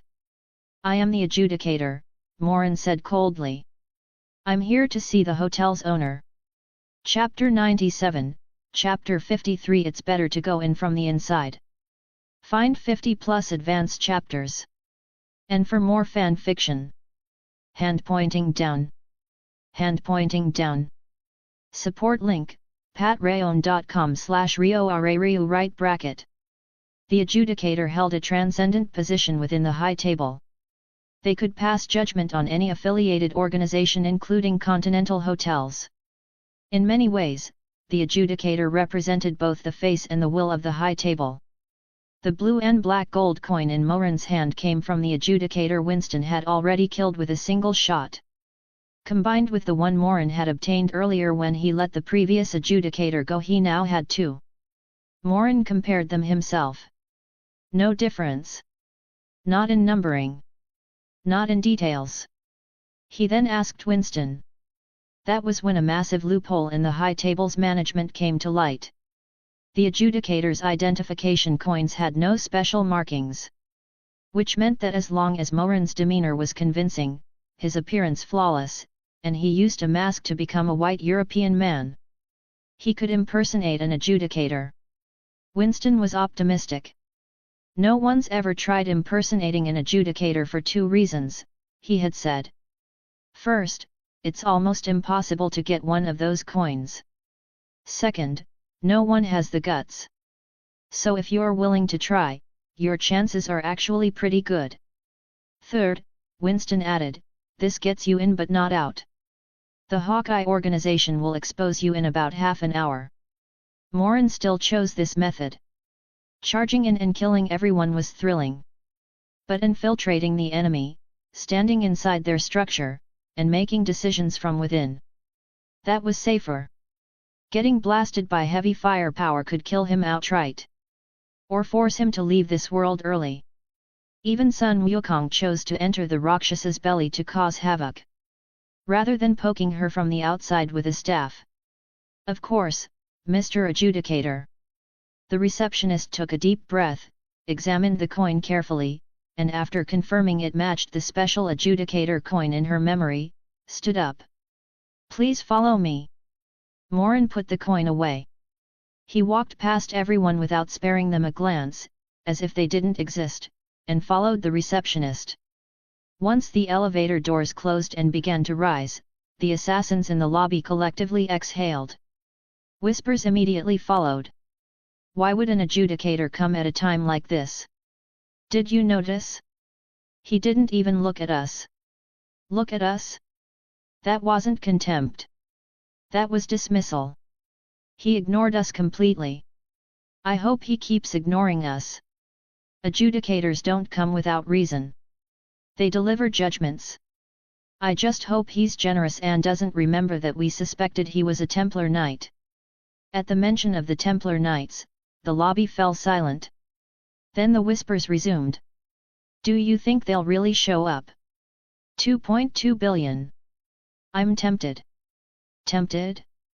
You think you'll live long enough to spend it? That's why I said tempted. Even assassins liked gossip. Among them, a few who hadn't spoken exchanged glances, stood up, and quietly left. They were members of the Hawkeye organization. Please, Mr. Adjudicator. The receptionist bowed and ushered Morin into the meeting room. Morin stepped inside. Despite the name, it looked more like a gallery lined with antique artifacts. A white-haired man stood with his back to the door, hands clasped behind him, staring at a piece on the wall. Sir, the receptionist approached. The adjudicator has arrived. You may leave, the man said, waving his hand. And close the door. Yes. The receptionist hesitated. Something about his tone felt off. But he said nothing more, so she turned and left, closing the door behind her. Every continental hotel has a room like this, the man said, turning around and walking toward a transparent table, brushing the glass lightly with his fingers. It's for receiving important guests. And those with ill intentions. A transparent table, he continued. When you negotiate across one, you don't have to worry about someone pulling a gun from underneath. Morin tilted his head slightly, then walked to the opposite side of the table. The man looked straight at him. So tell me, Mr. Adjudicator, he said. 30 years ago, I became the owner of the Rome Continental Hotel. 30 years later, you're here. Are you here to judge me? I've searched my conscience. In these 30 years, I've made no mistakes. I've always obeyed the high table. Or. His voice tightened, are you here to replace me? Morin looked at him. Speechless. He had assumed the man suspected he was a fake. Turns out, he was just terrified of the adjudicator's arrival. If he wasn't afraid, he wouldn't be explaining himself like this. And if that was the case? Morin's gaze shifted slightly. An interesting idea formed. Exposure was inevitable. From the moment he entered the Continental Hotel, Hawkeye's Rome branch was already investigating him. Sooner or later, they would discover he wasn't an adjudicator. That information would reach the high table. This was exactly why no one had ever dared impersonate one. Hawkeye was efficient. The window before exposure was short. Even if someone obtained a coin and issued orders, they would be found out quickly. But Morin only needed access. He needed to get inside. To get close to the hotel owner. And now, seeing how fearful and agitated the owner of the Rome Continental Hotel was, a new thought took shape. Gaius's eyes slowly widened. Across from him, Morin's expression twisted into a Dragon King smile. On the face of an adjudicator, it was absurd. Terrifying. But that wasn't the worst part. From Gaius's perspective, Morin raised his hand, grabbed his own face, and slowly peeled it off. Reality turned into a horror scene. Before Gaius could react, the realistic mask had been completely torn away, revealing the face beneath. Gaius nearly had a heart attack. Not because the face was ugly. On the contrary, Morin was undeniably handsome. No. Gaius panicked because he recognized that face. He had seen it in countless documents. He knew exactly who it belonged to. The Templar Knight. Morin. Chapter 98, Chapter 54. I can still do this for another 10 or 20 years. Find 50 plus advanced chapters. And for more fan fiction. Hand pointing down. Hand pointing down. Support link, patreon.com/rioarariu right bracket. Of course, Gaius knew who Morin was. After all, Morin was the founder of the Templar Knights, the organization bold enough to openly challenge the High Table. Morin's profile had reached people like Gaius almost immediately. Not to mention the $2.2 billion contract that had appeared just days ago, which everyone was still talking about. Gaius knew all of this. He had taken precautions. He had arranged defenses.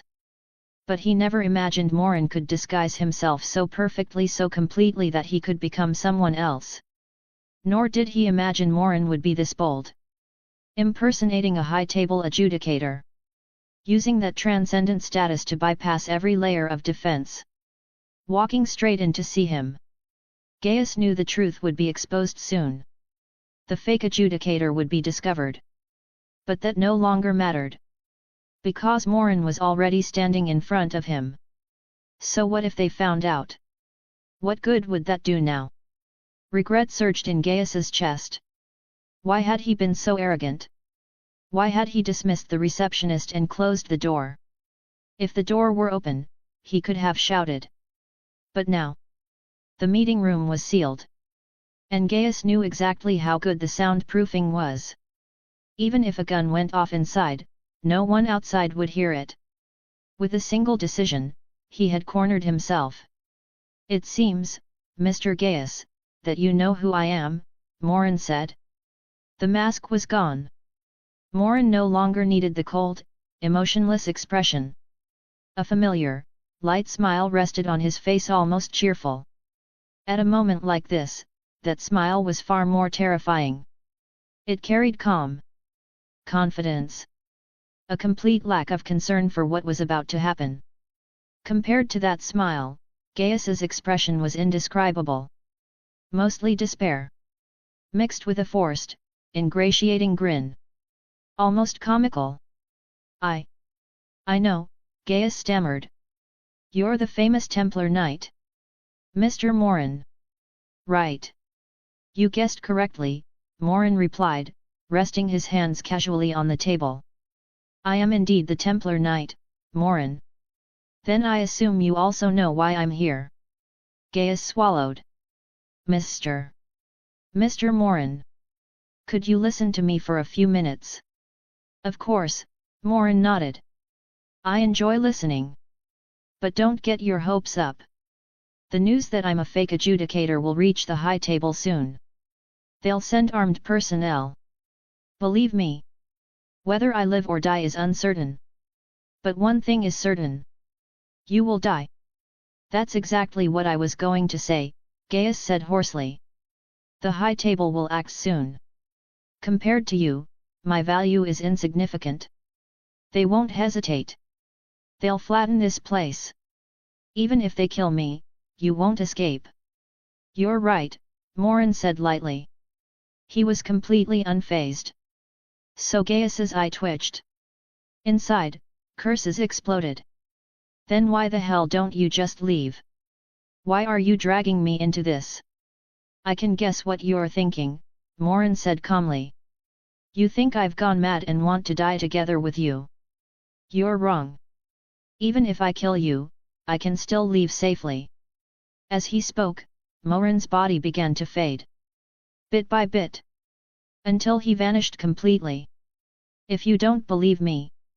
His next words came from behind Gaius. Gaius spun around.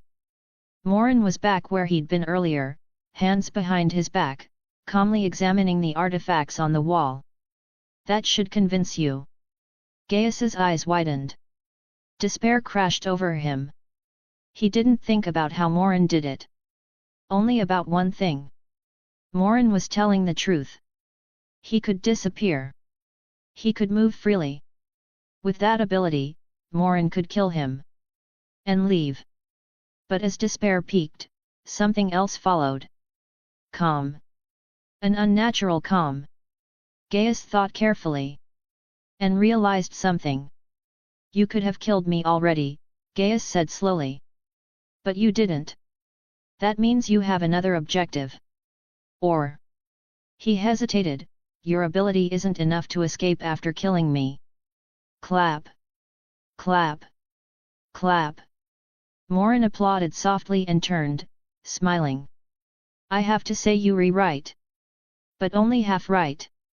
He walked up to Gaius and gently straightened his crooked collar. My ability is more than sufficient for me to leave after killing you. Then? Gaius asked urgently, what do you want?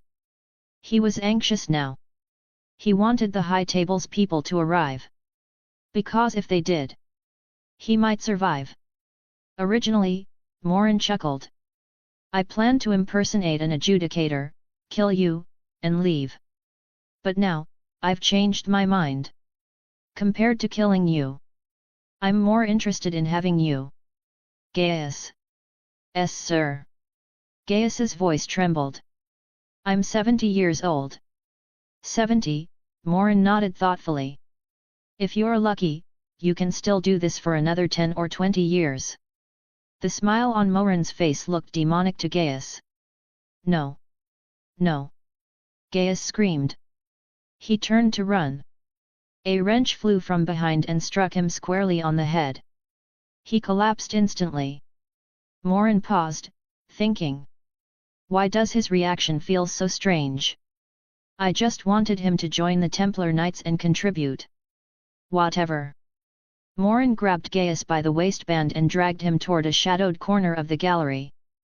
Chapter 99, Chapter 55 I agree to your deal. Find 50 plus advanced chapters. And for more fan fiction. Hand pointing down. Hand pointing down. Support link, patreon.com/RioRaRiu right bracket. Just as Morin and Gaius had predicted. News that an adjudicator had arrived at the Continental Hotel along with corresponding photos was quickly verified by the Hawkeye organization and reported to the relevant High Table personnel. The response came fast. The adjudicator was fake. Rome Continental Hotel. The receptionist arrived at the entrance of the gallery with a team of assassins. They had received the message from the High Table. As Gaius's loyal subordinates, they were naturally the most anxious. Without hesitation, they brought people with them and rushed over. Knock, knock. The receptionist knocked on the door and spoke in as steady a voice as possible. Sir, Mr. Badius is here to see you. Sir. Sir. Silence. There was no response from inside, as if no one were there. The receptionist fell silent, glanced at the people around him, then nodded. A few seconds later, they moved together. The door was kicked open. They rushed in with guns raised. And found Gaius lying on the ground. Unconscious. Sir. The receptionist rushed forward. Gaius was sprawled on the floor, unmoving. The others stayed alert, spreading out and searching the room one by one. They were looking for the fake adjudicator. By now, they all understood who that person really was. Most likely, the Templar knight who had come to assassinate Gaius. The assassins flooded into the gallery, which doubled as a meeting room, and searched every corner again and again. Nothing. No trace. They looked at each other in disbelief. There had been people guarding the door the entire time. There was no secret passage. The surrounding glass was intact. So how did that person vanish? Even after deploying various high-tech detection devices, they still found nothing. Ugh! A low groan sounded. Gaius slowly regained consciousness. A sharp pain throbbed at the back of his head. Sir? You're awake. The receptionist hurried to his side and handed him a glass of water. Drink some water first. Gaius took a few instinctive gulps. His eyes were vacant for several seconds before gradually focusing. Parsley. Gaius struggled to sit up. What happened? Why am I here? What time is it? How long was I out? Sir, please don't get agitated, Parsley said gently. You were unconscious for about an hour. It's over now. Tell me what happened, Gaius said. The adjudicator was fake, Parsley said. When we received the high table's message, we rushed over. But we only found you here. The fake adjudicator had already disappeared. Disappeared? Gaius frowned. Whether from pain or disbelief, it was hard to tell. How is that possible? There's only one entrance to the meeting room. People were guarding it the whole time. How could someone leave without being noticed? How could they just vanish? That's a question for you, Mr. Gaius. The door was pushed open. A man walked in. The men behind him instantly subdued Gaius's guards at the entrance. I am the adjudicator, the man said coldly. I came specifically for this matter. Adjudicator. Gaius gave a short laugh. I'm starting to dislike that word. You should, the adjudicator said flatly. That man was nothing more than a reckless thief. He walked to the bedside and looked down at Gaius. I have several questions for you, Mr. Gaius. Without waiting for a response, he began. Why did that person disappear? Was that person a Templar knight? What did he say to you during the 20 minutes and 32 seconds you were alone together? One final question. Why didn't he kill you? Why did he only knock you unconscious with a blunt object? There were no cameras. No recording devices. Gaius was silent for a moment. Then he lifted his gaze, cold and sharp. Are you interrogating me? This is an inquiry from the high table, the adjudicator replied without evasion. His expression didn't change. This was the adjudicator's attitude. And it was also the high table's attitude. They demanded accountability. That was all. I don't know, Gaius said slowly, narrowing his eyes. That fake adjudicator knocked me out instantly. After that, I remember nothing. So, the adjudicator said coolly. A Templar knight impersonated an adjudicator, came all the way to the Rome Continental Hotel, and only knocked you unconscious. He didn't wait for an answer. He straightened. Mr. Gaius, due to your possible violation of the principle of absolute obedience to the high table, I am giving you 3 hours. Return to the Rome Continental Hotel. Your qualifications as owner will be suspended. A new owner will be appointed. Owner? Gaius snapped. I am the owner of the Continental Hotel. Under the high table, the adjudicator said indifferently. He turned to leave. Have you considered, Gaius said coldly as the adjudicator reached the door, that his real goal might have been to keep me alive? To make all of you suspicious of me. That is precisely why we are removing you, the adjudicator replied without slowing his steps. This time, he didn't even say temporarily. Perhaps he forgot. Or perhaps he didn't care. Sir. Parsley looked at Gaius with worry. Parsley, Gaius asked abruptly. How long does it take to get from here to the Rome Continental Hotel? About half an hour, Parsley replied, confused. Have everyone leave, Gaius said. I need an hour of quiet. Sir, you shouldn't do it. Gaius snapped, his expression sharp enough to make her flinch. Yes, Parsley said softly. I'll inform them immediately. Wait. As she reached the door, Gaius stopped her again. After a long pause, he asked. Parsley, if I were to do something that might lead us to our deaths, would you follow me? I can't speak for anyone else, Parsley said, turning back with a small smile. But I will follow you until the day I die, sir. I see. Gaius was silent for a moment. Then he nodded. You may go. Parsley left and closed the door behind her. She went to carry out his orders. Gaius leaned back. He let out a long breath. After a while. As you wish, Mr. Morin. In the now empty private ward, Gaius opened his eyes. Cold light flickered within them. I agree to your deal. Chapter 100, Chapter 56. A pleasure doing business with you. Find 50+ advanced chapters. And for more fan fiction, hand pointing down. Hand pointing down. Support link, patreon.com/rioarariu right bracket. A few hours earlier. Ugh. Gaius groaned and slowly regained consciousness. The haze in his mind faded bit by bit. The world sharpened. The pain at the back of his head reminded him that everything he remembered was real. You're awake. The sudden voice startled him. Gaius sat up abruptly and instinctively covered his backside. I said, why are you covering that? Morin said, glancing at himself in the mirror. Do you think I'm interested in your ass? Come on. Be a little sensible. Am I that kind of person?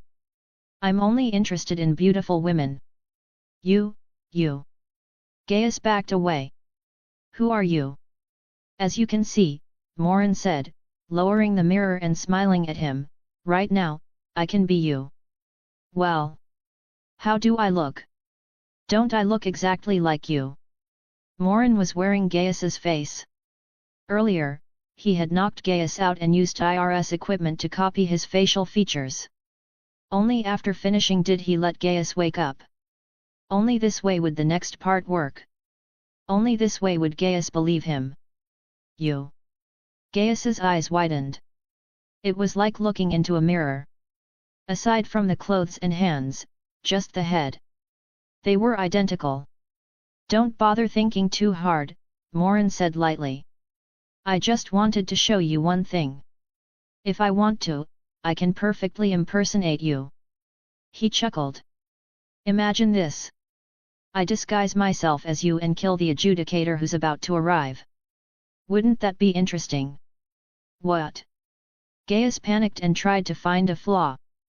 You can't hide me. When they arrive, they'll search everything. Every inch. They'll definitely find something wrong. Are you sure?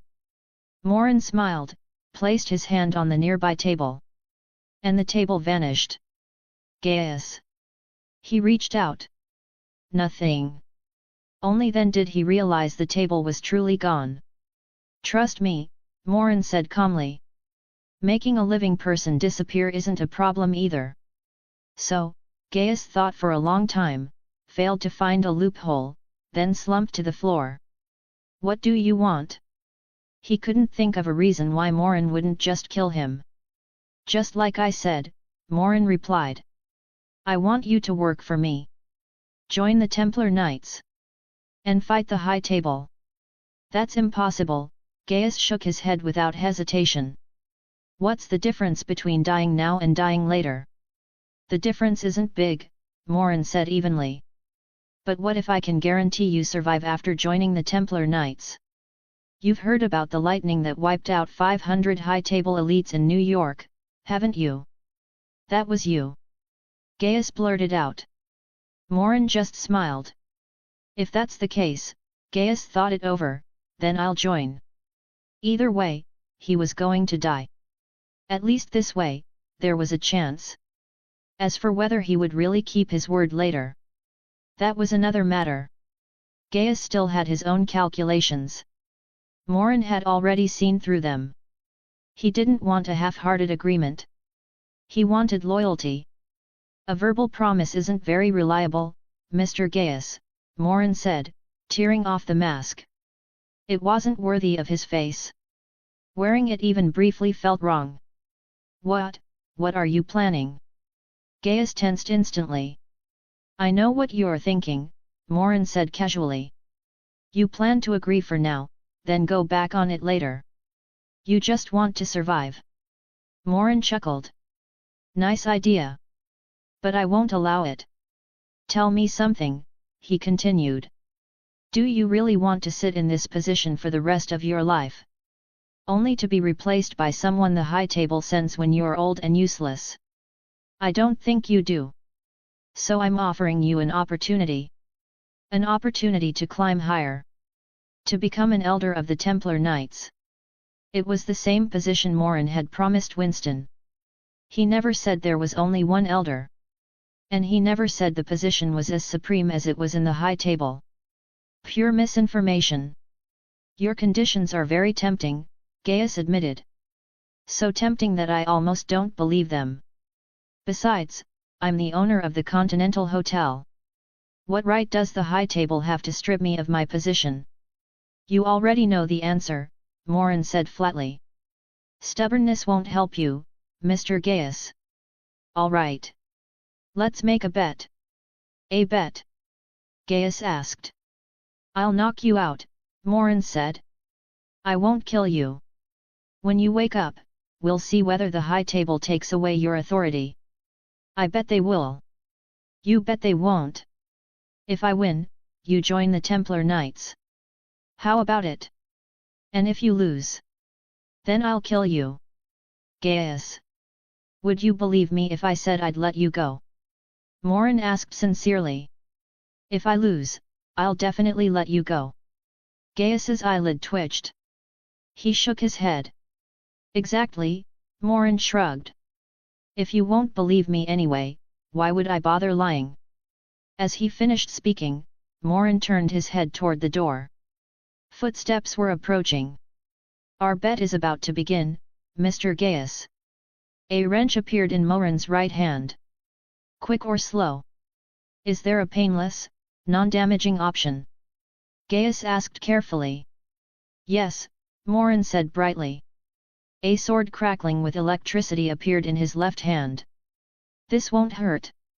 Just a little numb. I'll take the wrench. Back to the present. After Gaius finished speaking, Morin appeared beside the bed in the empty ward. A pleasure doing business with you, Mr. Gaius. Morin smiled and extended his hand. Gaius slowly reached out. A pleasure doing business with you. They shook hands. Chapter 101, Chapter 57 The Signal Awakens. Find 50+ advanced chapters. And for more fan fiction. Hand pointing down. Hand pointing down. Support link, patreon.com/rioarariu right bracket. What did you say? Ezio, an elder of the high table, stared at his subordinate in shock. Say that again. Elder. The subordinate knelt immediately. The Rome adjudicator was shot and killed by the original Rome Continental Hotel owner, Gaius, while announcing a new owner. Inside the Continental Hotel. Ezio paused. Yes. The subordinate nodded. After that, Gaius publicly announced that he would join the Templar Knights.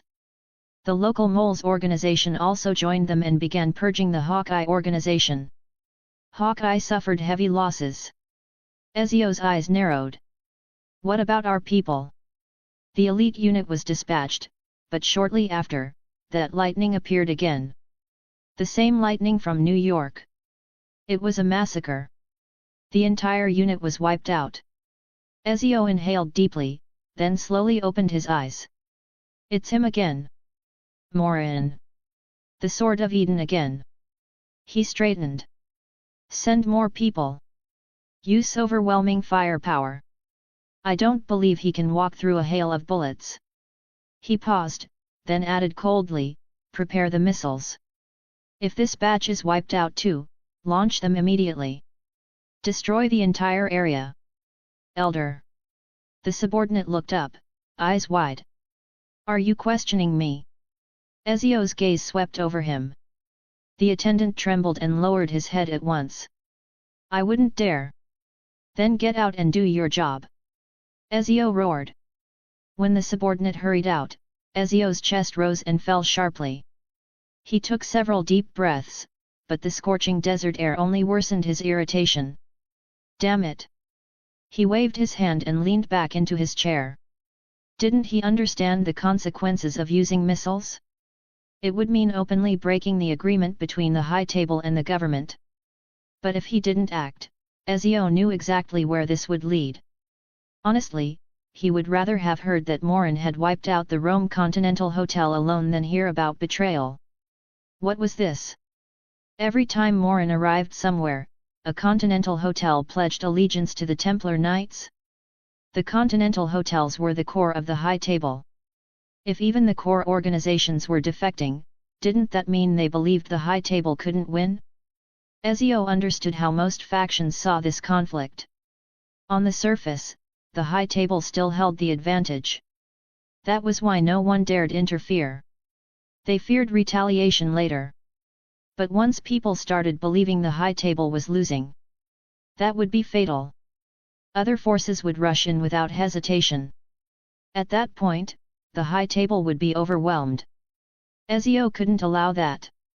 He had to end this. He had to show resolve. No more continental hotels. No more affiliated organizations defecting to the Templar Knights. New York had been different. America's control was too tight. Missiles were impossible. But Rome was not New York. After thinking for a moment, Ezio waved his hand. Bring the captive in. Sloane was escorted inside. Morin has appeared again, Ezio said calmly. And he's carrying the Sword of Eden. Another high table unit was wiped out. He looked directly at Sloane.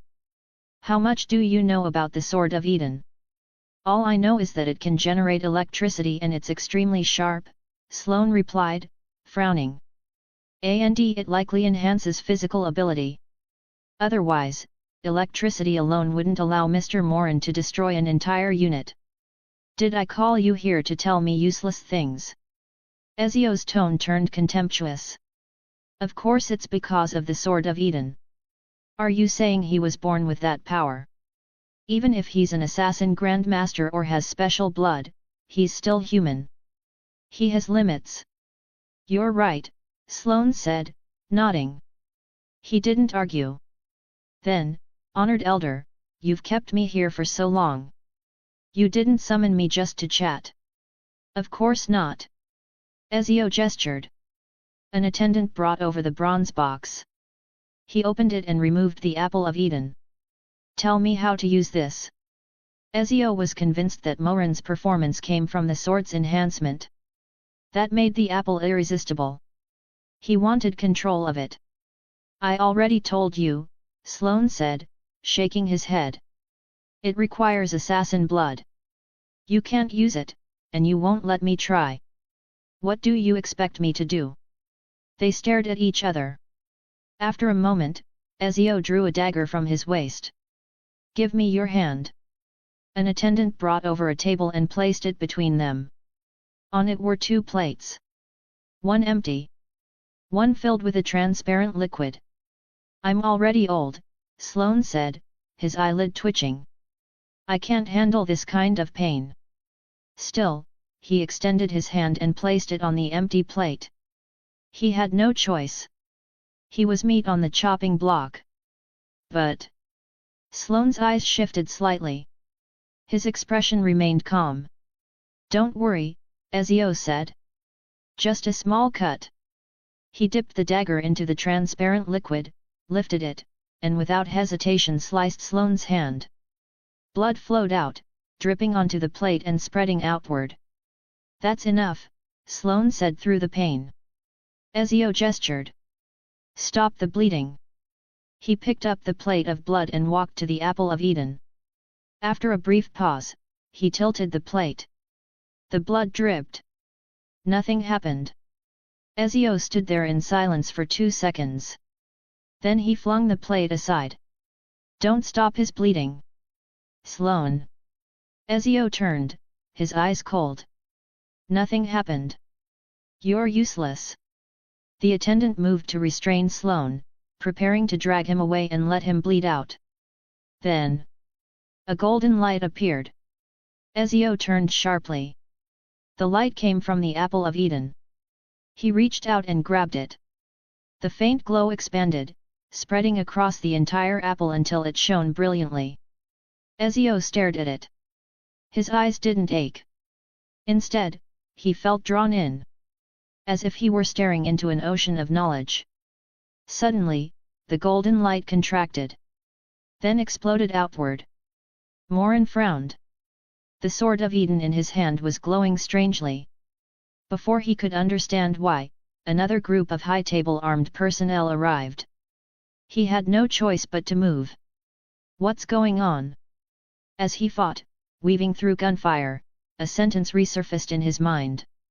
The words the system had shown him when he first obtained the Sword of Eden. Didn't expect it, did you? I'm back. Morin wondered if those words carried another meaning as bullets whistled past him. Deep underground, in an ancient temple unknown to the world. Darkness and deathly silence had ruled this place for ages.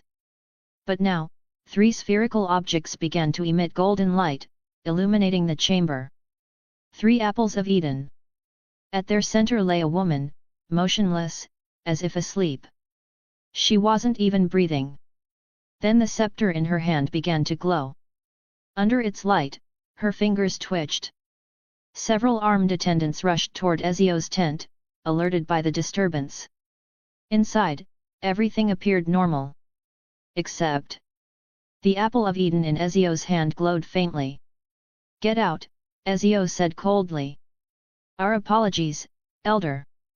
The attendants exchanged looks and withdrew. "Bandage him," Ezio ordered. Sloane wasn't surprised. He looked up. Golden light flashed in his eyes as he smiled. "Hello, Elder." "Hello." Golden light flashed in Ezio's eyes as well. His expression was unfocused, but his tone was respectful. "Mr. Sloane." The attendants showed no reaction. They continued working. At the same time, golden light flickered in their eyes. Sloane smiled. The ancient records hadn't been wrong. The golden apple required assassin blood. And once activated, it could control minds. At the same time, in the collapsed underground temple, the woman opened her eyes. She sat up. Golden light shone from her gaze, divine and cold. In her hand was a scepter. At its top, 2 serpents intertwined beneath a hawk with outstretched wings. "They're back." Her voice was quiet. "How is this possible?" Chapter 102, Chapter 58 When the Gods Returned. Find 50+ advanced chapters. And for more fan fiction. Hand pointing down. Hand pointing down. Support link, patreon.com/rioarariu right bracket. Far away, inside the Templar base in Brooklyn, New York, formerly the headquarters of the Fraternity of Assassins. "What's going on?" Wesley and Fox followed a Templar knight into a hidden chamber. "I don't know why, but the loom suddenly started moving," the knight said while leading the way. "And it's moving on its own. There's no power source." Wesley and Fox exchanged a glance and unconsciously picked up their pace. They both understood what this meant. By the time they reached the secret room, the loom had already gone still. On the table, a brand new piece of fabric lay quietly. "Let's decipher it together," Wesley and Fox said at the same time, looking at each other. They immediately leaned in, examining the neat binary code woven into the fabric through a magnifying glass, recording everything as they worked through the decryption. It was still a long string of English letters without spaces or punctuation. Nothing unfamiliar. Just time-consuming. Before long, the two of them finished deciphering it and wrote the content down on paper. "The convergence of destiny, the return of the gods, they have returned. This world is about to return to its proper course. The trajectory of fate has changed once again." Fox read it out loud, word by word. If I'm not mistaken." Wesley paused briefly. "In a situation like this, shouldn't we be calling Mr. Morin?" Fox looked at him. The look said everything. "Quick, call him." At the same time, in front of the Roman Continental Hotel, a bolt of lightning was tearing through the high table's armed forces. From a bird's eye view, wherever the lightning passed, bodies fell like harvested wheat. That lightning was Morin. He had become the Grim Reaper's scythe. When the last person fell, Morin exhaled lightly and put away the Sword of Eden, standing still. Because the Sword of Eden released ultra-high electrical currents, the blood had already been vaporized by the extreme heat and pressure before it could even splash outward. Aside from a faint, unpleasant smell, Morin's body was completely free of blood or grime. After this world, he thought, relaxing slightly. I really need to find somewhere to rest. The advanced night bloodline had been running at a high load for far too long. He let it ease off. That said, his vigilance never dropped. Even without the bloodline active, his baseline physical abilities were more than enough to respond to most threats. Morin had been thinking about taking a break for a long time. He wasn't someone who enjoyed killing. But with the recent spike in slaughter, he had started to notice something unsettling. A mindset. One that treated human life as cheap. A habit. Once killing became routine, it warped everything: personality, judgment, instinct. Morin didn't intend to let himself turn into that. So once this world was settled, he planned to check the next one first. If it looked easy, he'd go experience it and relax. If it didn't, he'd spend 10 experience points, return to the fast and furious world, and take a proper break. Just as he was about to leave, something caught the corner of his eye. A tiny point of light. In the sky. Morin stopped instantly, turned his head, and focused his vision. Holy shit! He recognized it immediately. Are they insane? Ding-a-ling. His phone rang. There was no time to think. Morin answered while launching himself forward at full speed. There was no saving this. He'd just have to run. The high table flipping the table wasn't unexpected. But this level of decisiveness was. The Roman Continental Hotel wasn't even fully his yet, and they were already launching a missile at it. What could he do? Nothing but leave. The missile would take more than 10 seconds to land. At Morin's peak speed, escaping the area was trivial. He reactivated the advanced night bloodline, entered stealth mode, and sprinted away from the Roman Continental Hotel as fast as possible. Thanks to magical protection, the call remained connected. One of stealth's small conveniences. Even his clothes, nothing special, were shielded from the violent airflow generated by his speed. Otherwise, running like this would have left him naked. That was not an acceptable outcome.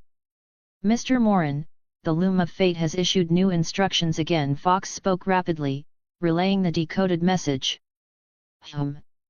Morin was about to respond when the line went dead. At the same moment, an intense flash of light erupted behind him. He glanced back. The missile had struck the Roman Continental Hotel with pinpoint accuracy.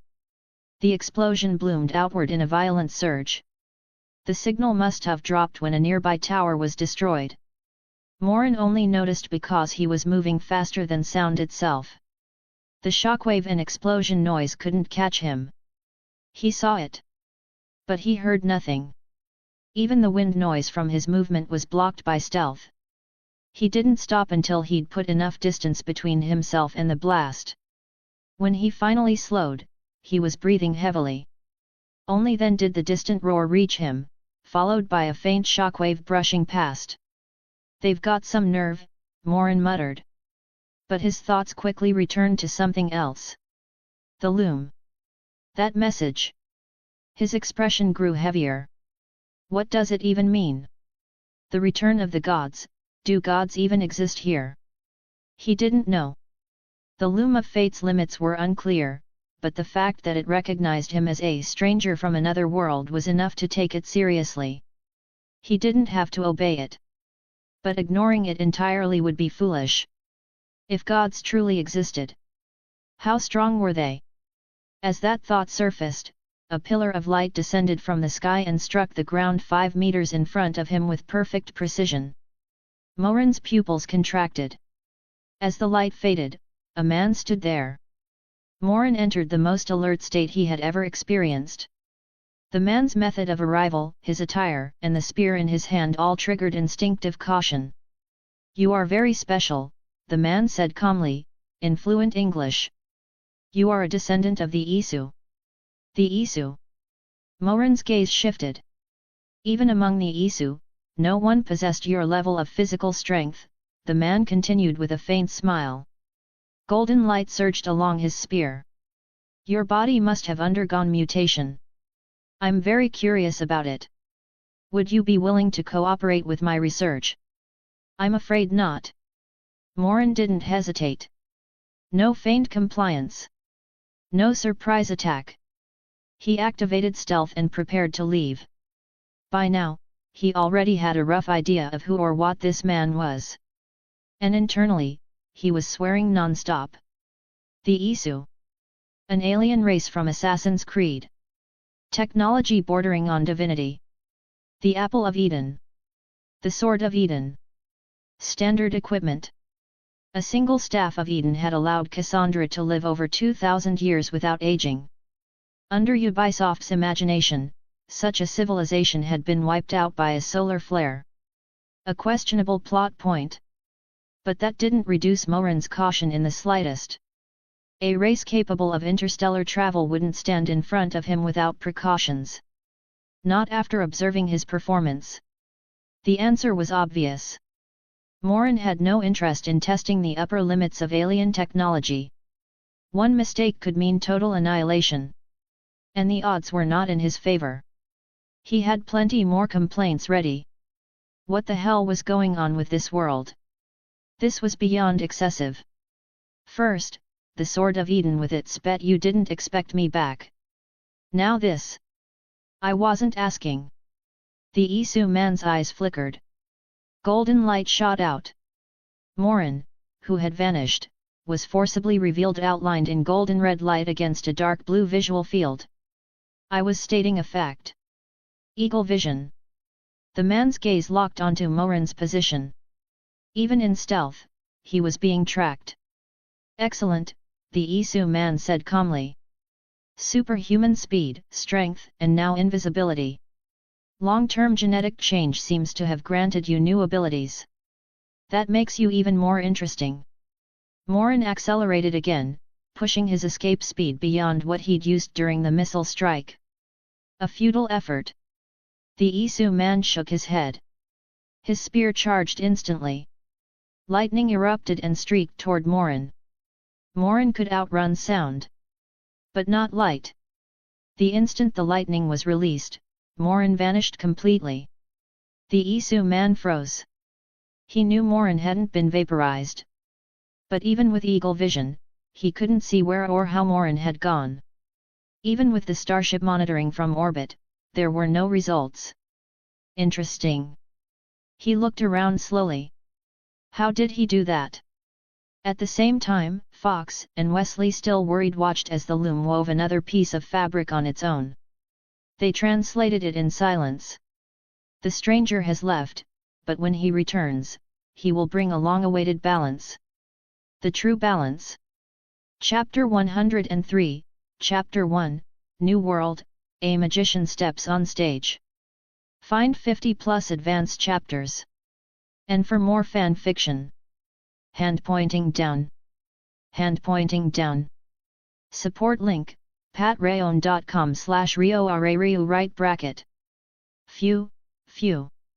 When Morin came back to his senses, he was once again surrounded by a star-filled sky. He had decisively used his traversal opportunity and left the assassin world.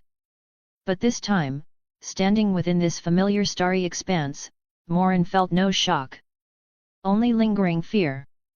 Since crossing worlds, he had never faced a crisis like that. There was nothing he could do.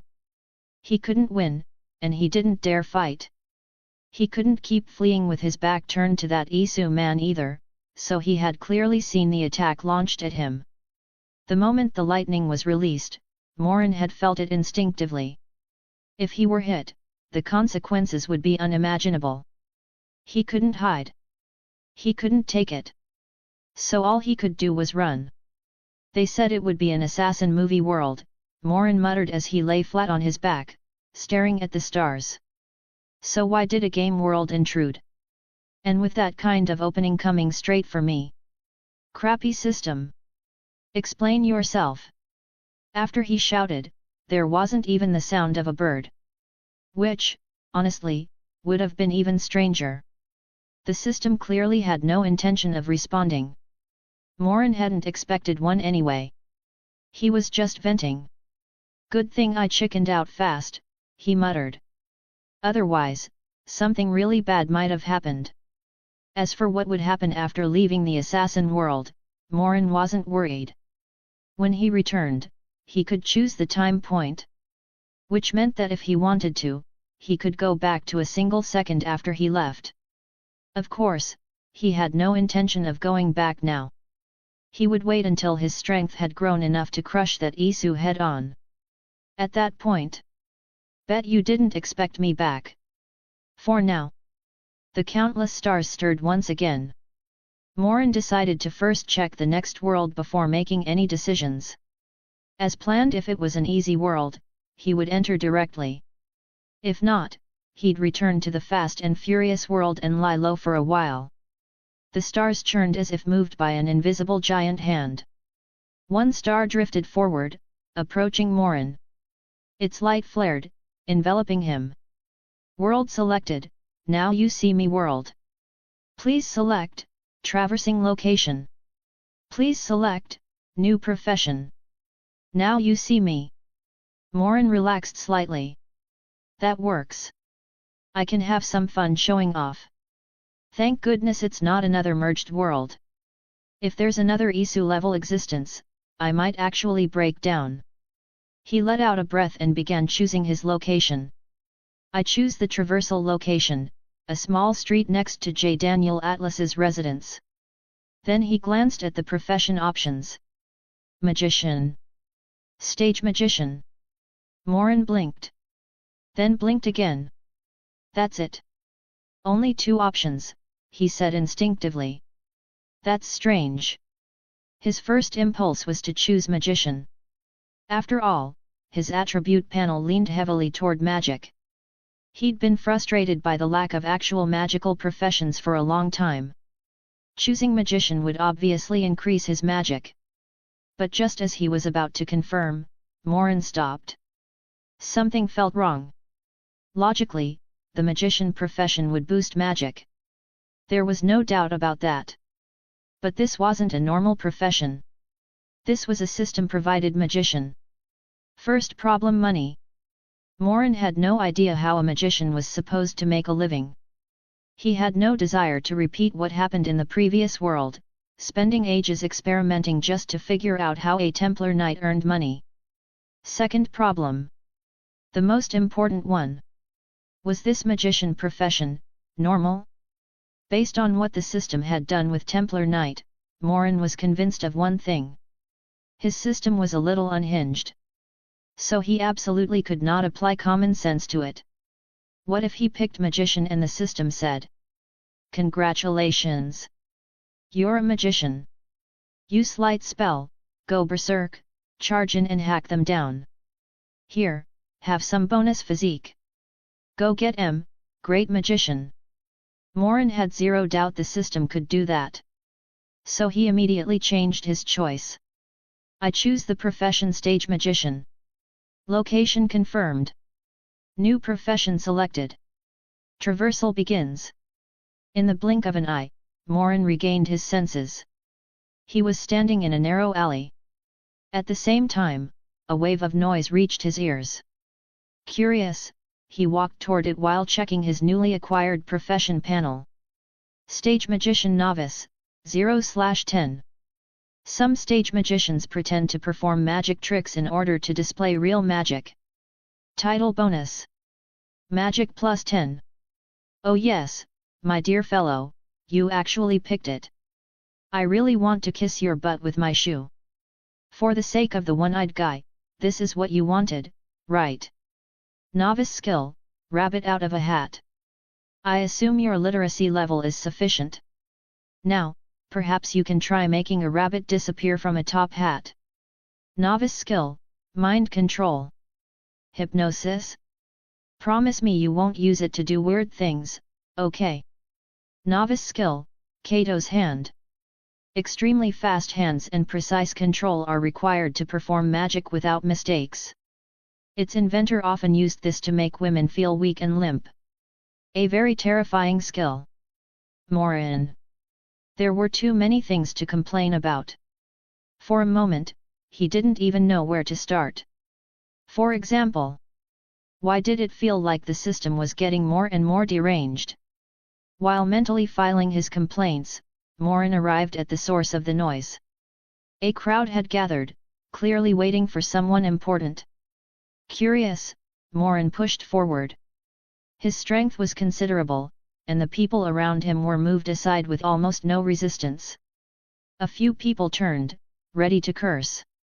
Then met his eyes. They shuddered instantly. Not only did they stop talking, they subtly moved away. Morin noticed, but didn't dwell on it. He already knew why. It had happened back in the assassin world too. Kill enough people, and something sticks. It sounded mystical, but it was real. Killing intent.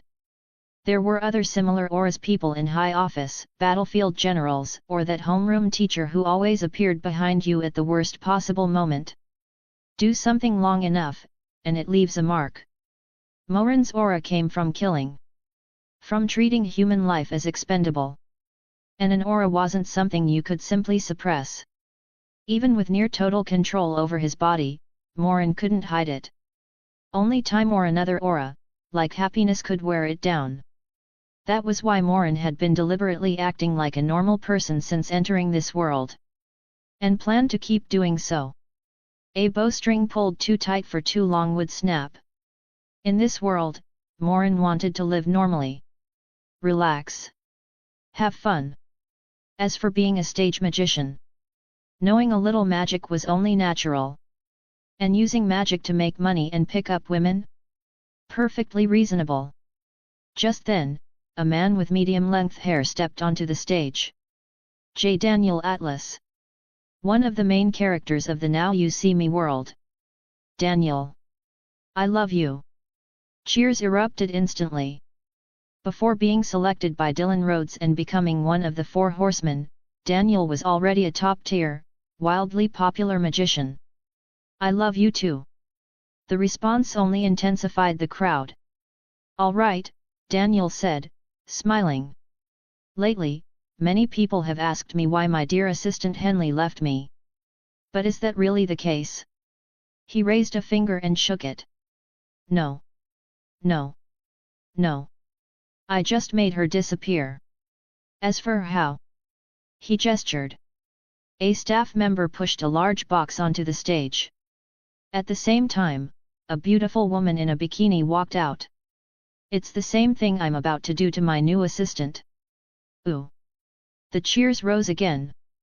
Now, Daniel said, rubbing his hands together, I'd like to invite some enthusiastic audience members up. Do you remember what I always tell you when you get closer? The less you see, the crowd shouted in unison. Exactly. So I invite you to come up and take a closer look. Daniel walked to the edge of the stage, scanning the crowd with practiced ease. You. And His gaze swept across the audience and paused on Morin, who stood in a small open space. You. Daniel's selection criteria were simple. Not plants. Not special auras. Just looks. Good-looking people were used to attention, less prone to stage fright, and undeniably better for the show. And given Daniel's personality, it was usually women. At most, one man. Me. Morin pointed at himself. That's right, Daniel said enthusiastically. You, handsome. Come on up. I'm the only handsome guy on stage. I'm drawing too much hate. Help me share the firepower. All right. Morin raised an eyebrow, didn't refuse, and stepped onto the stage alongside the three chosen beauties. Chapter 104, Chapter 2, Cheating in Plain Sight. Find 50+ advanced chapters. And for more fan fiction. Hand pointing down. Hand pointing down. Support link, patreon.com/RioRaRiu right bracket. Now, you can all inspect this box, Daniel gestured. You can get very close to look. Wait, sir? What is that you're taking out of your pocket? A magnifying glass, Morin replied, pulling one out of his suit pocket, his expression perfectly straight. For a closer look. Daniel. I said you could get closer, not take out a magnifying glass. Daniel screamed internally. And who even carries that around? On the surface, though, he maintained an awkward yet polite smile. I see. Please, sir, feel free. Facial expression management was a required course for every stage magician. And since a magnifying glass didn't actually interfere with the trick, Daniel wasn't panicking. But Morin clearly wasn't finished. He was already on stage. Not using the opportunity would be a waste. I think a magnifying glass alone won't really tell us much, Morin said into the microphone a staff member had handed him, addressing the audience. So I'm thinking of using some other tools. What do you all think? Yet. The audience immediately perked up. They had already been amused by the magnifying glass, and now their curiosity was fully engaged. Does anyone have any tools? Morin asked. Like a hammer? Or a wrench? Ha ha ha. The audience burst into laughter. Most people shook their heads. Who carried a hammer around? Looks like I can't borrow anything, Morin shrugged and looked at Daniel. Daniel raised an eyebrow. If you want, I can lend you a deck of cards. That won't be necessary, Morin said with a faint smile. Looks like I'll have to use my own tools. For example. He paused. A wrench. As he spoke, Morin turned sideways, facing the audience, and patted his suit pocket, clearly showing it was empty. Then he reached inside. Slowly. And pulled out a wrench that was at least twice as long as the depth of the pocket. Whoa! The audience erupted.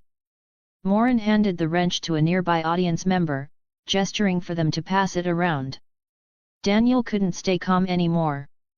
With a trick like that, anyone claiming Morin wasn't a fellow magician would be lying. And fellow magicians were rivals. Not long ago, his assistant Henley Reeves had left him. The reason he told himself was simple: she had learned enough. The real reason was simpler. She couldn't stand his playboy behavior and controlling personality. He cheated everywhere, but didn't tolerate being challenged. If she'd stayed, she'd have been the fool. So she left, planning to go solo. Right now, though, Daniel's attention was fully on Morin. This guy might be here to sabotage his show. Daniel stepped closer, set down his microphone, and spoke through clenched lips with a smile that barely moved. Sir. Colleague. Yes, Morin nodded. I only planned to watch. But you invited me up, so I should perform, right? Who invited you? Daniel cursed internally, while keeping his smile intact. What exactly are you planning to do? If Morin intended to ruin the show, Daniel would have security drag him off immediately, even if it meant stopping the performance. Just a performance, Morin said calmly. I won't take much time, and I won't expose your tricks. I'm a professional. Then he added, how about we cooperate? You can say you invited me. That way it won't be awkward, and both of us can continue smoothly. Daniel hesitated. Fine. He was unhappy. Very unhappy. But compared to the risk of his tricks being exposed, the excuse of a magician I specially invited was far more acceptable. Daniel liked control. He liked leading. But this time, Morin's plan was the least damaging option. In his mind, Morin was just trying to piggyback on his fame.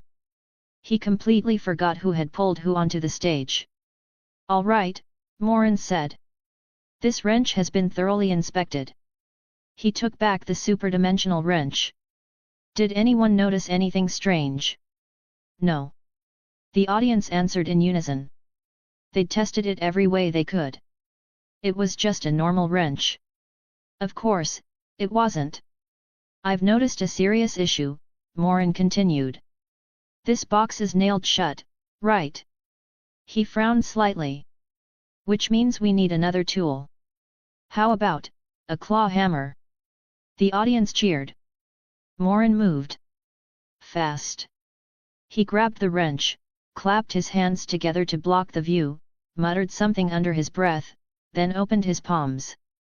The wrench was gone. In its place, a claw hammer. The audience froze. So did Daniel. Because even Daniel couldn't tell how Morin had done it. Before, when Morin pulled the wrench from his pocket, Daniel had at least had theories. A sleeve. A modified suit. This time? Nothing. He had no idea.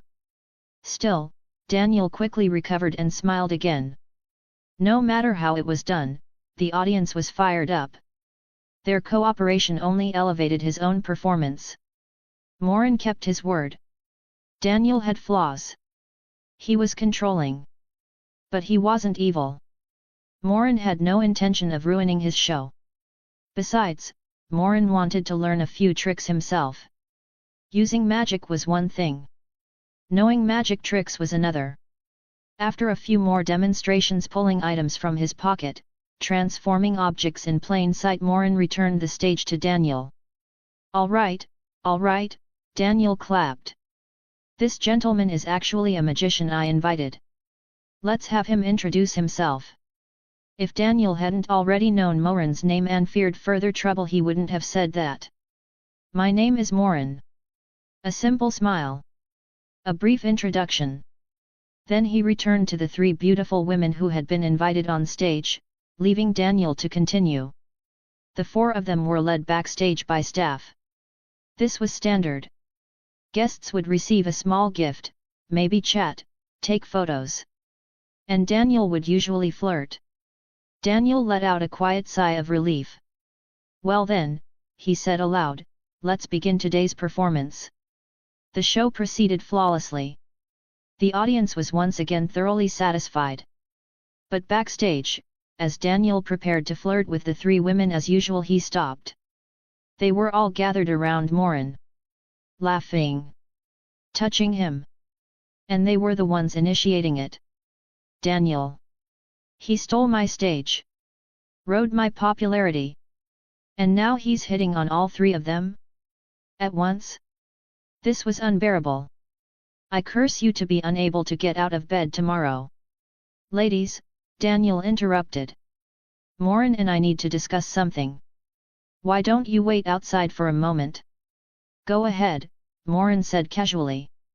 Phone number, the women asked.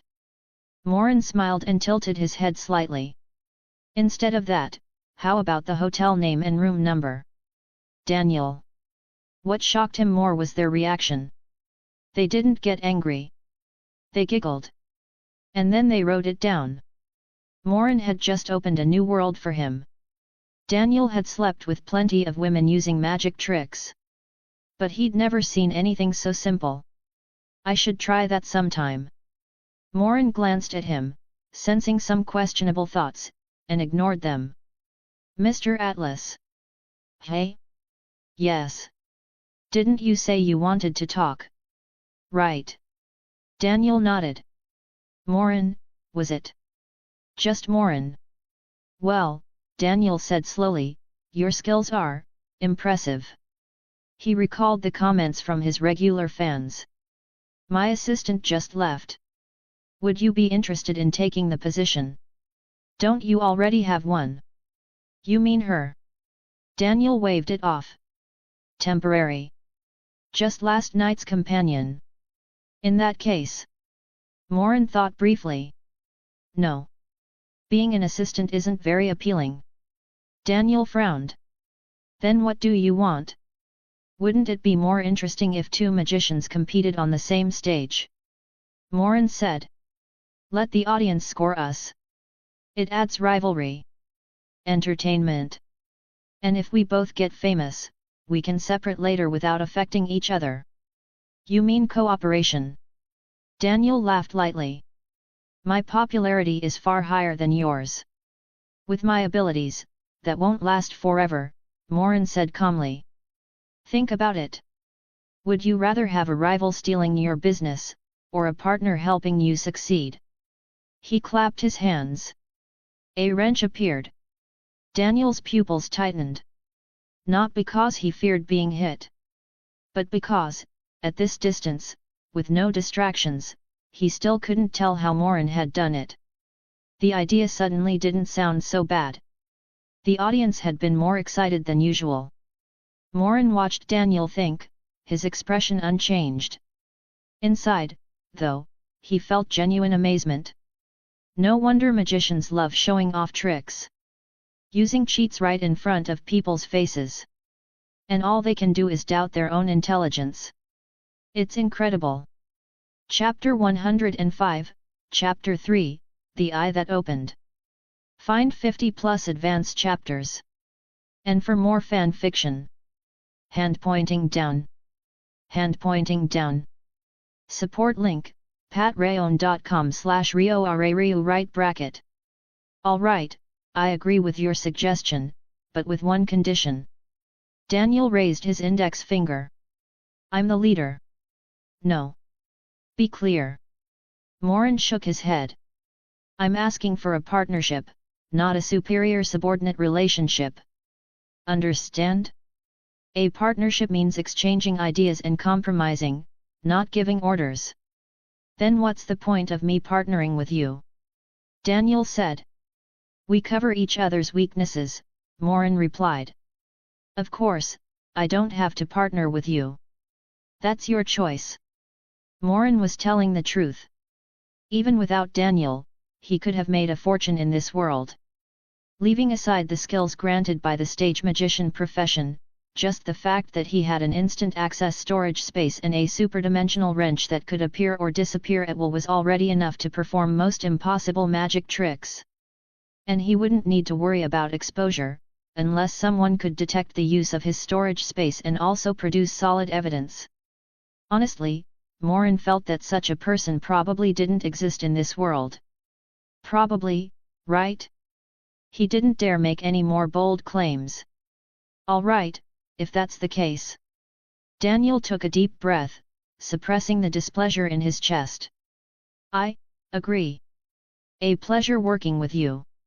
Morin raised an eyebrow, a little surprised. He'd expected Daniel to refuse. But in the next second, Morin understood Daniel's thinking and why he'd chosen this. Because Daniel rubbed his hands together like a green-headed fly and spoke up. Since we're partners now, why don't you perform that trick again? The one where the wrench appears. I'll give you some free pointers. Morin. So that's what he was after. A moment later, Morin, thoroughly satisfied, pulled up his pants, straightened his clothes, and left the backstage area. Daniel was left behind, hair a mess, eyes unfocused, muttering to himself. How is this possible? How is this possible? Morin didn't care whether Daniel could accept what he'd just seen. He hailed a cab and went straight to the nearest phone store. When you arrived in a new world, the first thing you did was buy a new phone and a SIM card. After that, Morin naturally went to the hotel room the three women had given him and engaged in a fun, light-hearted battle. After a night-long battle of 3 million words, Morin woke up with sharp eyes and a tense body. Only when he heard a few soft whimpers did he come back to his senses, his gaze softening. Feeling the warm, pliant bodies against him, Morin let out a breath and relaxed, enjoying the long-awaited calm and harmony. As expected, women are the best at warming a man's heart. He sighed, sitting up. He gently disentangled himself, went to shower, changed clothes, left a note, and departed without hesitation. In the end, they were just passers-by who had each gotten what they wanted. As for someone he'd be willing to stay for, at least for now, Morin hadn't found them. He didn't even have a specific image in mind. The only thing that never changed was his goal of going home. That alone was enough to keep him moving forward. Only by becoming strong enough could he find his way back. Soon, Morin arrived at the address Daniel had given him. An apartment. Daniel was there, but he was clearly not in good shape. I say. Morin knocked, then noticed the door wasn't even locked. He pushed it open and was hit by a sharp stench of alcohol. After turning off his sense of smell, he frowned. "Aren't you afraid of getting robbed? And what, are you an alcoholic now?" "I'm not. Just a whim." Daniel looked up with a strange smile. "Are you all right?" "Why wouldn't I be?" Morin was confused. "I mean," Daniel stood up, "that feeling. Like your whole body's been hollowed out. Do you think I'm you?" Morin shot back. "Just 3 of them? I'd be fine with 3 more." "No, that's not what I mean." "Well, that too, but it's not the main point." Daniel's expression was odd. "I'm talking about that special ability." "Special ability?" Morin narrowed his eyes. "For example?" Daniel glanced around, spotted a deck of cards, picked it up, checked it, and handed it over. "Choose a card." 4 of diamonds. Morin played along. He was curious where this was going. What did Daniel mean by a special ability? Had he noticed something? Figured something out on his own? Combined with that comment about feeling hollowed out, Morin suddenly had a guess. But guesses needed proof. If it was correct, then this world would really be interesting. And it would also mean that his earlier bold assumption might actually come true. 4 of diamonds, okay. Daniel sounded rushed. "This is a full deck. There's only one 4 of diamonds, right?" "Yes." Morin nodded.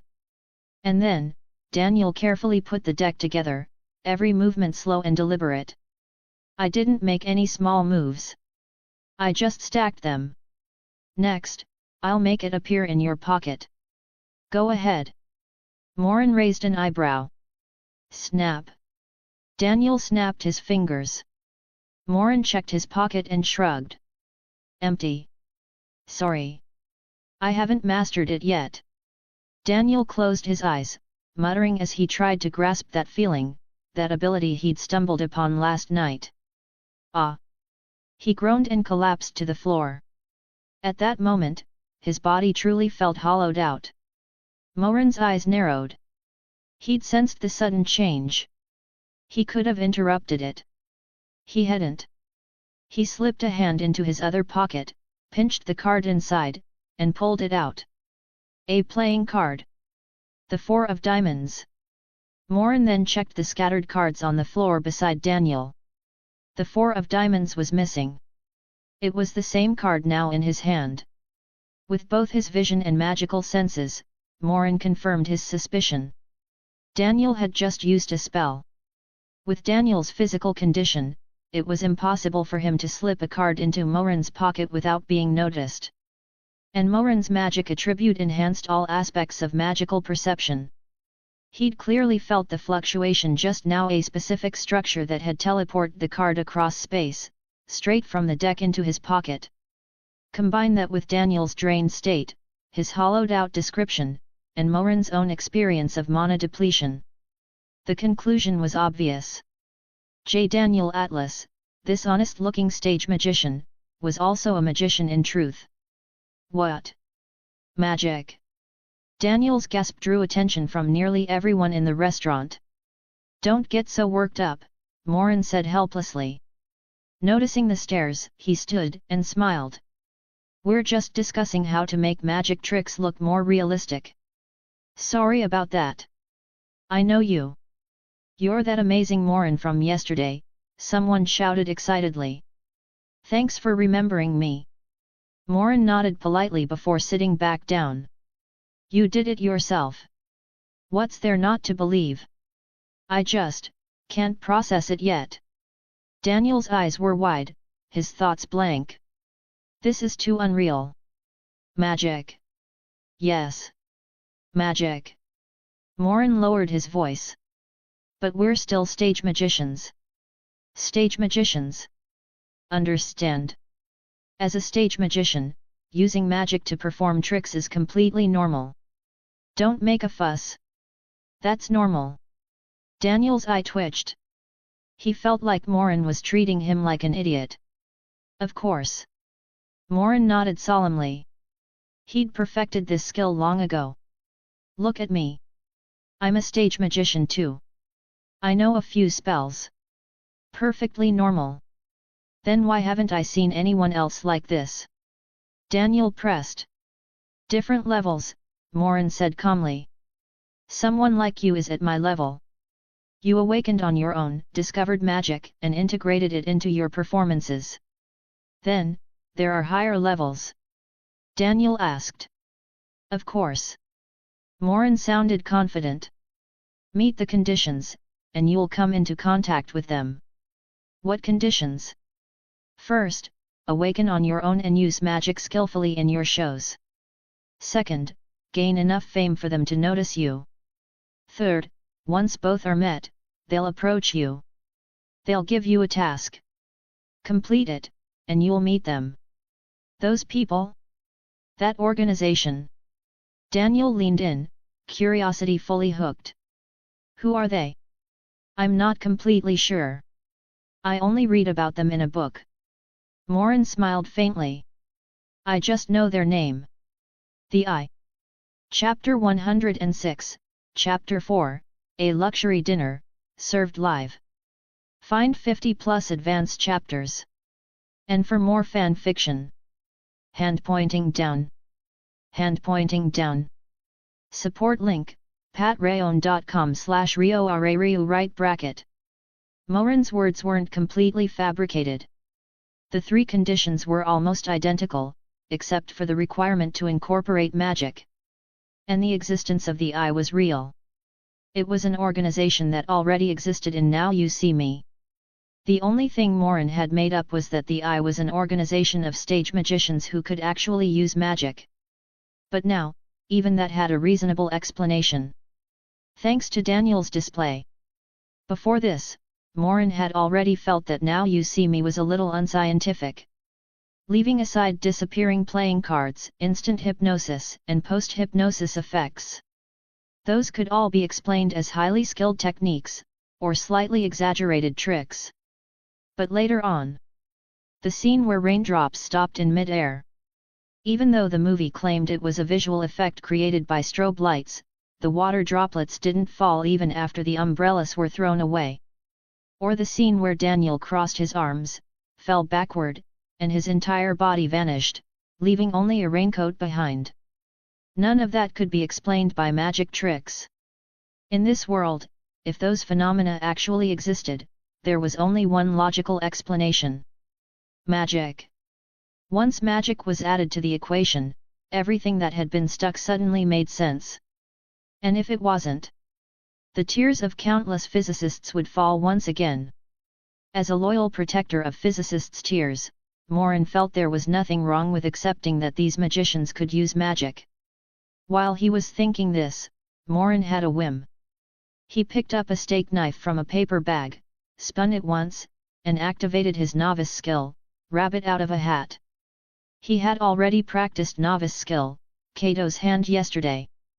Although it had taken up nearly 100,000 words worth of content, the effect had been very good. He had to admit it. The system's evaluation had never been wrong. As the skill activated, the steak knife vanished from Morin's hand. Only the paper bag remained. At the same time, the knife appeared in Daniel's. Right in front of him. The magic power attached to the knife was instantly consumed, and it began to free fall under gravity. Both Daniel's and Morin's gazes instinctively followed it downward. Thunk. The sharp tip embedded itself deep into the wooden stool. Morin. Did you have something you wanted to say? Daniel backed away, trembling, putting as much distance as possible between himself and the knife that had nearly ended his lifelong happiness. Please don't attack directly, okay? Would you believe me if I said it wasn't intentional? Morin's mouth twitched. He had originally planned to transfer the steak knife into Daniel's shirt pocket. What he hadn't expected was that this novice-level skill had serious limitations in precision and teleportation range. So the steak knife had coincidentally appeared almost right in front of Daniel's nose, then fallen straight down, nearly hitting Daniel's private parts. Do you think I'd believe that? Daniel carefully pulled the knife out of the stool and moved it far away, not daring to give it back. He was afraid Morin might have another accident. If the position had been just a little higher and a little further in, he'd be gone for good.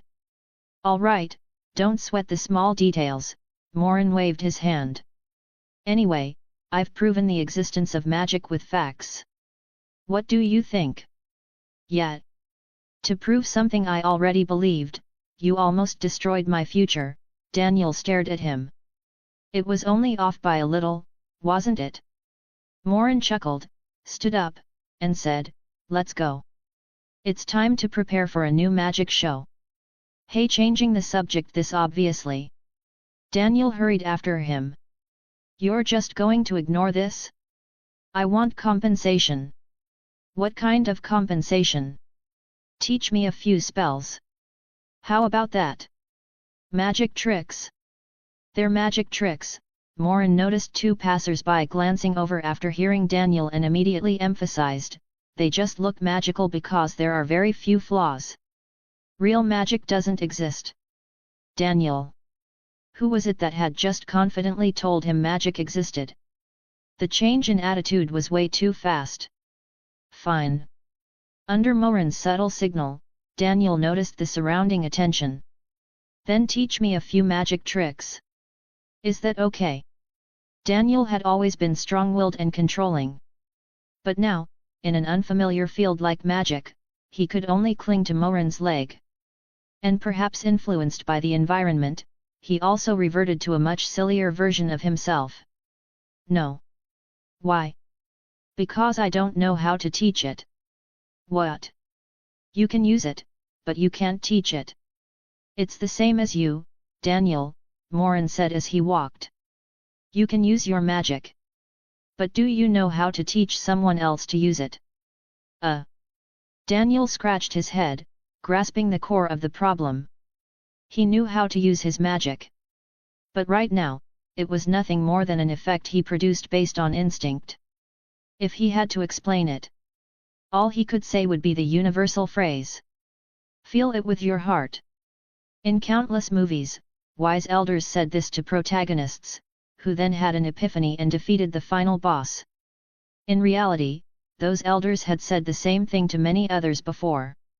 The results spoke for themselves. It wasn't that the protagonist was special and therefore had an epiphany. It was that only those who had epiphanies survived, defeated the boss, and became protagonists in the first place. As for the failures, history didn't remember them. Except for Jax. So you also just rely on instinct? Daniel asked. You don't really understand magic either. Yes, Morin nodded. Same as you. I awakened earlier, so after a long time practicing, my control improved. I don't usually make mistakes. I see. Daniel looked thoughtful. Then he suddenly realized something. Wait. You said you're very proficient. So you did that on purpose earlier? Oh Of course not. That was a new spell I just learned. I don't believe you. You're a bad person. Daniel originally wanted to use this as leverage to force Morin to teach him a few spells. But Morin, relying on his eloquence, successfully convinced him again. He made Daniel believe that he had simply felt something after seeing Daniel use magic, and had learned the spell on the spot. Because it was newly learned, his control wasn't stable yet. That was why the accident happened. That was why Daniel had nearly been emasculated. Half truth. Half lie. Naturally convincing. Of course, the biggest reason was that Morin was thick-skinned enough. In the end, Daniel only received one thing as compensation. A luxury dinner. What's that? A dining table. There's a covered dish on it. Why would they put a dining table up there? Is today's magic show about food? This is the first time Daniel's announced a collaboration before a show, right? Yet. I heard he specially invited a partner who performed a few days ago. He was really handsome. I heard today's performance has a new format. The audience buzzed with discussion. Then Morin and Daniel walked out together. Ladies and gentlemen, Morin's voice echoed through the venue via the microphones. Welcome to today's magic show. The theme of this performance is a luxury dinner. Cheers erupted. A few days ago, Morin said he wanted to treat me to a luxury dinner, Daniel said with a smile. I happily accepted. Then his expression went completely blank. But is this what he promised me? As he spoke, he pointed at the dining table between them. The table was enormous, covered with a floor-length white cloth, large enough to seat at least 10 people. Yet sitting on it was only a small dish, covered by a hemispherical opaque lid. The contrast was ridiculous. The audience burst out laughing. However, Daniel continued, putting on a puzzled look as he turned to the crowd. Morin confidently told me that today, I'd definitely get a feast. What do you think? How about? He paused, we open it and take a look. Under everyone's gaze, Daniel walked over and slowly lifted the lid. Then, on the plate were 2 French fries, crossed neatly together. Beside them was a small dollop of ketchup. Daniel.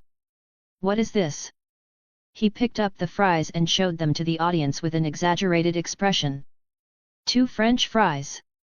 The audience was already laughing so hard they were bent over. And a bit of ketchup. Very good.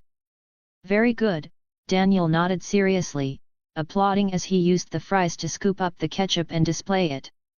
Did you all see that? Perfectly golden French fries, paired with fresh, red ketchup. My God! This is the most exquisite combination. This dinner. It's a world-class luxury dinner. He tossed the fries into his mouth, chewed twice, swallowed, then widened his eyes in exaggerated bliss. Incredible! This is the best luxury dinner I've ever had. The audience completely lost it. Daniel, who had always maintained a cool, high-class image, had fully abandoned it. Not only did he break character, he completely overturned it. Exaggerated expressions. A ridiculous contrast. A luxury dinner consisting of 2 French fries.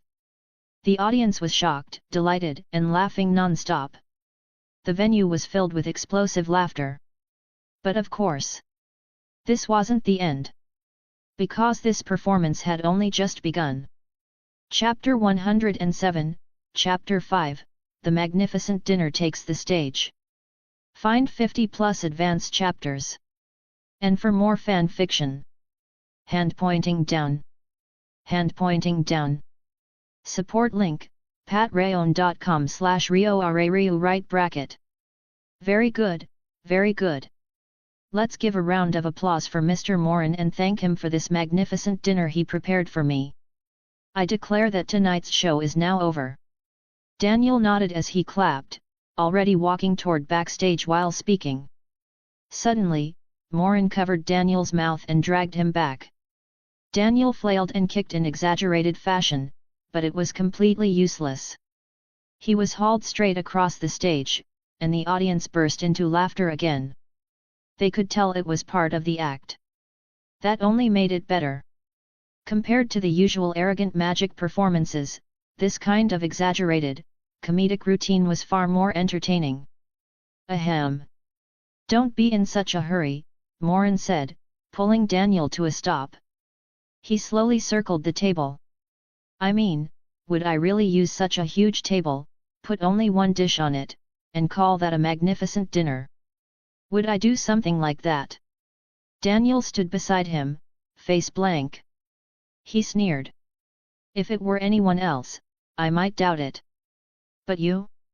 You're absolutely capable of that. The audience laughed again. Ahem, that was just an appetizer, Morin explained. Not the main course. What? Daniel froze. That wasn't the main course.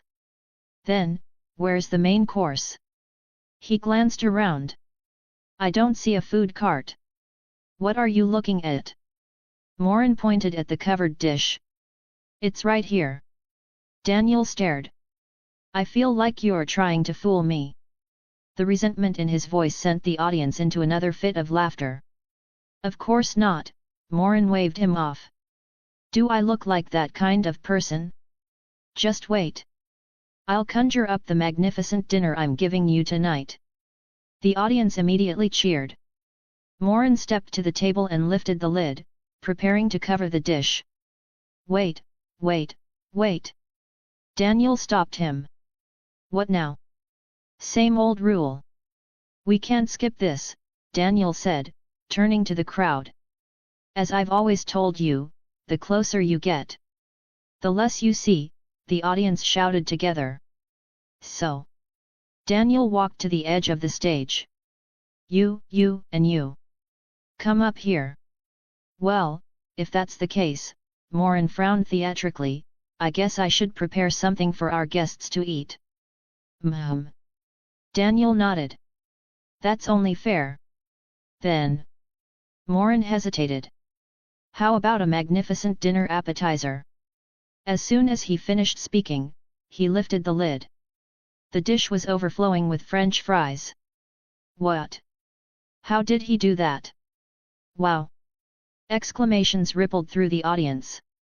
They were no strangers to magic, and they had been watching Morin closely. As far as they could tell, he had only placed the lid down. His hands never left the dish. Nothing disappeared. Yet when the lid came off, the empty plate was suddenly full of fries. They didn't realize this was only the beginning. After handing out the fries to the audience members on stage, Morin asked them to inspect the dish and the lid.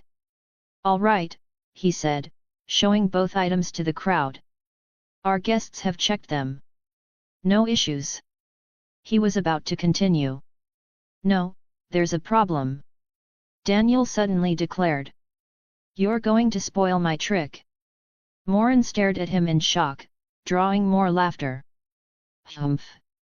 Of course, Daniel chuckled. Do I look like someone who'd let my conscience be bothered for a performance? He walked over, took the dish and lid, and set them back on the table. This is only one dish. Even if you can make food, how much can you make? That's not enough for me. The venue fell silent for 3 seconds. Then it exploded. They had thought Daniel was about to expose the trick. Instead, after such a righteous build-up, his complaint was simply that there weren't enough dishes. As they laughed, a thought surfaced. Could Morin really make a lot? Well. Morin frowned. I only prepared one dish today. That's easy, Daniel said. He picked up the dish and turned around. When he turned back, there were 2 dishes in his hands. Wow! Morin exclaimed on cue. The audience followed immediately. Daniel placed one down, turned again, and produced another. Then another. He repeated the motion until the entire table was packed tight with dishes. Morin's eyes widened. He stepped closer, reached out, and began unbuttoning Daniel's suit. I suspect there are dozens hidden in here, he muttered. Audience, give me a moment. Daniel struggled free and bolted. The audience burst into laughter yet again. All right, Morin said, shaking his head in mock resignation as he returned to the table. I'll stop asking where those came from. He looked up. What I'm more curious about is this: if I really fill all of these with food, can you even finish them? He poked Daniel's stomach. You don't look like a competitive eater. Hey, stop that. Daniel slapped his hand away. I can't finish them, but all these audience members supporting us can, right? Yes. I can eat. I want a magnificent dinner. Cheers erupted instantly. After such a long build-up, the atmosphere was at a fever pitch. All right, Morin said, pressing his hands down. Seems you're all foodies. Then again, who isn't? He picked up a dish and lid and showed them again. So, what do you want to eat? The crowd erupted into chaos, everyone shouting different dishes. Wait, Morin interrupted. Who said they want to eat me? I mean food. By the way, you remember to give me your number later. Laughter rolled through the hall. I've received your requests, Morin nodded seriously. First medium rare Wellington steak. He covered the dish. When he lifted the lid again, a Wellington steak sat inside. The cheers nearly tore the roof off. Morin continued. Each time the lid came off, a new dish appeared, rare, difficult, or simply irresistible, until the entire table was filled. This magic performance magnificent dinner is hereby. Morin spread his arms, basking in the applause. Wait! Daniel interrupted. You forgot something. What? The cutlery. From his shallow suit pocket, Daniel pulled out an absurdly long knife and fork. Then another. And another. Soon, every dish had a set. As staff members came out to distribute the food, Morin and Daniel exchanged a look and bowed together. This magic performance magnificent dinner is now over. The next day. Well? Morin asked, legs crossed, fingers smoothly shuffling a deck of cards. Nothing but praise, Daniel said, flipping through newspapers. Magic as if it were magic. A marvelous innovation. The perfect fusion of comedy and magic. I told you, Morin replied calmly. Combining traditional crosstalk with magic sharpens contrast, refreshes the experience, and lets humor mask the mechanics. And distracts them perfectly, Daniel said in awe. It's flawless. The only downside is higher difficulty, Morin said. But for us, mistakes are avoidable. He bent the deck slightly and flicked his fingers. The cards shot out one by one, then vanished midair. When the last was gone, Morin casually pulled the same deck from his pocket. How many times can you use that ability? Daniel asked, turning on the TV. I was nearly drained just moving the dishes and cutlery. I'm not sure, Morin said after a moment. I've never fully exhausted it. He glanced at the screen. Switch to the news. I bet we're on. Daniel did. They were. Forget it, Morin said, standing and stretching. This is just the beginning. A few more shows, and we move to the next plan. Where are you going? Daniel called. And what about the magnificent dinner you promised me? You've delayed it for days. Didn't I treat you yesterday? Morin replied without turning back. You just gave it all away. What? Daniel froze. He had thought Morin was joking. Chapter 108, Chapter 6, The First Endorsement. Find 50+ advanced chapters. And for more fan fiction. Hand pointing down. Hand pointing down. Support link, patreon.com/rioarariu right bracket. Morin's original idea had been simple. Combine Chinese crosstalk with magic, and the appeal would multiply exponentially. Now, reports from major newspapers and TV channels had fully proven him right. Crosstalk brought laughter. It distracted the audience, built rhythm, and pushed the atmosphere higher. Which made the magic feel even more shocking. The only drawback was the risk of mistakes. But even if something went wrong, crosstalk could cover it naturally. Jokes blurred the line between truth and illusion, leaving the audience confused in the best way possible. More importantly, Morin and Daniel weren't ordinary magicians. They could use real magic. By mixing sleight of hand with genuine magic, even professional magic debunkers couldn't tell where the tricks ended and reality began. As for why they didn't use magic for everything. First, Daniel couldn't handle it. If he relied on magic for every trick, he'd collapse halfway through a performance. Second, magic required cover. They couldn't completely abandon traditional techniques. Not only would that betray their identity as magicians, it could also attract attention from authorities. Morin wasn't afraid of trouble. He just preferred to avoid it. Of course, there was one final, crucial objective. Money. If they continued building fame with this new style of magic, Morin had a far more efficient and profitable plan. Endorsements. Could magicians make money from endorsements? Yes. But did brands usually approach magicians? Almost never. It was hard enough for a magician to become famous. More importantly, most products couldn't be integrated into magic performances at all. Very few magic tricks relied purely on skill. Most depended on custom props, hidden mechanisms, special structures, or optical illusions. So how was a magician supposed to endorse a product? Just print a logo on a prop? That defeated the purpose. Endorsements were meant to showcase a product's function, spark interest, and drive sales. But magic props were almost always custom-made. Brands couldn't mass-produce products just to suit a trick. Unless the magician had reached a global, phenomenon level of fame where every word they said was echoed by millions. At that point, they were just a celebrity. So why not hire a celebrity instead? That was why magicians rarely pursued endorsements.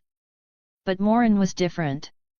With the new form of magic he had created and the fact that he could use real magic, integrating products into performances was easy. Take the magnificent dinner trick. Replace the cutlery or food with branded products. Was that difficult? Not at all. Morin left his hotel and took a taxi to an address he had researched earlier. Endorsements had to start small. To attract major brands, he first needed to prove the model worked. So he chose a local company. He investigated its credit, product quality, and current situation. Then he went straight there. Seagull Shoes Company. Bim Parson, CEO of Seagull Shoes, sat in his office with furrowed brows. From a small shoe factory to its current scale, this company was his life's work. But now, it was in trouble. Not long ago, Bim had decided to expand. He wanted to broaden the company's reach. What he didn't expect was joint resistance from competing shoe companies. When he tried to secure loans for advertising space, he was blocked. Every effective advertising slot had been snapped up. Seagull was left with useless leftovers. Advertising meant exposure. In an era ruled by traffic, no exposure meant no traffic. People like to say good wine needs no bush, but you still needed a road for the scent to travel. Some products could achieve that naturally. Seagull's shoes weren't among them. Compared to local competitors, their products weren't worse. But they weren't better either. Now, with all premium advertising channels taken, what was he supposed to do? Bim grabbed a few newspapers, schemed them, then tossed them aside. Either the ads were worthless, or they were too expensive. He was in a terrible mood. "Sir." The assistant knocked timidly. "Someone's here to see you. He says, he wants to talk about an advertising endorsement." "Advertising endorsement?" Bim's eyes lit up. "Bring him in." Morin stepped inside. "Morin." He extended his hand. "Bim Parson." Bim shook it firmly, then asked eagerly, "What did you mean by advertising spots?" "I read about Seagull's situation in financial papers," Morin said calmly. "I have a high-traffic advertising spot." "A high-traffic spot?" Bim restrained his excitement. "Go on." "And Mr. Morin, have we met before?" "Probably," Morin said, picking up a newspaper and flipping straight to the relevant page. "I'm guessing you schemed this and moved on." "It's you." Bim stared at the front page photo of Morin and Daniel. The realization hit. No wonder he looked familiar. He'd been on the front page of every major paper that day.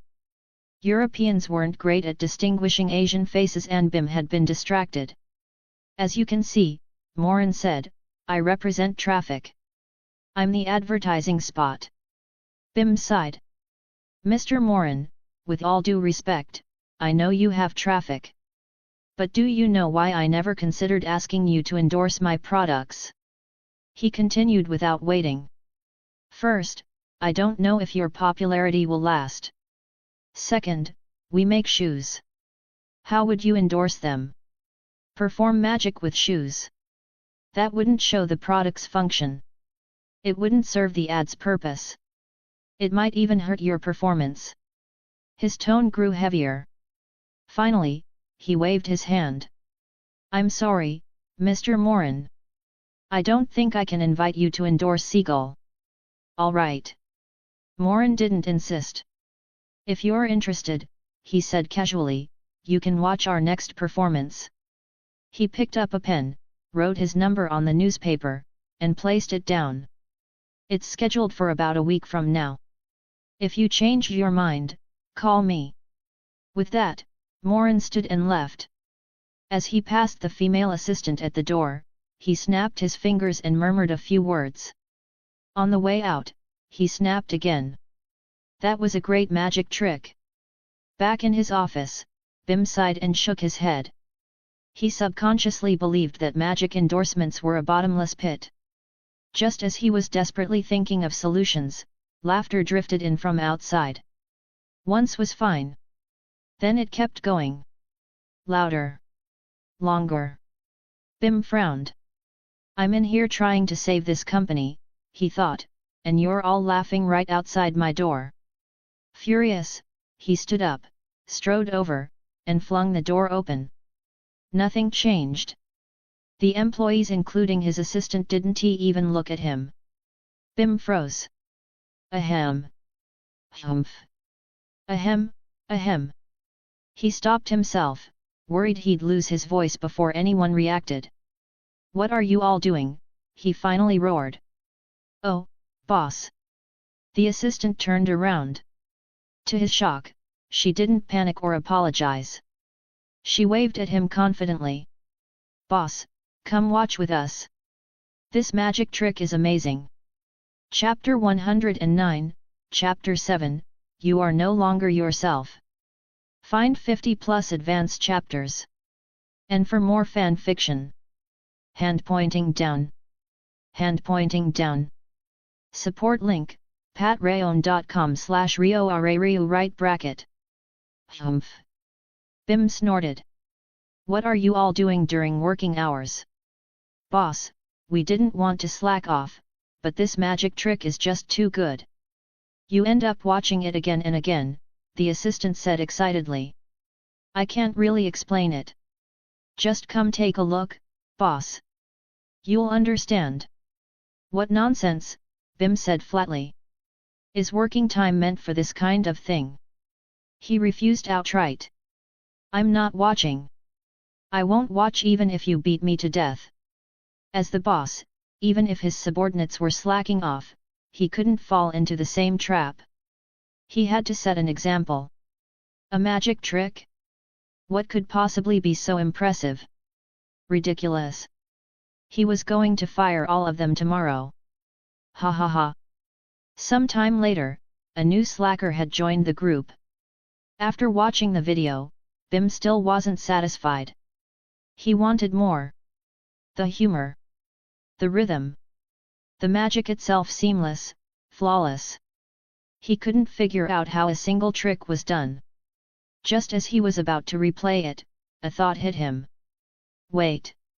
What had he said earlier? And what exactly was he doing now? Bim froze. A moment later, he snapped back to his senses, didn't bother chasing anyone away, and quietly returned to his office. Inside his office, Bim felt a little ashamed. He pulled out his phone, searched for the video, and hit play. This time, he laughed so hard he couldn't straighten his back. His entire body relaxed. Was taking a short break really slacking off? Was it? Even so, he forced himself to clean up the newspapers scattered across his desk, planning to reread them carefully and see if he'd missed anything. Then he saw the front page. He froze. Wasn't this the magic performance from the video?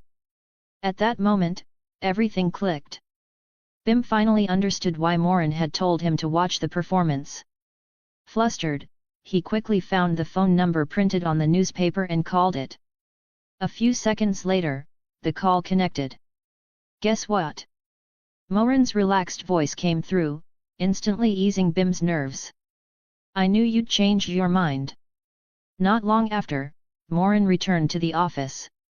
Compared to their earlier, equal conversation, the current situation looked more like Bim trying to cling to Morin's leg.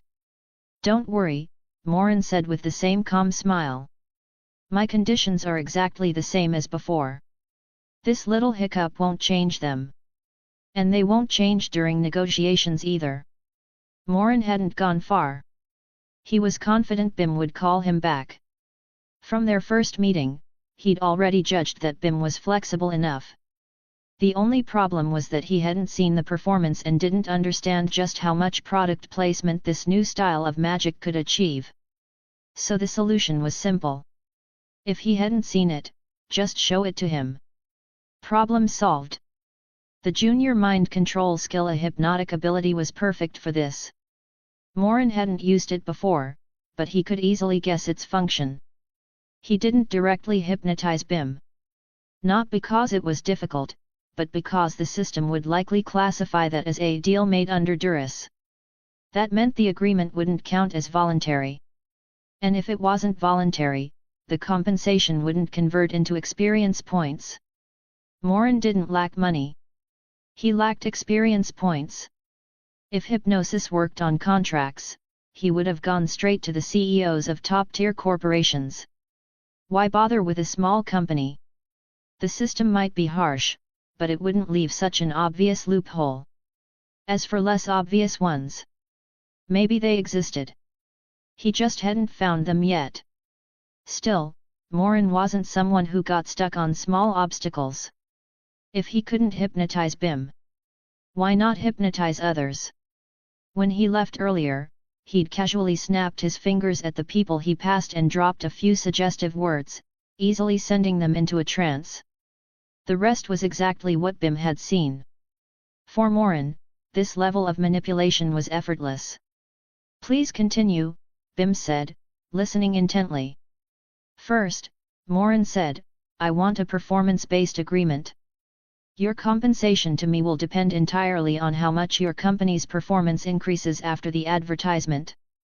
If there's no increase, I take nothing. If there is, the higher it goes, the more I charge. Second, I retain the right to unilaterally terminate the endorsement without paying compensation.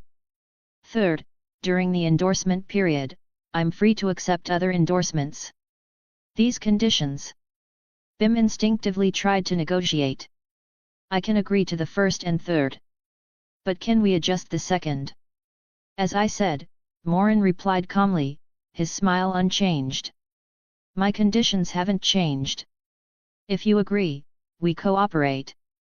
If not, then we don't. In the end, a deal was reached. Bim wasn't willing to give up such an obvious opportunity. Other than the second condition, which made him uneasy, everything else was acceptable. When Morin left, he also lifted the hypnosis on everyone involved.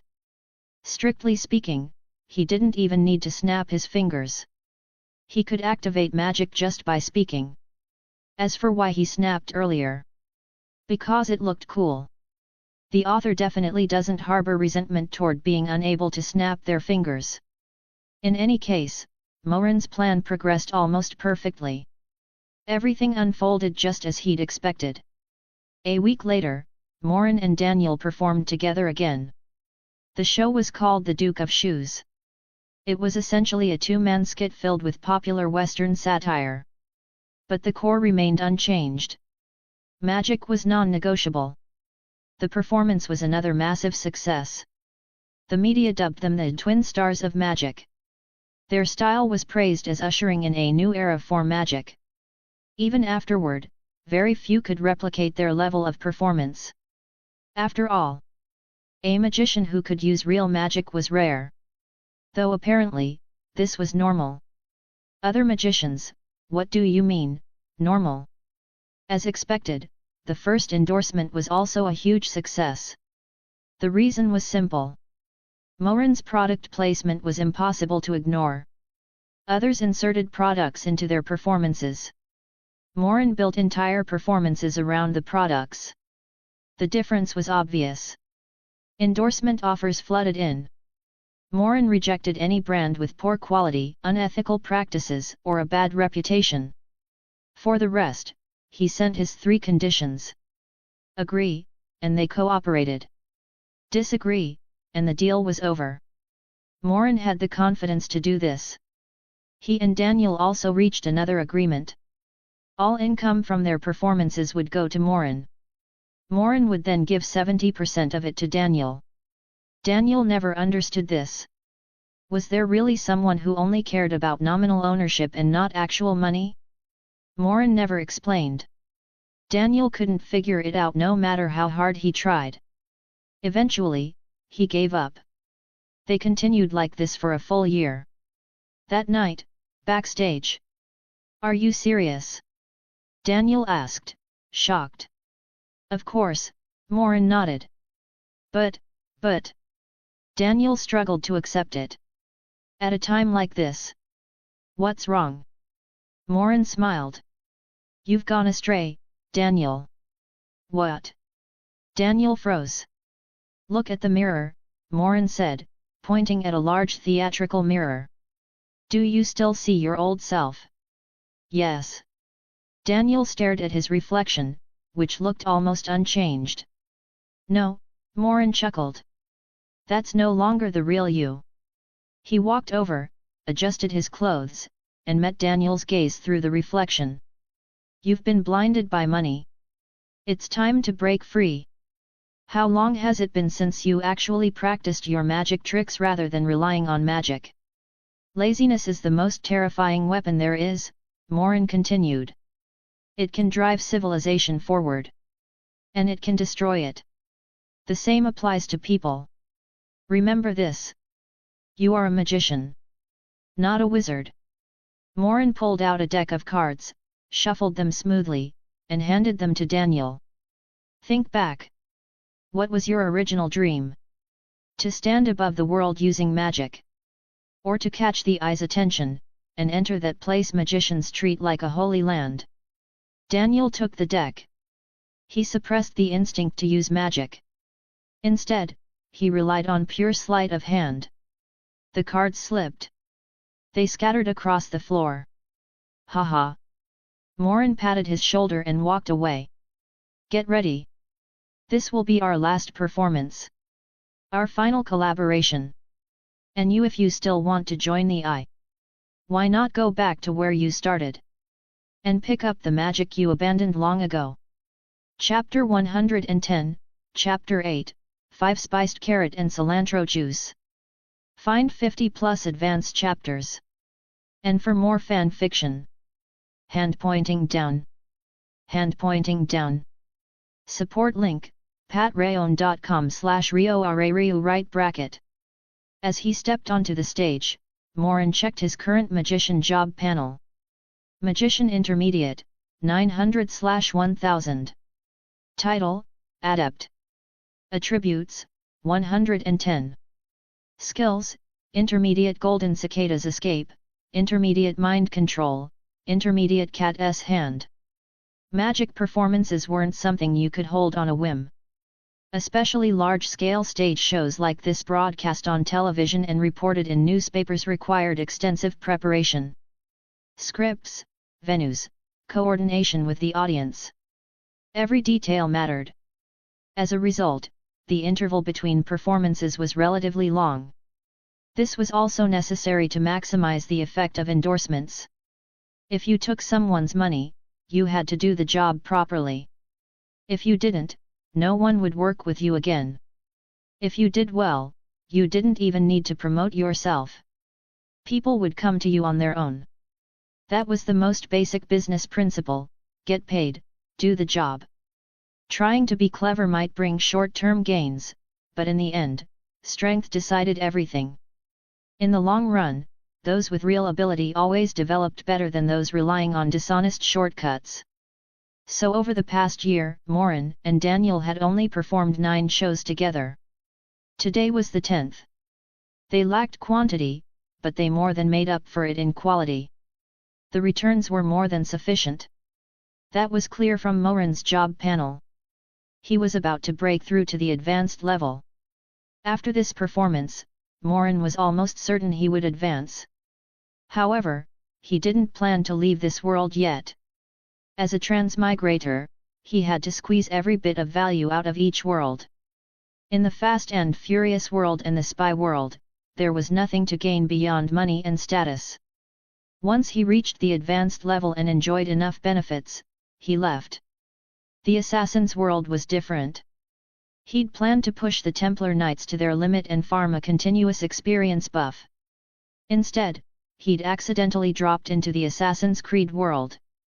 Morin was still furious about that. He'd sealed that memory away. When he was strong enough, he'd bring a starship fleet back and blow those pretentious Isu to pieces. That was for later. For now, his attention was on the current world. The world of Now You See Me. If it were purely comedic and relaxed, that would be fine. He could have treated it as a vacation world, eating, drinking, fooling around to wash away the psychological residue of excessive killing. Then he'd leave once he advanced.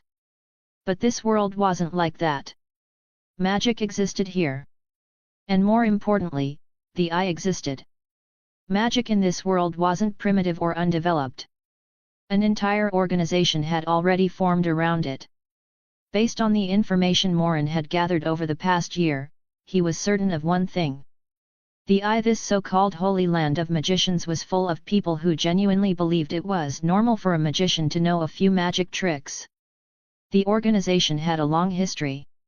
If someone claimed there were no systematic teachings, no mentors, no spellbooks, did they think Morin would believe that? Whether they admitted it or not didn't matter. Morin decided they had them. So his plan was simple. After this performance, he would end his partnership with Daniel. He would enlighten Daniel, who had been blinded by money, and give him a chance to return to his original path. As for Morin himself, he would seek out the Eye and see if they were harvestable. He had no intention of contacting Dylan Rhodes. Dylan Rhodes, played by Mark Ruffalo, the actor who portrayed the Hulk, was an FBI agent in this world and the son of magician Lionel Shrike. In Now You See Me 1, Dylan was the mastermind behind everything. As a supposed member of the Eye, he tested Daniel and the Four Horsemen. He tasked them with scamming Arthur Tressler, the insurance company CEO, and returning the stolen money to the rightful policy holders. He also intended to send the magic debunker Thaddeus Bradley to prison. But within that scheme was a larger one. The truth was that Dylan wasn't a real member of the Eye. He was a fake.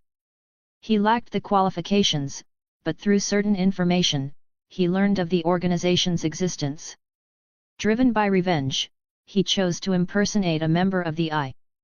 Using the guise of a test, he manipulated Daniel and the Four Horsemen into carrying out his revenge for his father's death. Lionel Shrike died during a performance locked in a safe and dropped into a river, failing to escape. In Dylan's eyes, Thaddeus Bradley bore much of the responsibility. Lionel had a new trick, and Thaddeus would debunk it. Cornered, Lionel attempted a trick he hadn't fully mastered. And died. Of course, there was more to it. For magicians, exposing a trick was unforgivable. But what Dylan never knew was that Thaddeus Bradley was actually a member of the Eye and Lionel's partner. Their routine of I perform, you debunk was simply a unique way to make money together. Out of guilt, Thaddeus never told Dylan the truth. He allowed Dylan to send him to prison without resistance. He even vouched for Dylan, leading the Eye to tolerate Dylan's impersonation and arrange further tests. Those events would eventually lead into the second movie. As for Dylan being a fake member of the Eye, Morin wasn't speculating. In Now You See Me 2, it was clear that if Dylan were a real member, he wouldn't be unfamiliar with Thaddeus, the old lady, or Joe, who were all genuine members. That alone was proof enough. Soon, Morin stepped fully onto the stage, greeted by thunderous applause. "Ladies and gentlemen, it's an honor to be here with you tonight." The performance went smoothly. The only minor incident occurred during the farewell segment, when the audience erupted into chaos. Morin hadn't announced the news beforehand. Not even Daniel knew until just before they went on stage. The end result was that Morin's body clothes, face, even his pants was covered in lipstick marks. The scene was too chaotic. He didn't know who kissed him. And since they were all fans, it didn't feel right to get rough. Morin understood their excitement. He let them do as they pleased, doing his best to protect his clothes. As for the rest, a few kisses weren't going to hurt him. Of course, he firmly rejected the male creatures mixed in. Though he had the looks and physique to attract both men and women, his values were extremely firm. A few days later. So. Thaddeus Bradley looked at Morin, puzzled. Mr. Morin, was there something you wanted to discuss with me? Of course. Morin glanced around the room before returning his gaze to Thaddeus. He wasn't in a rush. Aren't you going to offer me something to drink? There was something interesting about this. Aside from Jesse Eisenberg, who played Lex Luthor, and Mark Ruffalo, Thaddeus Bradley was another familiar face Morin had seen in a previous world. In Wanted, he'd played Sloane, the leader of the Assassin Brotherhood. Morin hadn't interacted directly with Sloane back then, so he didn't feel much. It was just a bit jarring to see the same face wearing different identities across worlds. Of course. What would you like? Thaddeus smiled calmly. He knew who Morin was. Over the past year, Morin and Daniel had become widely known. As a member of the Eye, Thaddeus could clearly see the magical elements embedded in Morin's performances. But joining the Eye wasn't that simple. Being able to use magic was a necessary condition, not a sufficient one. The Eye also valued character. From the beginning, the organization had been formed by people who used magic to steal from slave owners and feed slaves. So despite knowing that Morin and Daniel were real magicians, the Eye had no intention of recruiting them. They'd also noticed Morin's attempts to gather information. They didn't intervene. As long as he didn't abuse magic or deceive people maliciously, it was his freedom. In that regard, the Eye was very relaxed. But now Morin had come directly to him. That made Thaddeus curious. Morin thought for a moment, then his eyes lit up. A glass of freshly squeezed 5-spiced carrot and cilantro juice. Thaddeus froze. 3 invisible question marks floated above his head. Even if he could somehow make it, first of all. Wasn't that request just a bit too abnormal? What was the difference between that and hot pot flavored toothpaste or cumin coffee? Thaddeus was completely dumbfounded. After a moment, he cleared his throat. Mr. Morin, your taste is unique. I don't have that here. How about something else? You don't even have such a common drink. Morin said, nodding in disappointment. Thaddeus smiled stiffly. 2 seconds of silence passed. Wait, what do you mean common? Thaddeus nearly flipped the table. He took a deep breath. Then another. And another. So many that his head went slightly dizzy. Only then did he regain composure. Sir, how about a glass of wine? You really only have wine? Morin asked. Can't you just make some cilantro and carrots appear? I can provide the 5-spice myself. As he spoke, his hand swept across the table. A pile of 5-spice powder appeared instantly. Thaddeus stared. So we're really sticking with this 5-spiced carrot and cilantro juice? And why do you carry 5-spice powder on you? His long-suppressed urge to rant reignited. Mr. Morin. Thaddeus's expression began to crack. All right, all right. Morin waved his hand, making the 5-spice vanish. He leaned back on the sofa, relaxed. I won't make things difficult for you, Mr. Bradley. I think you already know why I'm here. What? Thaddeus discreetly wiped a trace of edible dye from his palm. He'd planned to show off, but Morin had anticipated it and shut him down. Let's stop circling, Morin said, cutting him off cleanly. I know you're a member of the I. The I. Thaddeus remained calm. I don't know what you're talking about. Are you referring to that organization that doesn't exist? So you do know what I mean, Morin shot back. That's not important. Thaddeus paused. I don't know what you're talking about. I'm not here to join the I, Morin said flatly. You can't join anyway, Thaddeus finally snapped back. See? You slipped again. Morin spread his hands. Being invincible was lonely. But it's true. I know you're a member, and I'm not here to join. He leaned forward slightly. I want to learn the Eye's magic. Chapter 111, Chapter 9, Freewriting is shameless and absolutely forbidden. Find 50+ advanced chapters. And for more fan fiction. Hand pointing down. Hand pointing down. Support link, patreon.com/rioarariu right bracket. Thaddeus let out a breath. As long as you don't want to join, wait, that's not right. He didn't want to join the Eye, but he wanted to learn the Eye's magic? Didn't that mean he wanted to avoid the responsibilities of membership while enjoying all the benefits? Did such a good deal really exist? If it did, could someone introduce him to a few more places like that? His entire family would be very interested. After fully understanding what Morin was suggesting, Thaddeus refused without hesitation. No. Freewriting is shameless. Freewriting must be forbidden. Morin raised both hands in surrender. All right, then I'll just join. How about that? That's more like it, Thaddeus nodded. Wait, what did I just say? A few seconds later, Thaddeus finally snapped back to his senses, wishing he could rewind time and strangle himself from 5 seconds ago. Did you use a confusion spell? Or some kind of mind control magic? Thaddeus stared at Morin seriously. The Eye would never allow. Wait. What's that in your hand? A camcorder, Morin said casually, fiddling with the device he'd taken out of his pocket. It can also record audio. But video is more convincing. See? You look great on camera. Thaddeus froze. Sir. Thaddeus's assistant, Katrina, quickly walked over. You need to calm down. As a third party, she was much clearer-headed. At this point, it was obvious to her that Thaddeus had completely fallen into Morin's rhythm and had already leaked a great deal of crucial information, including the existence of the Eye, and the fact that magic training existed within it. As his assistant, it was her responsibility to remind him and help him regain control before even more damage was done.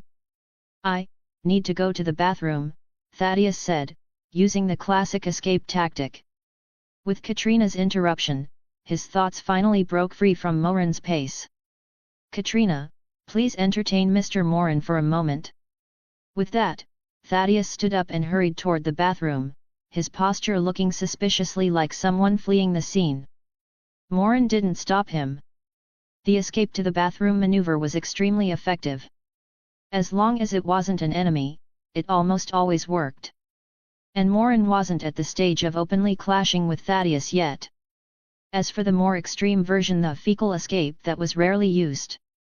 The damage to one's dignity was simply too great. With the main character gone, Morin had nothing to do. So his gaze naturally landed on Thaddeus's assistant, Katrina. Her headlights were dazzling. Her face wasn't bad either. A solid 8. So. Morin smiled. Ms. Katrina, how about we chat for a bit? Phew. Inside the bathroom, Thaddeus splashed cold water onto his face and didn't immediately leave. He took in the fragrant no. The rich aroma no, that wasn't right either. In any case, he stood there and forced himself to calm down. Calm down. Calm down. Once he had settled his emotions, Thaddeus finally realized just how much information Morin had extracted from him in only a few sentences. The existence of the Eye. His own identity as a member. The fact that the Eye possessed magic. All of it. All of it had come out of his mouth. Thaddeus was furious. As a proper magician and a member of the Eye, he naturally knew a few magic tricks. He had also undergone systematic training and possessed extensive knowledge about magic. Which was exactly why he was so annoyed. In his observation, Morin hadn't used a single magic trick. Not one. That meant all of this information had been pried out through words alone. Through pure conversational manipulation. Damn it! Thaddeus shook his head, washed his face again, took a deep breath, and began thinking of a countermeasure. He was an older man, with experience to match.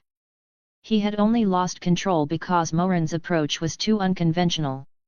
After a while, Thaddeus finally made up his mind. When I go back, no matter what he says, I'll be firm. I won't let him join, and I won't let him learn magic. With that resolve, Thaddeus returned to the office. Then he opened the door. And saw Katrina almost leaning against Morin. The two of them were chatting happily. Happily chatting. Thaddeus was stunned. Katrina was Thaddeus's adopted daughter. He had raised her since childhood. He had no wife and no biological children, so he had practically raised Katrina as his own. When she grew up, he made her his assistant and also taught her some magic and related knowledge. His plan had always been simple. Once Katrina was ready, he would introduce her to the Eye and have her take the test. That way, even after he was gone, she wouldn't have to worry about her future. That was why Katrina had been able to remind him earlier. That was why she knew about the Eye and magic at all. If Thaddeus truly didn't want her to know these things, she never would have. But now, Thaddeus was furious. It was bad enough that this guy wanted to freeload without giving anything in return. That alone was unacceptable. And now he was even trying to steal his daughter? The sound of the door snapping open jolted both Morin and Katrina back to reality. Morin, thick-skinned as ever, didn't move. Katrina, however, turned red immediately. She stood up and mumbled, "Remember to call me." Then, without daring to look up, she quietly walked past Thaddeus, who was radiating murderous pressure and left. Earlier, Katrina had advised Thaddeus to calm down. Now she herself had been completely swept away. Naturally, she was too embarrassed to face him. But still, Mr. Morin was really interesting.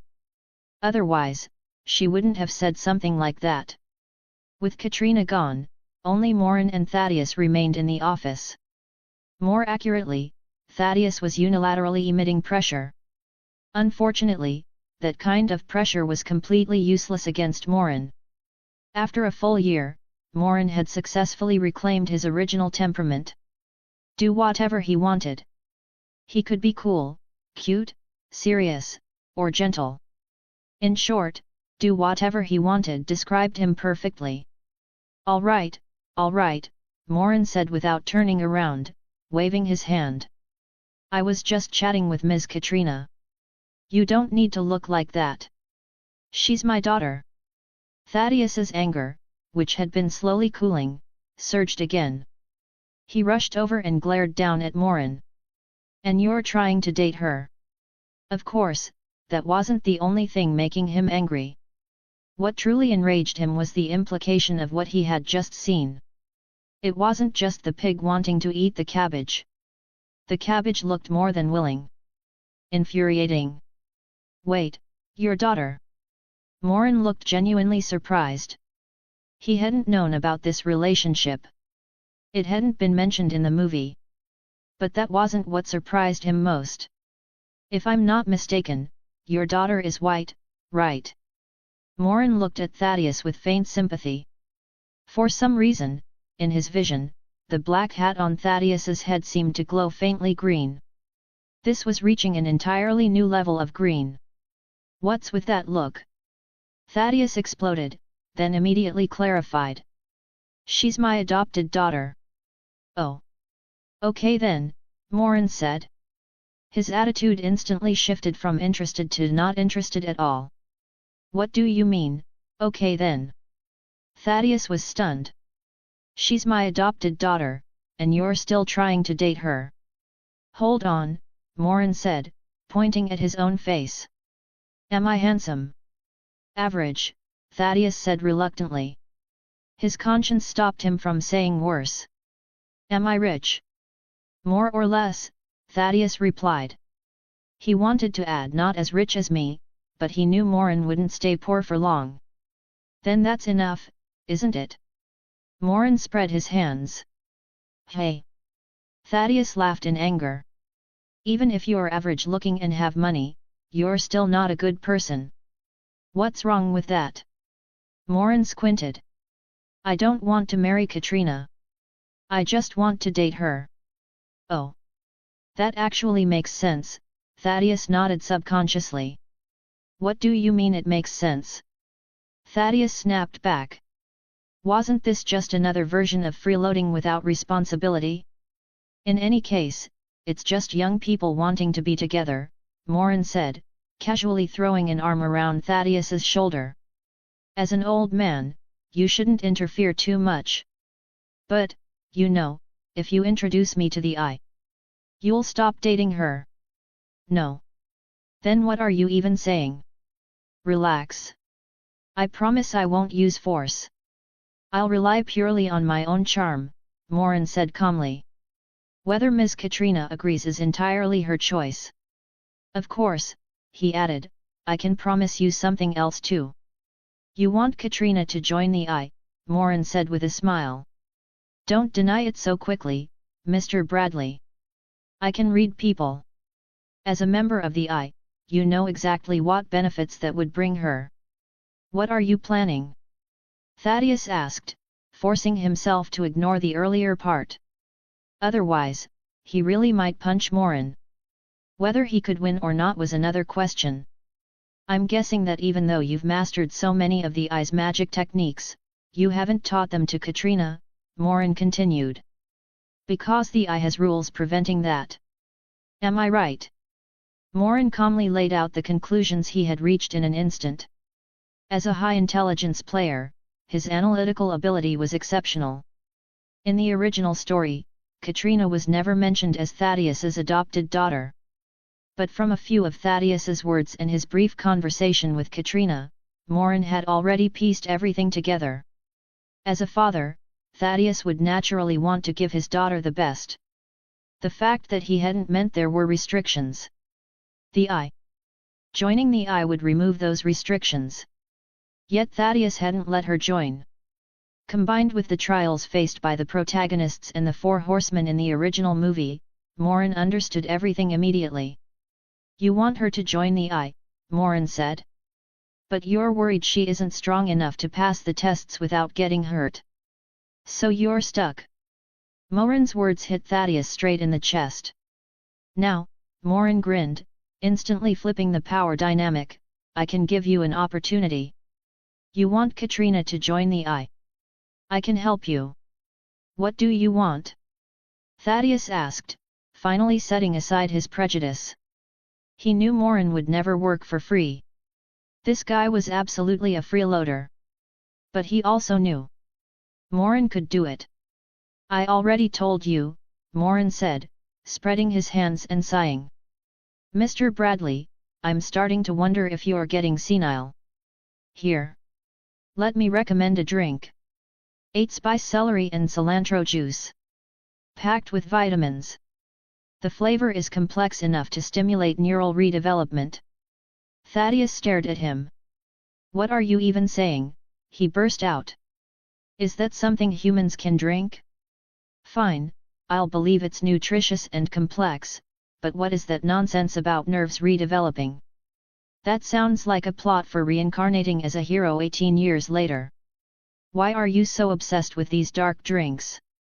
Can we have a normal conversation for once? Thaddeus's urge to rant spiraled completely out of control. Chapter 112, Chapter 10, Terms, Conditions, and one final nod. Find 50+ advanced chapters. And for more fan fiction. Hand pointing down. Hand pointing down. Support link, patreon.com/RioRaRiu right bracket.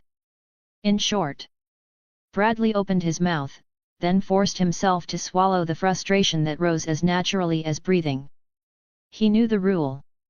If he wanted to avoid being dragged into Morin's chaotic rhythm, there was only one thing he could do. Never respond to Morin's strange trains of thought. He had to keep the conversation on track. Only then could he avoid being completely derailed by Morin's wild imagination. Anyway, Bradley said coldly, refusing to follow Morin's lead, everything you said before was messy and all over the place. I couldn't tell what was true and what was false. All right, all right. Morin sighed helplessly. Without hesitation, he walked to the wine cabinet, took out a bottle, flicked it open with one finger, and poured the wine into a decanter to aerate. What I want is simple. I want to join the Eye of Providence and learn magic. Of course, learning magic without joining would be even better. He paused. But that seems impossible. Of course it is. Bradley scoffed. I can't even let my adopted daughter learn magic without joining.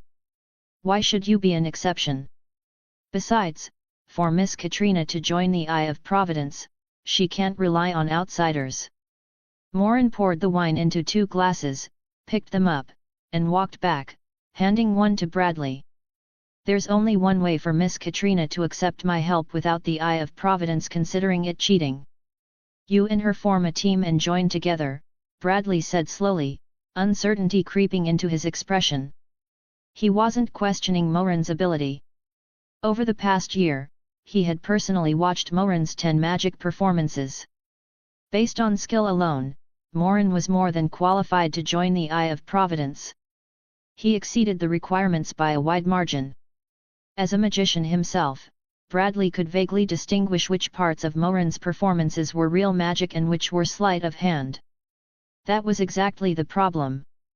Morin wasn't just a master of stage tricks. His grasp of actual magic was equally terrifying. What shocked Bradley even more was how often Morin could use it. Honestly, even after systematic training within the Eye of Providence, Bradley couldn't confidently say he could put on such performances so effortlessly, as if there were no physical cost at all.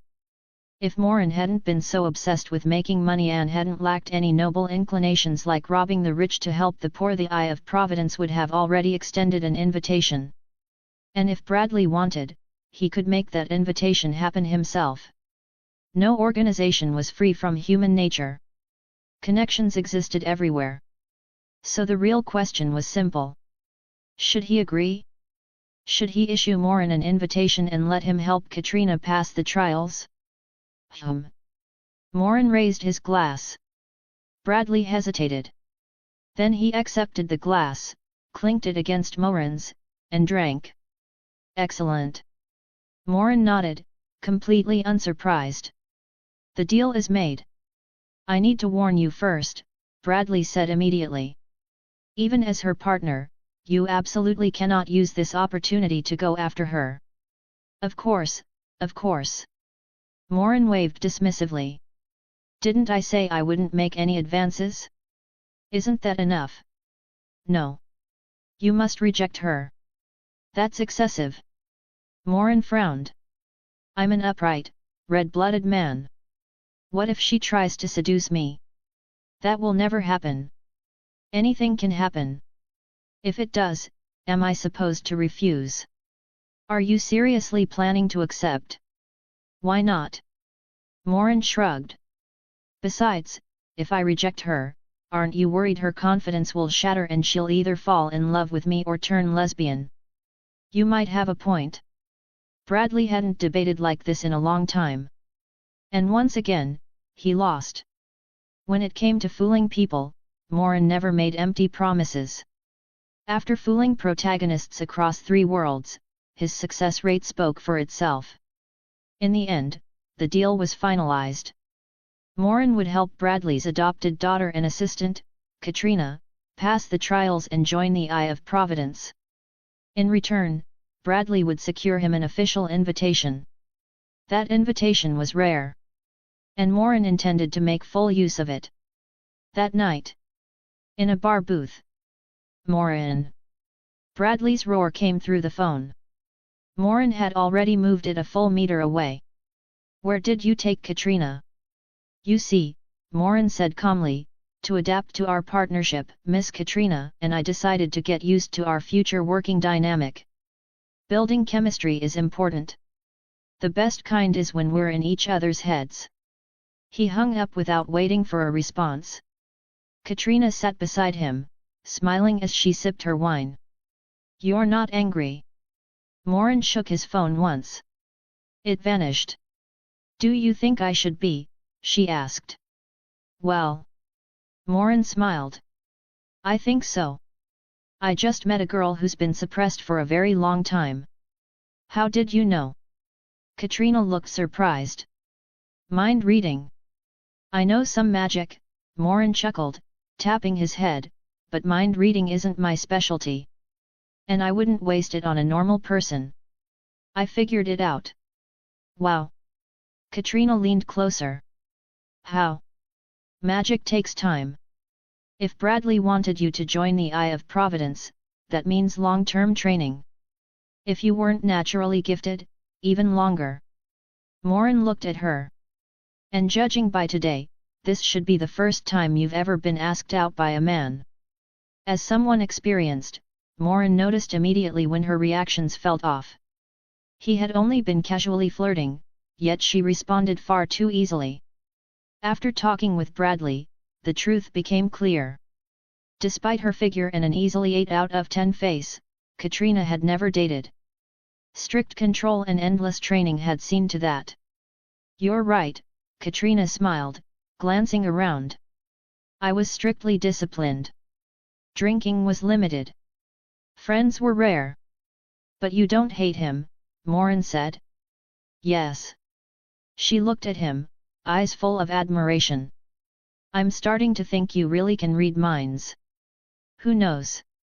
Morin didn't deny it this time. Vagueness had its charm. "Even so," Katrina sighed, holding her fingers slightly apart, "I was only a little annoyed. I know he did it for my sake." Then she smiled, fox-like. "So I wanted to annoy him today. By using me." Morin smiled. He had seen it coming and simply played along. He enjoyed flirting. But he wasn't low enough to flirt with a daughter in front of her old man. Though the thought did cross his mind. "Ahem." "Yes," Katrina nodded. "Do you know the price of using me?" Morin asked. "I do," she said softly. "But I think even if I offered myself, you wouldn't take it." "Why?" This time, Morin was genuinely surprised. "My father wouldn't let me join the Eye of Providence without a reason." "Without talent, it's meaningless," Katrina said. "Use your mind reading." "Guess my ability." "Mind reading?" "Yes. But it's weak," she admitted. "I can only glimpse momentary thoughts and personalities." She met his gaze. "But you're different. I can't see anything. I can only guess that you're someone who values freedom. Someone who doesn't want to be tied down or owe anything." "You're right." Morin tilted his head slightly. "Then everything else is easy to explain," Katrina smiled. She leaned in and whispered into his ear. "I'm still." Chapter 113, Chapter 11, Locking onto the target. Find 50+ advanced chapters. And for more fan fiction. Hand pointing down. Hand pointing down. Support link, patreon.com/rioarariu right bracket. The corner of Morin's mouth twitched. He had vaguely suspected it before. Now that Katrina had confirmed it, he was certain. Western culture was open. That wasn't an exaggeration. For someone her age to still be a virgin, there were usually only two possibilities: either she wasn't attractive, or she came from a very privileged background. Both were rare. That was why Morin, despite being a seasoned player, hadn't immediately realized it. His usual social circle didn't really offer chances like this. Katrina's guess wasn't wrong. Morin genuinely didn't want the burden. A one-night stand and a first time were completely different things. One was mutual release. The other. What if she fell deeply in love? Wouldn't that ruin her life? That would be a huge headache. Morin didn't want that kind of trouble. And on some level, he still had a sense of responsibility. "You're not wrong," Morin said, raising his glass. "To me, you'd be a big problem." "Then I'm honored." Katrina clinked glasses with him and drank it down in one go. The next day, in Bradley's office. "What did you do?" Bradley shouted. After gauging the gap in their physical strength, he didn't dare grab Morin by the collar. He stood a meter away, furious. "I didn't do anything," Morin said, shrugging. "I don't believe you." Bradley snapped. "You two got out of the same car. So what?" Morin waved a hand. "Do I look like the type who takes advantage of someone when they're drunk?" "Your daughter was drunk last night. I was the one who took her home." "And then?" Bradley pressed. "I have to say," Morin sighed, "her bed is way more comfortable than a hotel's." "What the hell?" Bradley was stunned. How could someone be this shameless? Even if something had happened, shouldn't you show at least a little respect to your future father-in-law? Wait. This kid's a freeloader. Bradley's eyes narrowed as he stared at Morin, about to explode. At that moment, Katrina finally stepped in. She pulled Bradley aside and explained everything. After tormenting him all night, her own irritation had mostly dissipated. Besides, Morin was right. Nothing had happened. "All right," Bradley said at last, his fury fading into suspicion. Morin waved his hand. "Let's talk business. What's the situation with joining the Eye of Providence?" "Humph." Bradley snorted, but still answered seriously. He knew priorities. And honestly, while Morin was a bit of a jerk, he wasn't a terrible match for his adopted daughter. Bradley's real concern was that Katrina wouldn't be able to keep Morin around and would end up getting hurt. That was why he'd been so opposed. If Morin were a well-behaved young man, Bradley might have even pushed her toward him. "I contacted a few old friends yesterday," Bradley said. "Using my connections, they agreed to issue invitations. As long as you pass the trials, you can join the Eye of Providence and access magic." "What's the price?" Morin asked. "Don't tell me magic is free." "Of course not," Bradley shook his head. "Do you think the Eye is a charity? You need contribution points. You exchange them for magic. You earn points by paying money or completing tasks." "Money?" Katrina asked, surprised. "Why? It's normal," Morin said calmly. "Maintaining an organization costs money. A long-standing magic organization even more so. Some old-timers don't know how to earn money. What if they run out and start abusing magic? Living expenses. Equipment. Materials. Housing. Nothing runs without money. So exchanging money for contribution points is the most reasonable method." He paused. "Though the rate is probably high." "You're right," Bradley said, looking at Morin with surprise. That was exactly how it worked. $1 for one contribution point. Even the most basic magic texts cost hundreds or thousands. Then wouldn't most magicians never finish learning magic in their lifetime? Katrina frowned. "A jack of all trades is a master of none," Morin replied. "That's how it's meant to be. Too much is never good." Morin nodded and shifted topics. "So, what are the trial tasks?" "There are many," Bradley said, walking to his desk. "You choose." He opened a hidden compartment, pulled out a long, thin box, and took out a parchment scroll. He unrolled it in front of them. "Look for yourselves." Morin took the parchment. It wasn't large. Just a list of names. But when he tapped one, information appeared: backgrounds, crimes, task requirements. All wealthy people involved in illegal financial crimes, Morin said after checking a few. That's right, Bradley nodded. The I doesn't interfere with politics. We target rich criminals without political backgrounds. So you bully the weak and fear the strong, Morin teased. And you think you're brave enough to provoke them? Bradley rolled his eyes. If it were necessary. Morin chuckled. Bradley's expression instantly changed. Morin didn't explain. He didn't need approval. All right. Let's stick with rich people. He scanned the list. Then stopped. One name vanished from the parchment. This one, Morin said, smiling. Arthur Tressler. Arthur Tressler's insurance group held massive funds. In Now You See Me, the four horsemen led by Rhodes, a fake I member targeted him. They used magic to steal his money and distribute it to the audience. The I knew about it. They didn't interfere. Those people met their standards.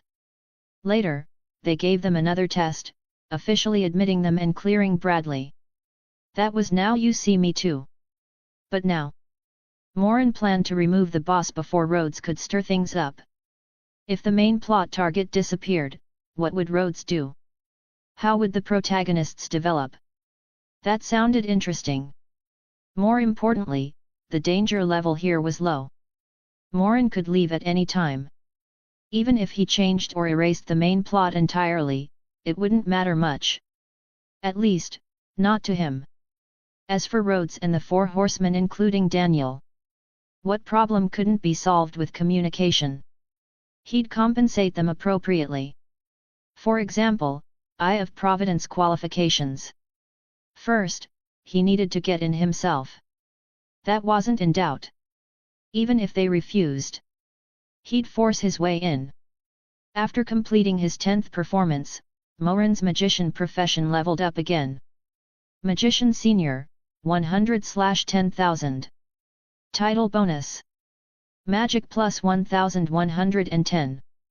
Advanced Golden Cicada skill. Advanced Guiding Heart skill. Advanced Kato's hand skill. In short, Morin now had the capital to mess around. The kind where he could do whatever he wanted. Arthur. Bradley frowned. He's extremely cunning. His legal team is terrifying. Be careful. Relax, Morin waved him off. I know what I'm doing. If I want him to pay, I've got 100 ways. That confident? Bradley was skeptical. His lawyers have won cases no one should have won. Then we'll just find a stronger legal team, Morin shrugged. What do you mean just find one? Katrina asked. Is that easy? It takes a thief to catch a thief, Morin said thoughtfully. But first, I need to borrow a department's power. What department? Katrina pressed. You definitely know it, Morin smiled. Internal Revenue Service. Its abbreviation is IRS. What? X2. Morin's idea was simple. His IRS agent profession wasn't decorative. It had real effects.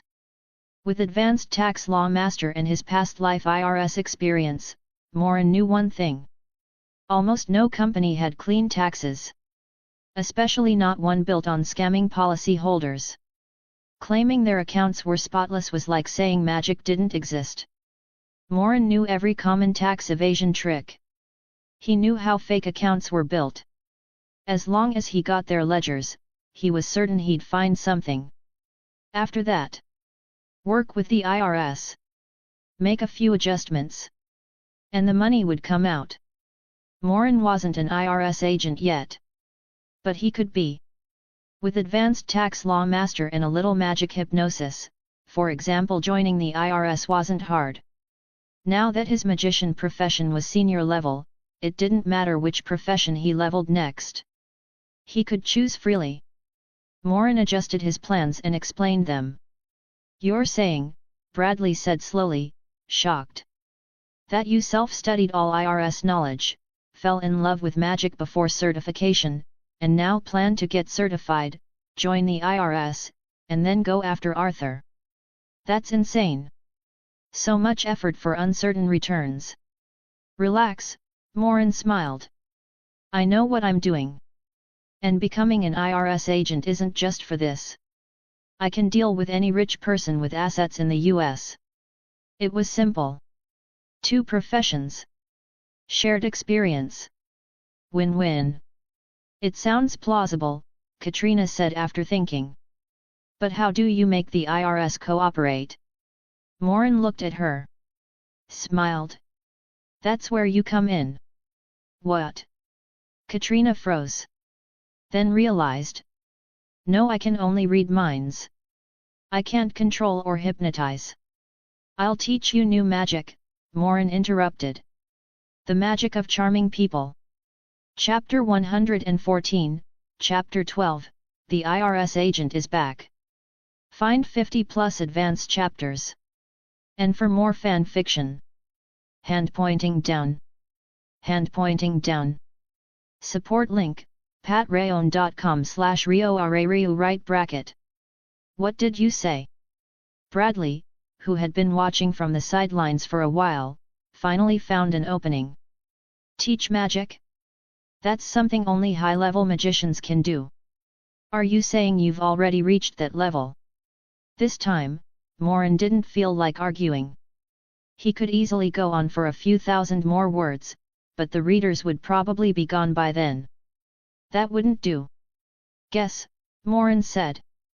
Bradley nearly choked. You don't need to worry about what happens next, Morin added, patting Bradley on the shoulder as he pulled Katrina away. Just keep exposing those so-called fraudulent magic tricks and make your money. We'll study for a while. When it's time to act, we'll let you know. How about that? Don't say it like that. Bradley snapped. What do you mean by fraudulent magic tricks? Everything I do is completely legal. The plan wouldn't start immediately.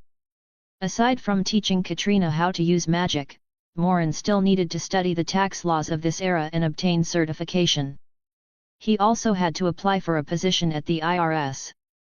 Naturally, he didn't need Katrina for that part. Morin would handle it himself, using magic to reasonably overcome any potential discrimination and secure his IRS agent credentials. After that, though, he would need her. As an IRS agent, he couldn't hypnotize his superior to force a deal. That would be 100% classified as an illegal transaction by the system. But what if a non-IRS agent, not under Morin's authority, happened to hypnotize his boss, and the boss willingly agreed to Morin's terms? Would that count? Morin wasn't sure. In his previous lives, he'd never had the chance to test something like this. He'd never had a subordinate who understood what he was trying to do. Now that he'd found someone with mind-related abilities, the idea resurfaced. What if he said nothing and let his partner figure it out on her own? Would that still be a violation? That was exactly why Morin needed to teach Katrina. If he did it himself, it would be easy. But then none of the money would convert into experience points. Intentionally manipulating a transaction was considered illegal by the system and wouldn't count. Why go through all this trouble? Experience points. That was the answer. So if Katrina handled the hypnosis while Morin handled the deal, it shouldn't be considered illegal. In short, Morin wanted to test a loophole. If it worked. His gaze drifted to Katrina. So. Katrina shifted uncomfortably under his stare, a strange sensation crawling over her skin. She felt like she was being. No. She felt like she was being constantly watched. She hurriedly interrupted. How exactly are you planning to teach me? Well. Morin thought for a moment. If I said we'd need to be naked and press our palms together, you'd probably call me a pervert, right? What do you think? Katrina rolled her eyes. Exactly, Morin sighed. So we'll start with memorization, then move on to practice. Katrina. What? She asked blankly. All right, I'm joking. Morin waved it off, then turned serious. But I do need to touch you. I have to feel the flow of magic in your body, then correct and teach you how to release it, step by step. Morin wanted to get magic books from the Eye of Providence. Not just spells but fundamentals. How was magic constructed? He didn't know. He only used magic according to the sensations the system fed him. It was like wielding a finished weapon without understanding its structure or principles. If he grasped the basics, he might even deduce magic on his own without system skills.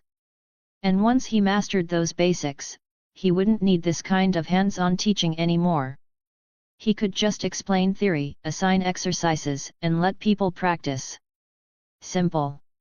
However, as Morin watched Katrina lying on the sofa, face flushed, breathing uneven, clearly overwhelmed by the sudden surge of magic in her body, his expression turned odd. At the same time, he finally understood something. Why you had to remove a woman's clothes to heal her, but not a man's. So that was the reason. Hurry up and teach me. Katrina said anxiously. Power she'd never imagined filled her entire body. If she didn't release it soon, she felt like she'd explode. Don't worry, Morin said. He helped her sit up and placed a hand on her back. He divided his magic into units and did the same with hers. Then, 2 units of his magic, each carrying 1 unit of Katrina's, were arranged according to the structure of the advanced guiding heart skill. This was the only method he had. He could control his own magic like a limb. But not hers. So he had to physically guide it, letting her directly experience how the spell worked. No wonder she felt like she was about to burst. She was a small pond. He'd just dumped twice her volume of water into it. The fact that she could withstand it at all proved her talent. Remember, this is how it works, Morin said, deliberately slowing the process. He then took out a hamster he'd bought specifically for this and placed it on a running wheel. Phew, phew. Once the magic was released, Katrina went limp, unable to move. Morin. Why did this keep happening? Shouldn't she just be a little tired? It feels like you drained me dry. Katrina said weakly. She almost wanted to cry. This man was a devil. I'm sorry, Morin said honestly. It's my first time. I'm a bit rusty. But it's not a big issue. He infused her with some of his magic, severed the connection, and left a portion of his energy inside her to fill the emptiness. That sounded wrong. Either way, the extreme exhaustion faded. How much magic do you actually have? Katrina asked, finally recovering and staring at him. It felt like you used almost twice my magic just to control mine. And then you gave me more. But you don't look tired at all. That's not important, Morin said. How much did you remember? Katrina tried to recall the sensation. About half. In truth, it was probably less than a third. She'd been on the verge of exploding. Who could remember everything under those conditions? I get how you feel, Morin said thoughtfully. But if I don't fully control your magic, you'll lose balance when you cast. That's why I had to use so much. Still, there is a solution. What is it? Katrina's eyes lit up. Have you heard the saying? Morin chose his words carefully. Practice makes perfect. Repetition becomes instinct. Katrina. For some reason, a bad feeling crept up on her. If you can't sense magic when you're overwhelmed, Morin continued, then we'll just overwhelm you until you get used to it. In other words, if you can't solve the problem, solve the person with the problem. Katrina. What kind of solution was that? That was exactly the same as before. 1 year later. Morin walked out of the tax office, calmly accepting a slip of paper with a phone number from a female colleague. He walked straight to a sedan parked by the roadside and opened the door. Did you get it? Katrina asked.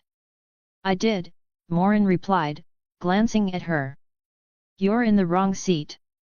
No, I'm not. She shook her head and tightened her grip on the steering wheel.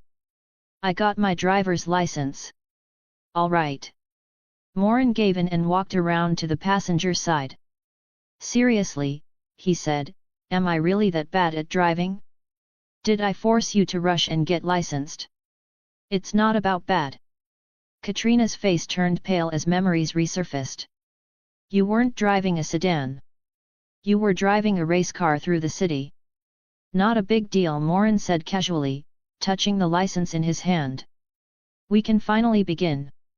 Over the past year, Morin had successfully taught Katrina charm magic. He himself had passed the IRS qualification exam. Then he hypnotized several interviewers and the head of HR to approve his application. It wasn't a transaction. He just needed an official IRS agent identity so he could use magic without consequences. Today marked the end of his new employee orientation. Their operation could officially begin. As Morin was thinking, the advanced car master skill mirrored Katrina's actions in his mind. His mouth twitched. The car lurched forward and slammed into the car in front of them. So. Morin turned slowly to look at her. This driver's license. How many times did you use charm magic? Katrina looked embarrassed. 3 times, maybe 4. Wonderful, Morin sighed, rubbing his forehead. If I remember correctly, there was only one written test and one road test, right? Chapter 115, Chapter 13, The Plan Moves Forward. Find 50+ advanced chapters. And for more fan fiction. Hand pointing down. Hand pointing down. Support link, patreon.com/RioRaRiu right bracket. There were only 2 tests in total, yet she had used charm magic 3 or 4 times. Morin suspected Katrina had lied about the number. In reality, it was probably closer to 8 or 9. In other words, she was a textbook road menace. Morin couldn't help but sigh. Other road menaces at least had real driver's licenses. This one's license was fake. It was beyond saving. What could he say? The problem was easy to solve. Money handled it. Soon enough, they were back on the road, leaving behind a car owner who was almost grateful for the crash in a vehicle with a slightly dented front. Morin was driving. Katrina sat beside him. I have to say. Bradley, waiting below, glanced at the car and laughed openly. You managed to wreck it like that? You finally met your match, hey? Ha ha ha. Do you think this was my fault? Morin chuckled. Why don't you ask Miss Katrina, who just got her driver's license? Bradley looked at Katrina and immediately changed his tone. It's a minor issue. New drivers make mistakes. Totally normal. Morin wasn't surprised. The old man had always treated him and Katrina differently. The only difference from a year ago was the reason. Back then, Bradley disliked Morin because he thought he was a playboy trying to flirt with Katrina. A year later, Bradley still didn't like him much, but the reason had fundamentally changed. After learning about Morin's magic and getting to know him better, Bradley's attitude flipped instantly. Before, he guarded Katrina as if Morin were a thief. Now, he practically wanted to hand her over. Naturally, Morin refused on the spot. He saw through it immediately. This old man wanted to turn his moral compass into a shackle, make his adopted daughter Morin's responsibility. Not happening. Katrina was good-looking, had a great figure, and a decent personality. She was a perfect one-night stand. But Bradley wanted her to be permanent. How could Morin fall into a trap like that? Flat refusal. Sorry. He hadn't had enough fun yet. So Bradley's attitude went from bad to good and back to bad again. Same person. Different reasons. All right, let's not talk about how many charm spells your adopted daughter used during her driving test, Morin said, half exposing the truth while smoothly changing the topic. You said something changed. Yes. Bradley nodded, turning serious. Follow me. Morin and Katrina followed him upstairs into the office. Bradley picked up a stack of A4 papers and handed them over. Oh. Morin flipped through them carefully, his eyes narrowing. The Eye of Providence passed us some information, Bradley said, pointing to a page Morin had just turned to. This person, you know him well. Daniel Atlas. That's right. Morin nodded. Daniel's very controlling. With my guidance, his magic improved, but he relied on it too much and let his stage skills rust. So I ended the partnership and told him to go back to basics. Katrina hesitated. Isn't magic a good thing? It is, Morin said seriously, shaking his head. But relying on it alone isn't. A magician knowing a few spells is normal. But once your core tricks rot, you stop being a magician. Daniel has the qualifications to join the Eye of Providence. That was always his dream. Well said.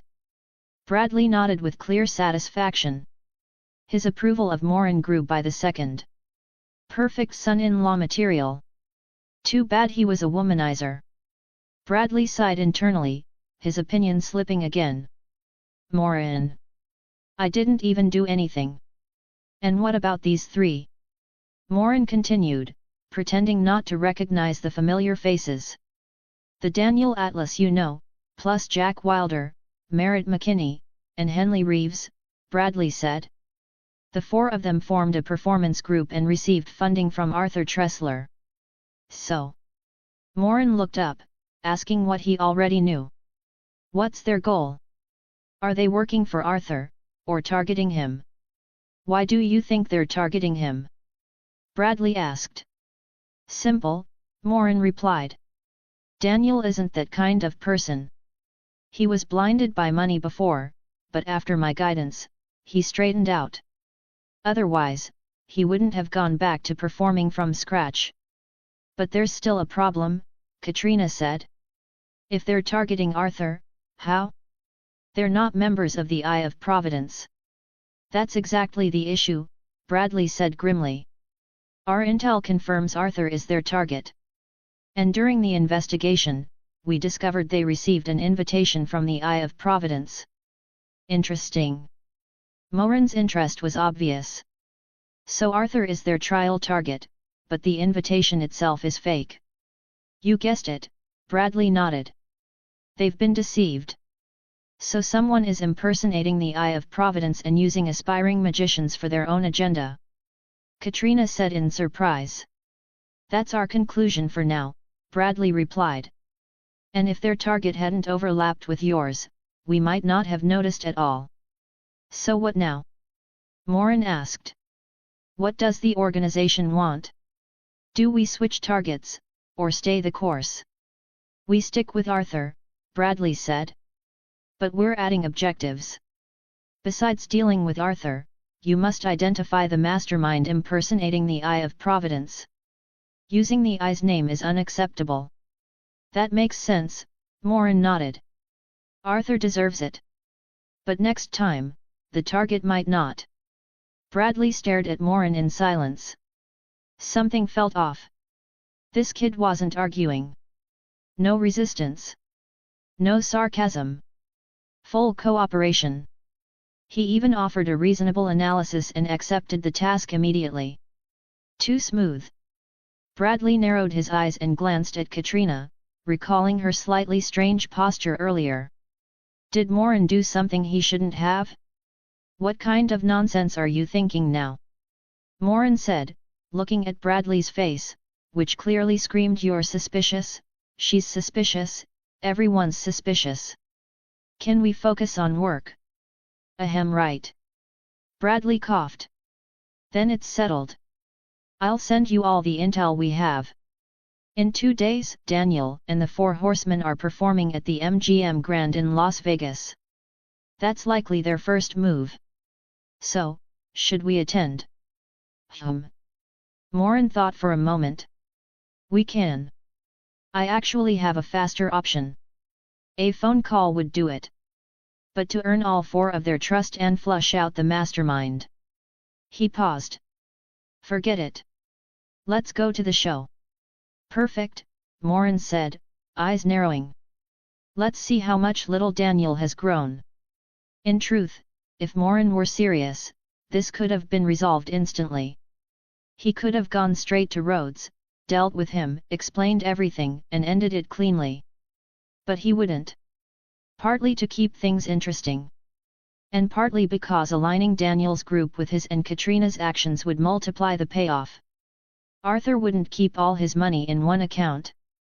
In the movie, even after one account was drained, Arthur immediately pulled another 10 million to hire Bradley. Morin planned to take his time. And squeeze Arthur for everything he had.